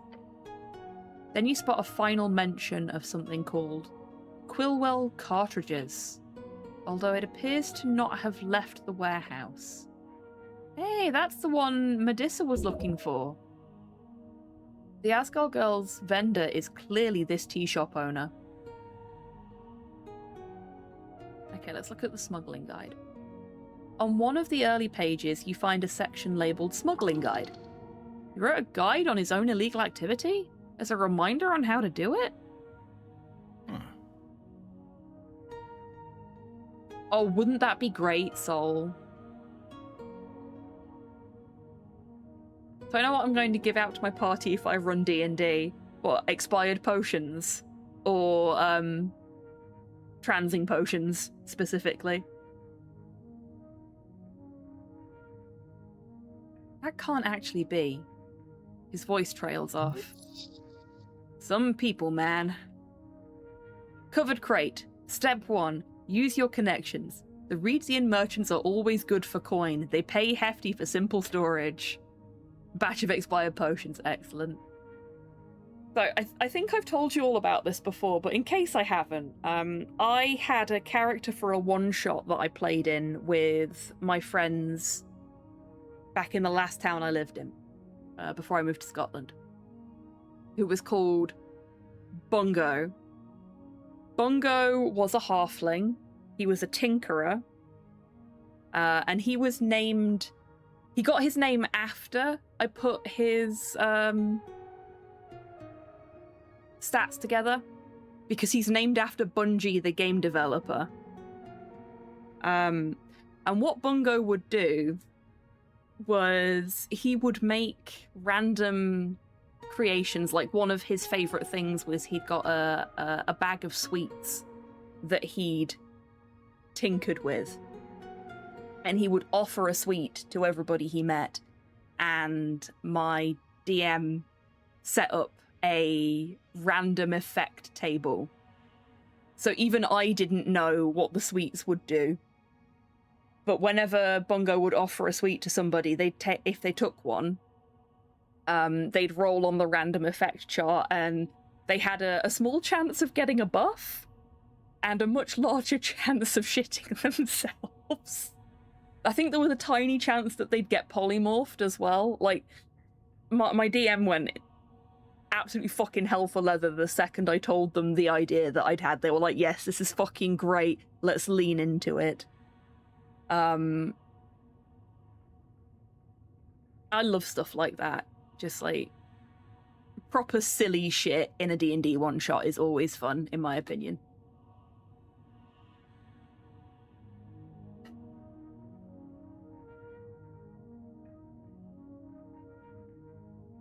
Step 2. Storage. Move things from warehouse to secret tunnel.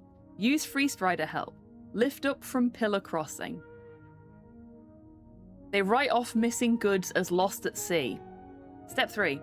Keep secret. Mix crowns with tea shop income. Fudge receipts. Avoid Sage Leaf's handlers. Step 4. No distribution. Return to warehouse night before ship leaves. Do not sell goods yourself. Stay clean. Of course the free striders are involved in this. They probably set it up to begin with.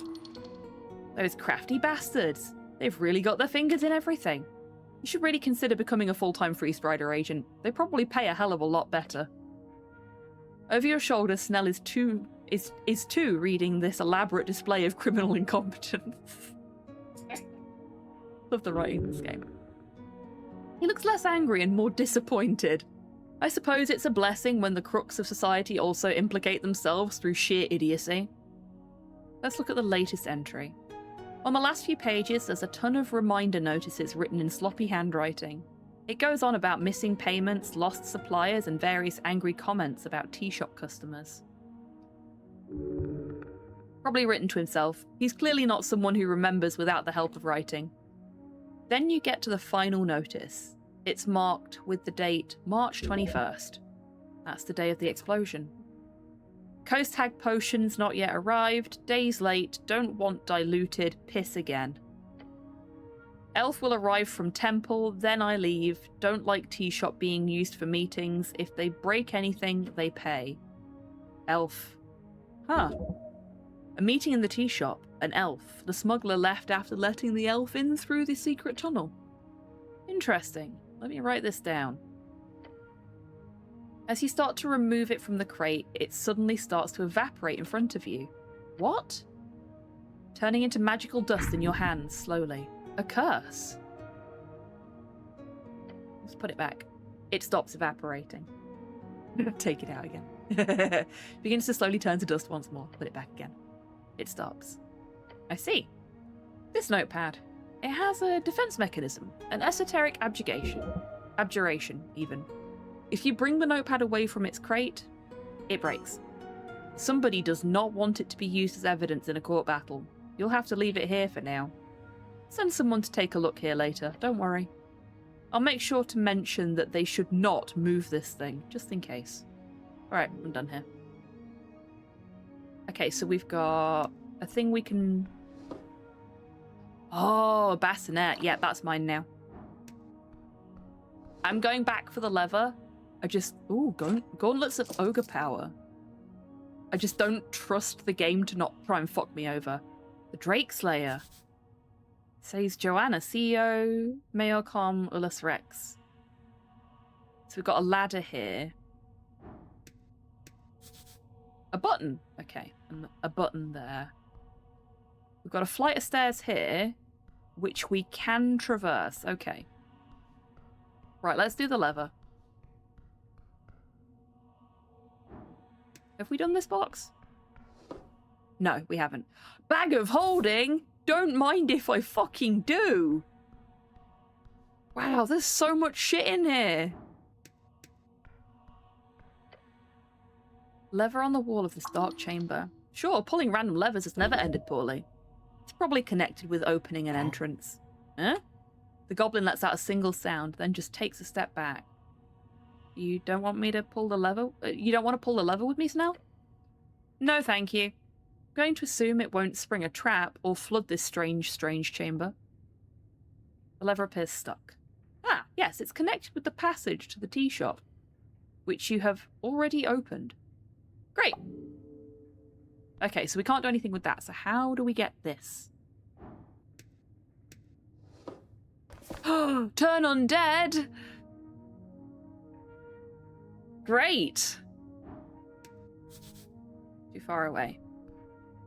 There must be a spell scroll somewhere for,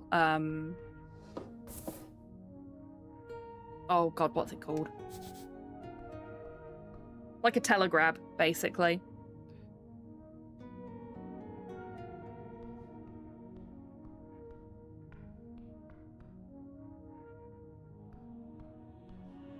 Okay, we can't go any further up the stairs.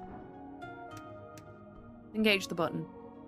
A button on the wall of a dark chamber. Sure, pressing random buttons has never ended poorly. It's probably connected with these strange stairs leading to nothing. Eh? The goblin lets out a single sound, then just takes a step back. Again? You don't want to press the button, Snell? No, thank you. I'm going to assume it won't spring a trap. Press the button. You do so, putting a fair bit of force on it. As you do, a groaning sound fills the chamber. A passage opens at the end of the stairs. You should have trusted me, Snell.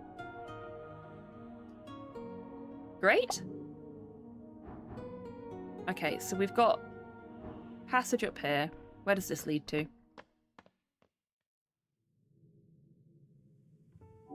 Oh shit, we're in here?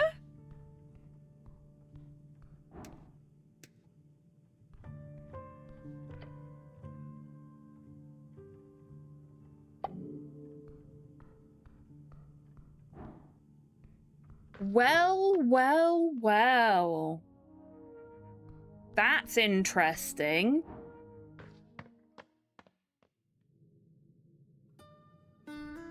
And this one leads down here. Fascinating. So which one did our feathered friend take to get away from it all? I wonder.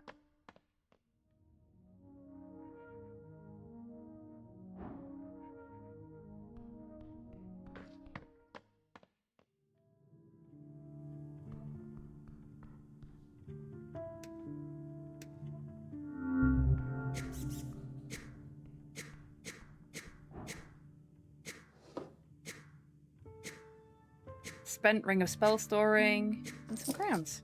Nice.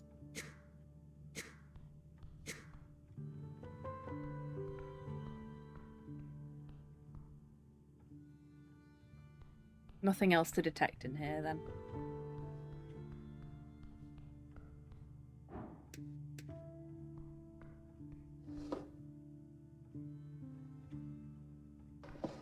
I could still try to fuck with the duck. Hello, duck.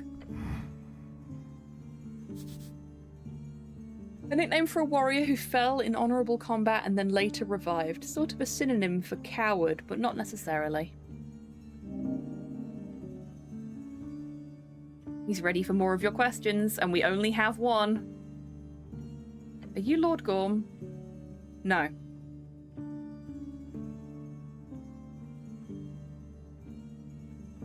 I see. I'm looking for Lord Gorm. Have you seen him? No. Are you lying to me? No. That's what a liar would say. Cease this inquiry. You're annoying him. Yeah, keep at it. Maybe he'll kick your ass. You're walking into a dangerous situation. Actually, you're already in it, so stop. Sorry. The knight doesn't move. Has this guy been, like, told not to hurt you? Why else would he not give you a love tap at this point? Love tap? Disgusting language. It's called a manly wrestle. Or a fisting. Don't call it that, please. Citizen?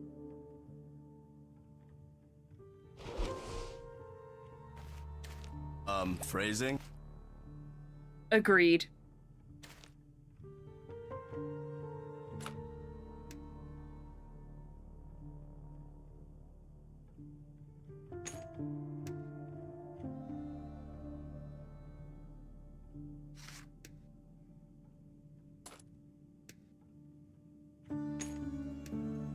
You'll guess what I'm about to do?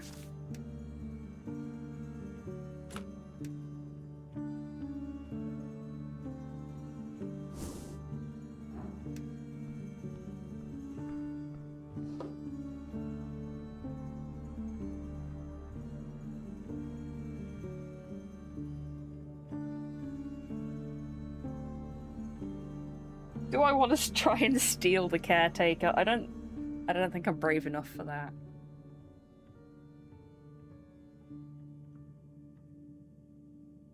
I don't need the crypt key, but I kind of want to steal it anyway. I do want the caretaker.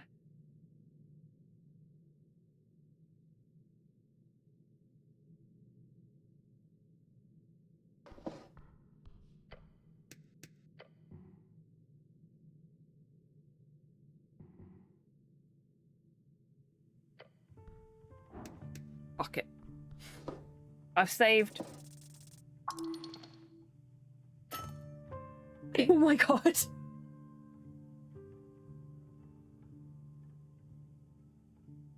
I fucking did it.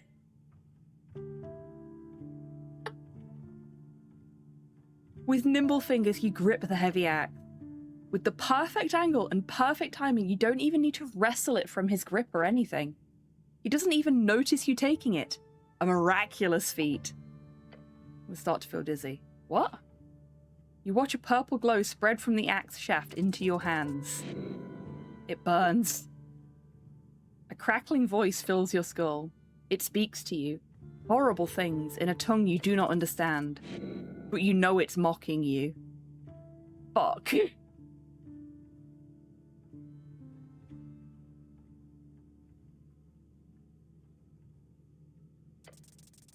The body falters.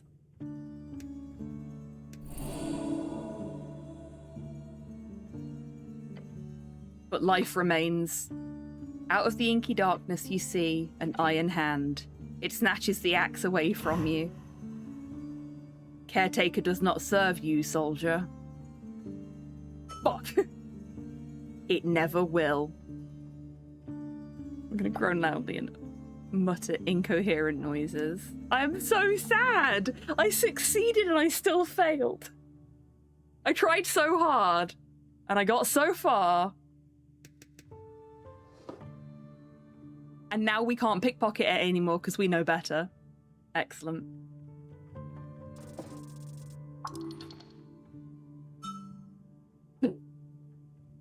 I can't be stopped. I cannot be stopped.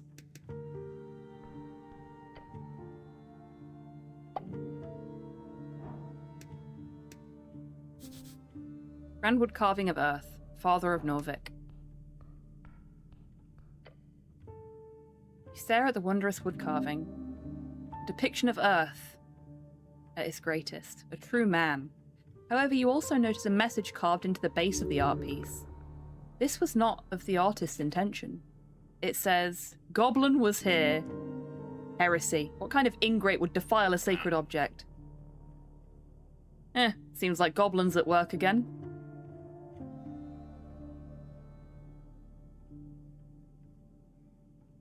Goblin was here? Vandalization. Terrible to see. If you'd been here, you would have stopped it, surely. Either way, you must become stronger to stop this disintegration of society from spreading. Famous artist, that guy. Never seen him, but you've definitely seen his work. Bit rude to just carve his name into the statue like that, but he's known to be a bit of a dick swinger.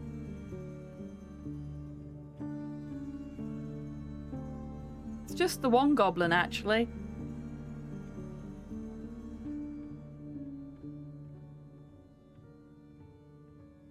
If I meet this goblin fellow, I will personally destroy him.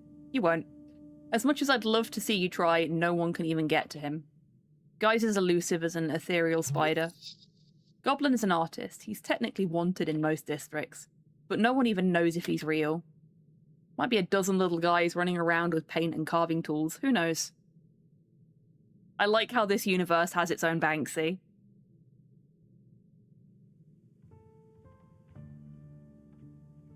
I should try to remove that message. You should. It's only right for the cleric to clean up such a mess. Easy job. You'd have to take that carving knife by the candles and, oh, it's actually effortless for us. Because I've still got all my deck stuff on from before. Does it really have to be a sleight of hand thing? Can't I use the power of my faith or something? What are you going to do? Close your eyes and pray? You want to clean this old wooden thing up, you've got to handle it carefully. No, prayer does work. Just put your trust into Earth. He will guide you. No, we're going to trust our abilities. That's the spirit. Now let's get to work. Now it's even easier. Which is good because we rolled terribly. Hello! Welcome in, Scussian. I hope you're having a great day. Start working. Picking up the tiny carving knife, the same that was used to scratch the wood. You can clean this up real quick. We're going to spend 10 minutes doing that, which is going to get us closer to the time we need to be at the pub for. That's great. With dexterous fingers, you precisely carve a layer off of the statue. Within a few minutes, the message is entirely gone. Glorious. Wonderful work. Fine craftsmanship is what that is.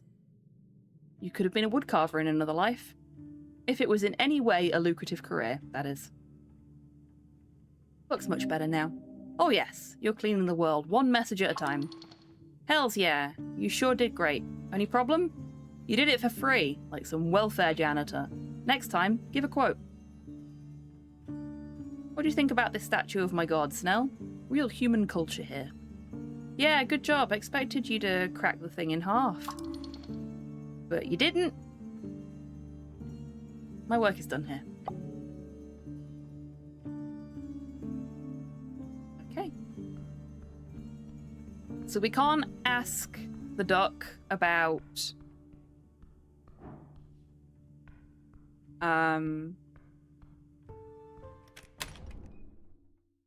the bird, whose name I don't know. You are within the Red Rock of Tolstad.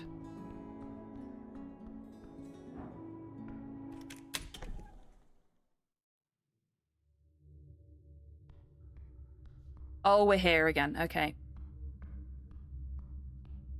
We know that... I was going to say other than us, but that's only because we lifted the key off of him. We know that nobody else can get this way other than the duck. So our feathered fiend must have gone the other way. Or gone out of the front door here. But I am more inclined towards... Or am I? Makes sense for him to have gone the way that was closed off, but this feels like it was probably a smarter route to have taken. But then where did he go from there?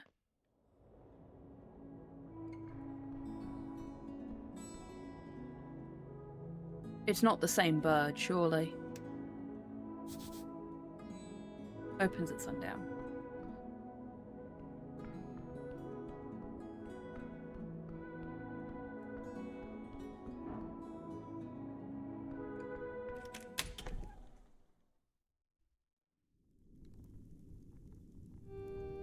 Oh, we've not been in here. New location. Hooray. Oh. Cracky knuckles. I'm going to send us for a break because we've got like a minute and a half before the next break happens and I have no say in the matter. So now is a great time, everyone, to grab a drink, grab a snack, have a stretch, get some fresh air, and I will see you in 3 minutes after the break.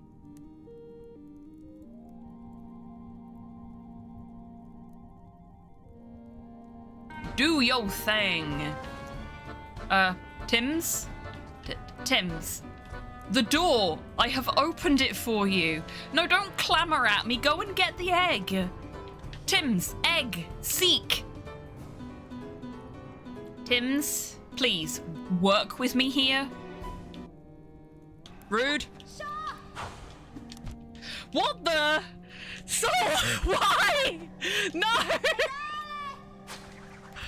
No! Oh my god, this is weird! All my timings are off!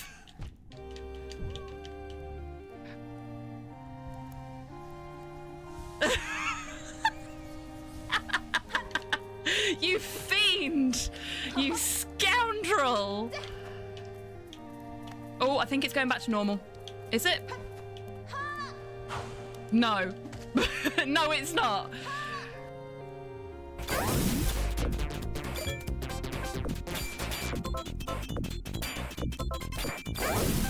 Holy shit! I have never done this before. This is the first time I've beaten a bonus stage on one ball. I haven't the slightest idea what you're talking about. Now, So we haven't actually. I call the conductor and have you confined to the lunatic car. There's a lunatic car? There's a lunatic car? Forgot he says that.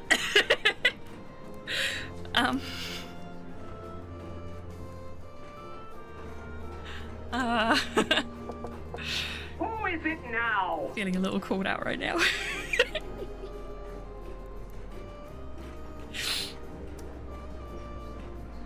HobbyTan is literally max confirmed. I mean, I can't really argue with that, can I? That's fine. Just pick the one you'd most want to boink. Okay, Tidders, get ready with a poll, I think. I think that's how this is going to end up going. They ruined my life. There will be no boink. Okay, no, I'm dead. End the stream. Oh, fuck. You are. And now nobody can see anything but your butt. Nobody wants to see your butt. They want to see your beautiful little face. Which they still can't see because you're too short. Oh, baby. No, no kisses. Ah, he licked my nose. The tail wags. Yeah, he is very much my dog. Like, he likes Slow, my partner. Welcome back from the break, everybody. I hope you're all feeling refreshed. Okay, let's have a little explore of this place. A framed article titled Octavio Durelius, Hero of Waterlane.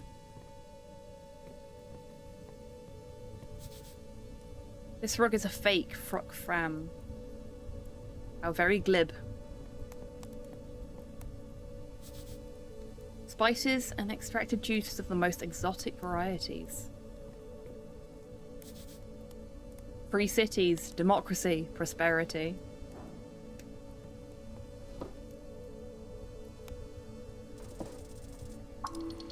No!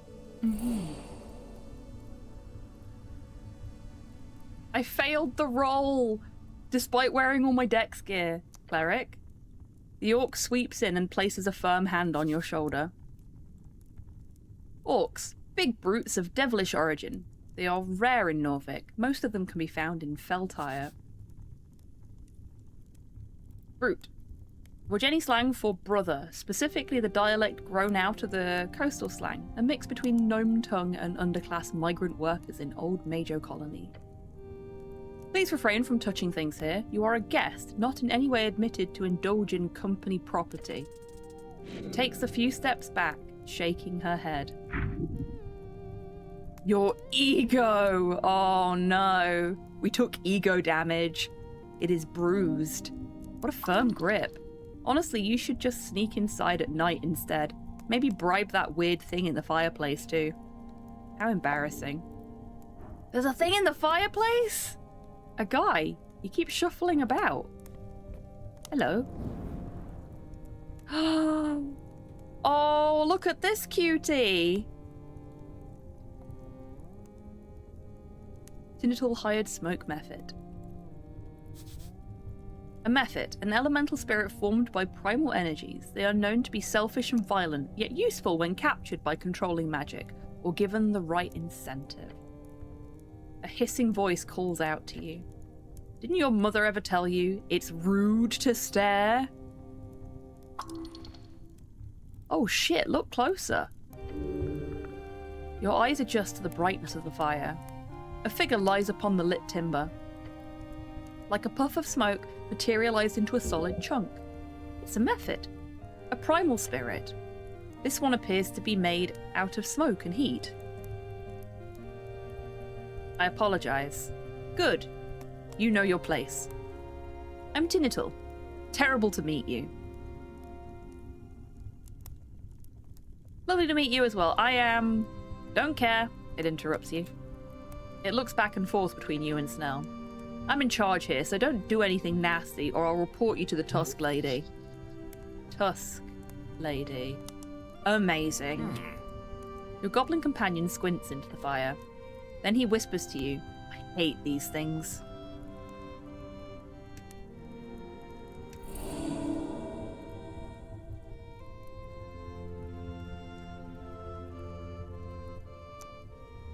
So you're like a guardian to this place, or what? Something like that. I'm only obliged to attack you if you actually steal something. Oh, really? Test the little guy. You should push. Like this? The little guy gives you a smoky expression. No, and don't test me. Keep pushing. You have a feeling the method could give something away. Can you give me some examples? I guess. An example... It leans back in the flames and mutters in a language you don't understand. It leans out of the fireplace and gestures towards the mirror in the corner. For example, if you try to open the safe or something, then I'd have to attack you for real. The what now? Wait, shit, I'm not supposed to say that. Can you, forget I said that? Or, he rolls around a bit on the flames, swearing to himself. Physically frustrated. It snaps its little claw-like fingers, then turns back to you while laughing. You fell for it, you see? I was merely kidding. Of course there's no safe in the wall behind that mirror. That would be ridiculous if I just blurted that out. Okay. The creature looks around. Okay. Is there something I can do to get you to look the other way? Look, I'm bound here, you know? Only higher orders would allow me to look the other way. Higher orders? It sighs. A puff of smoke wisps into the air. If you were an elemental lord or something, that'd change things. But you're not, so...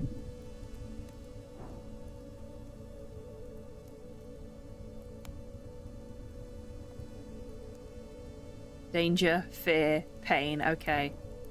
Is there no other way? I mean, I do have a sweet spot for crowns, too. Money can warp all laws of reality and esoteric forces. How big of a sweet spot? How about 500 crowns? Sure, something like that. I could look the other way for that. What would he need money for? I don't know how many crowns I've got. I could potentially afford that. Interesting. Can I give him 500 crowns? Yes, I had 500 crowns. Nice. The little creature stashes away the coins in a corner of the fireplace. I'll look the other way. You go ahead and do whatever you want, boss. You hear him cackling as he rolls over and stares into the wall. Okay, that's it for now. Bye, spirit. I'm gonna try again. Oh, it's locked! I can't do it again until after I've rested. But that's fine. I think the bribe is in perpetuity, and if not, then I'll just do my con gear for my next lot of negotiations with him. Oh, excellent, Cypher.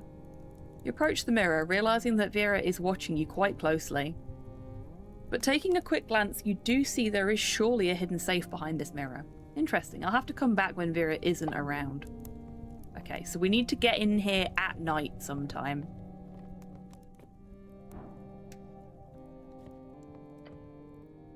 You approach the half-sphere. The 8 bands. You see Divinitorum, Asken, Reeds, and Vojeni. The upper bands. Those filled with the forces of good, justice, and the Norvikian way. A foolish way to view the world, where one side of the world is on top and the other of the other morally. As if the terrors of the world are in any way lesser in one part of the world. It is, though. Asken is a peaceful band in comparison to the others, thanks to Earth. That's an ignorant statement based on your own experience and nothing else. Let's spin it. You do so, revealing the other 4 bands, those furthest away from your home band. You see Heishi, Kargamesh, Feltire, and Im. The lower bands, they are all wrought in madness and evil. Not true.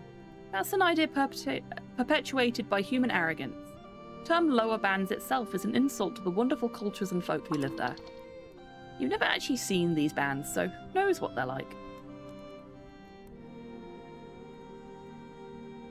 Why is it a hemisphere again? It's not always depicted this way.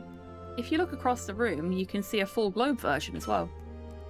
However, the scholarly modern depicting of the world is indeed a hemisphere, purely for practical reasons. Travel across the deeper parts of your sea can be done via arcs across the ocean, while travel across land, the sort that in any way approaches the endless waste, will likely result in getting lost in long marches. This is quite easy to understand. That's all for now.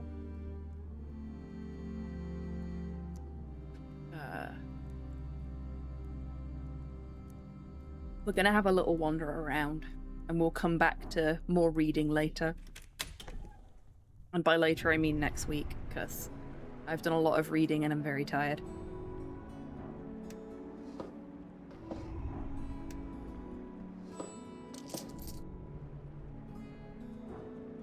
Okay, so that's another entrance into the Freestrider building that we didn't know was there before. That's good to know. We knew that one was there, the one that's normally guarded by a griffin at night, but we didn't know about the one we came through. And we've got this one as well. So there are 3 different ways into that building, and only one of them is guarded. And now we know. This seems to lead to the warehouse. Does that mean it's locked? Not going to get through there without permission. Okay. So we can't go that way.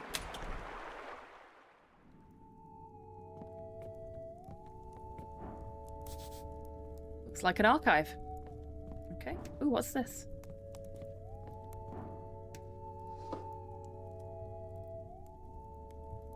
Protection from evil and good and etc.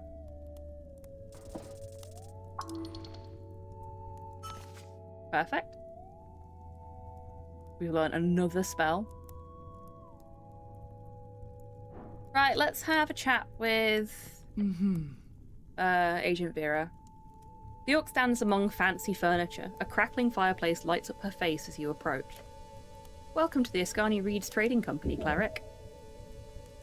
It's the orc lady again. Beware her manipulation. Yes, and also tell her she looks lovely.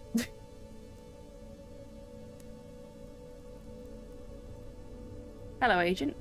How's the freestriding going? That's not a verb I usually hear, but it's going well. We're currently deep in paperwork with a new partner. A lot of work. She walks over to the desk, grabbing a piece of paper. It could be a good idea to search the guild warehouse below. Not only to find some goodies, but also to check what's going on in and out of the city. This wonderful freestrider lady is the one who decides who comes and goes, so talk her into letting you enter her warehouse. Well done handling the dwarves. Made my life a lot easier at the very least. Any time? Good. There might certainly be more things we could use a cleric's help with. Now things are a bit busy here. We're currently deep in paperwork with a new partner. Yeah, you already told me that. But I can always make time to a friend of the Freestrider cause. Cypher. Good grief. Filthy animals. You need access to the guild warehouse. Of course, we could have that arranged. It would take some time, of course, security clearance and such. Unless... I suppose it could be sped up if you were to help me out in the matter I'm dealing with at the moment. Would you be interested? I can hear you out. Great. She walks over to a drawer and pulls out several papers. Got a perfect task for a strong cleric like yourself. Heh. Yeah, you are. She stuffs the yellow documents into your hand. AEFAs. Ah, cool. Every good entrepreneur knows about these. An economic free strider accord. That's the one. An Ascani economic free strider accord.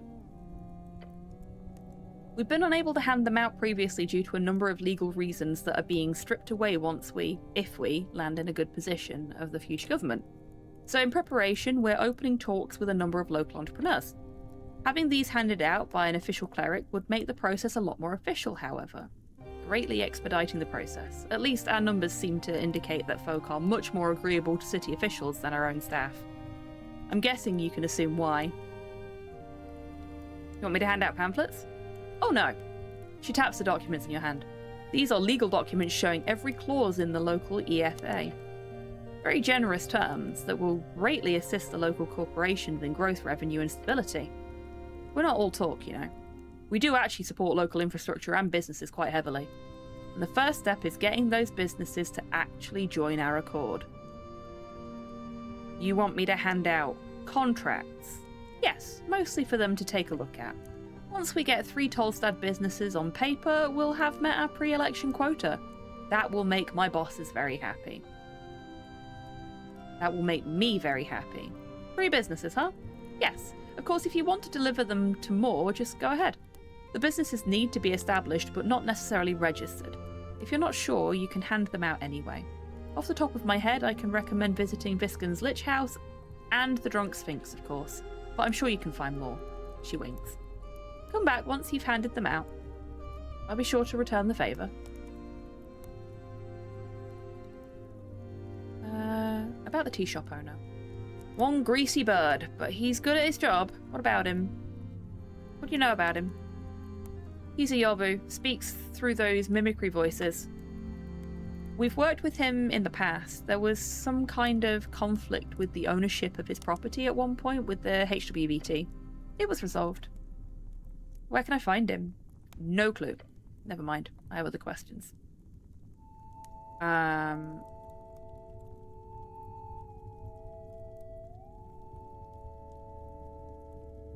I met Meriadoc Moonwatch downstairs. And where was he? You're not shocked? No. Where? All the way down on Under Hollow Ridge. He was captured by a troll. She groans, walking over to the desk. Of course he was. He's in one piece, I take it. He was smiling when I got him out of the cage. Of course he was. You see, our dear Moonwatch Prince came to visit us a few days ago. He journeyed for the election, yes, but from what I understand, it was also to seek out the ruins below the city for his research. No wonder he ended up in trouble. Vera sighs before tossing you a pouch. Here, for your service to the revolution. Oh. Let's keep this on the down low, shall we? She opens her mouth and thinks for a moment before clarifying. That means do not talk about how one of our most prestigious celebrities almost got eaten by a troll, okay? Got it? Good.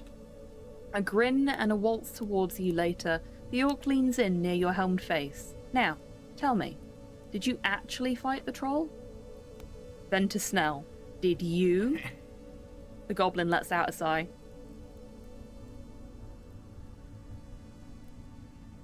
Snell shot him in the eyes. I was back up. It's very impressive nonetheless. A quick laugh and then she returns to her desk to look over a document. I'll have to speak with Moonwatch about it later, whenever he chooses to grace us with his presence once again. Once more, I must say, I'm very grateful to have you here, Cleric. Thank you. Now, is there anything else the AR can do for you on this fine day? Just let me know.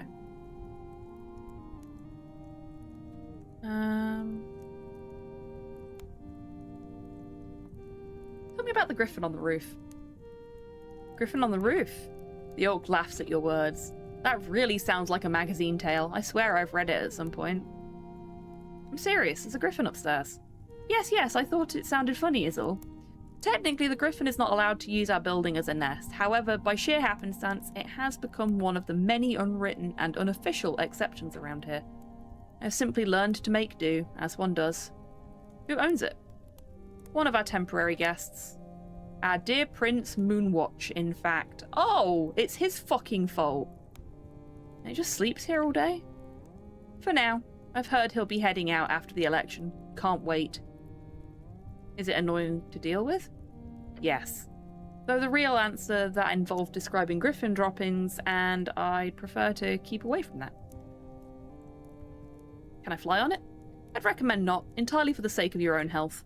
Unless you've got somewhere to fly off to. I do not know. Your health is happy to hear it. That's all about the griffin. Yes, let's leave it at that. Vera is not happy about the situation. Meriadoc flies on that beast, then. What's with the thing in the fireplace? I am not a thing! Don't mind him, he's harmless. I don't know exactly how we came over the contract, but I believe it was a Kargameshian fellow who handed it over. A smoke method. It keeps track of unwanted visitors. So don't touch anything, cleric, unless you like getting seared. She smiles, her tusks gleam. Any news about the tea shop? She sighs and grabs an envelope on the table. Darrow put a stop to any official investigation. He even had his guardian angel place an arcane lock on the entryway. You mean Etir? Yes, his celestial pet. She's no pet, she's a powerful woman. Powerful, yes. Woman, though, I think that definition might be stretched. I've had the displeasure to deal with her a few times here on Tolstad, ever since she was handed the reins of the Coin Lord lapdog. She seems to enjoy mocking us lesser creatures, coming off almost petty. Strange behaviour for such a transcendent creature. She adjusts her posture. Now, she opens the envelope and reads for you. Bystanders suffered minor injuries, no real casualties found after a quick search of the premises.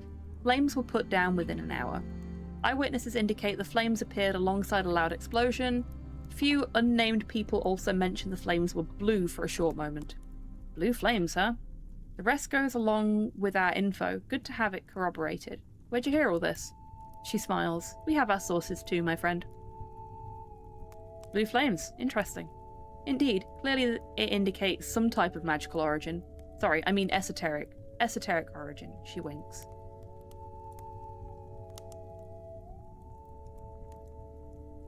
Esoterical. We give her a thumbs up. And you didn't have any of these witnesses recorded? None, I'm afraid. We heard the Halfways had one direct witness who identified himself, a frank fellow. But we found nothing more on that thread. The goblin mutters something to himself. He says that stupid fucking name, along with some profanities you do not wish to hear. How quick was the search afterwards? She smirks. Apparently only 10 minutes. Damn, that's quick. What's more interesting is that the official report does not mention any lead investigator apart from Darrow himself and the militia org. So my guess is they just didn't do anything after the militia put out all the flames and secured the structure.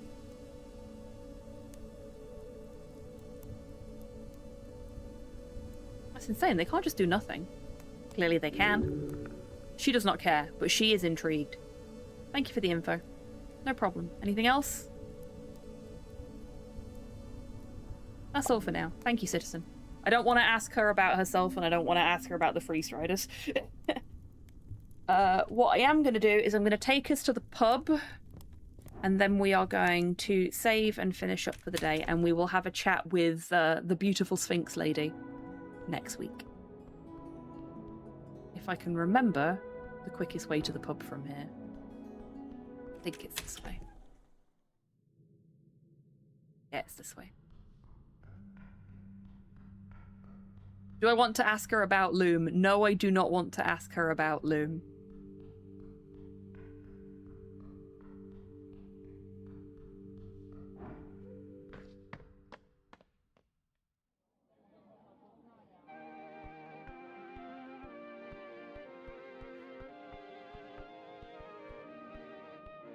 he's up here now. Okay, we're quickly going to have a chat with him before we go any further. And we can cast Detect Secrets in here, so we'll do that as well. Can you tell I'm having fun? Cleric of Norvik! The dwarf's glowing, smouldering eyes glitter as he bows before you. Hello, Axel. He laughs, clearly somewhat inebriated. You should keep this dwarf close. You have a feeling he'll be leading you to treasure in the future. Oh, and I hope the pickaxe has been treating you well. Like you said, the pickaxe didn't really work properly, but I got the spell out of it. Great to hear. I mainly used it as a regular pickaxe, to be honest. So good to hear it's gotten a bit of actual esoteric use. How did you end up here? In Norvik? He scratches his beard. I was on a business trip originally. I joined one of my uncles on a delve. That got me hooked. Ended up just sticking around on the third trip. So, when are you leaving? He laughs. Depends on who wins the election. He shakes his head and mutters, but really, I'm a bit of a lost soul. At least until I find those lost mines. Then I'll be set for life. Romulus lets out a screech. Yes, that's the spirit. You really like this guy.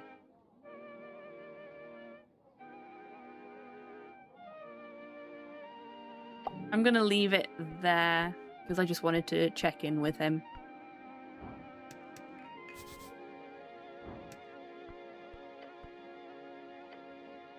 Very, very deep. We've done this before. No, we're not doing that.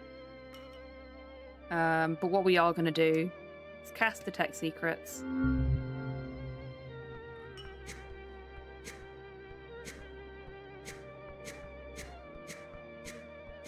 Oh!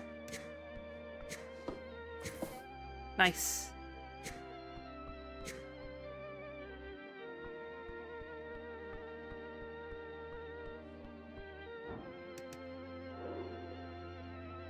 Oh, we've fully beheld her now. Right. Have we fully beheld him? Yes, we have. So we'll save here so that next week I know exactly what we need to do when we get into the game. Okay? But we are gonna head on over to this screen.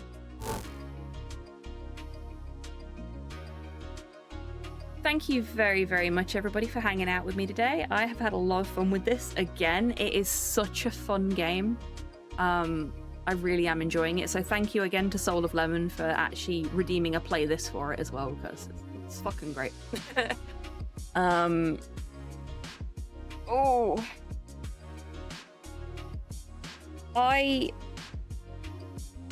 For the time being, I'm not going to be doing weekday streams because I am very, very close to burning out.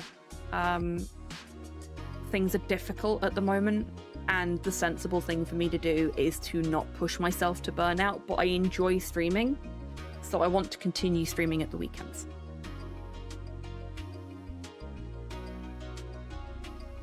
Agreed, Soul. Agreed.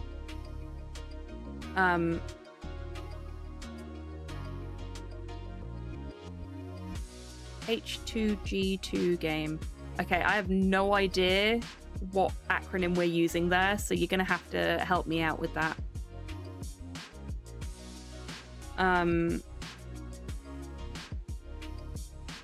But anyway, yeah, so as much as I haven't updated my schedule to say, oh, the Hitchhiker's Guide to the Galaxy game.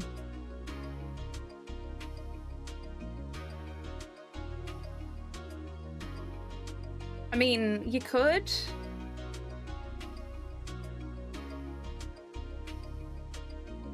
But, Anyway, yeah. I want to keep streaming, but I'm also aware that I'm at a high risk of burning out at the moment because of things other than streaming that have an impact on my ability to stream. So I'm going to just continue with the weekend streams, and if I have the energy to do a weekday stream, it will be a bonus at the moment. I do want to get back to weekday streams eventually, but I can't right now. So I'm being kind to myself. Yeah. So you will see me next Saturday, for definite. I don't think I need to let you know about anything else. That's all the admin stuff, so let's find somebody to send you over to.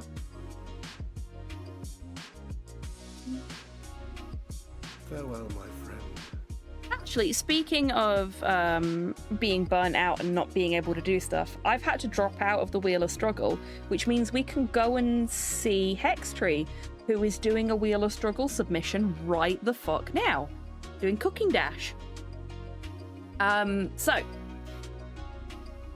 HobbyTan has put a link to Hex's channel in the chat, as well as a sub-friendly and a non-sub-friendly raid message if you want to copy and paste that when you get to Hex's channel.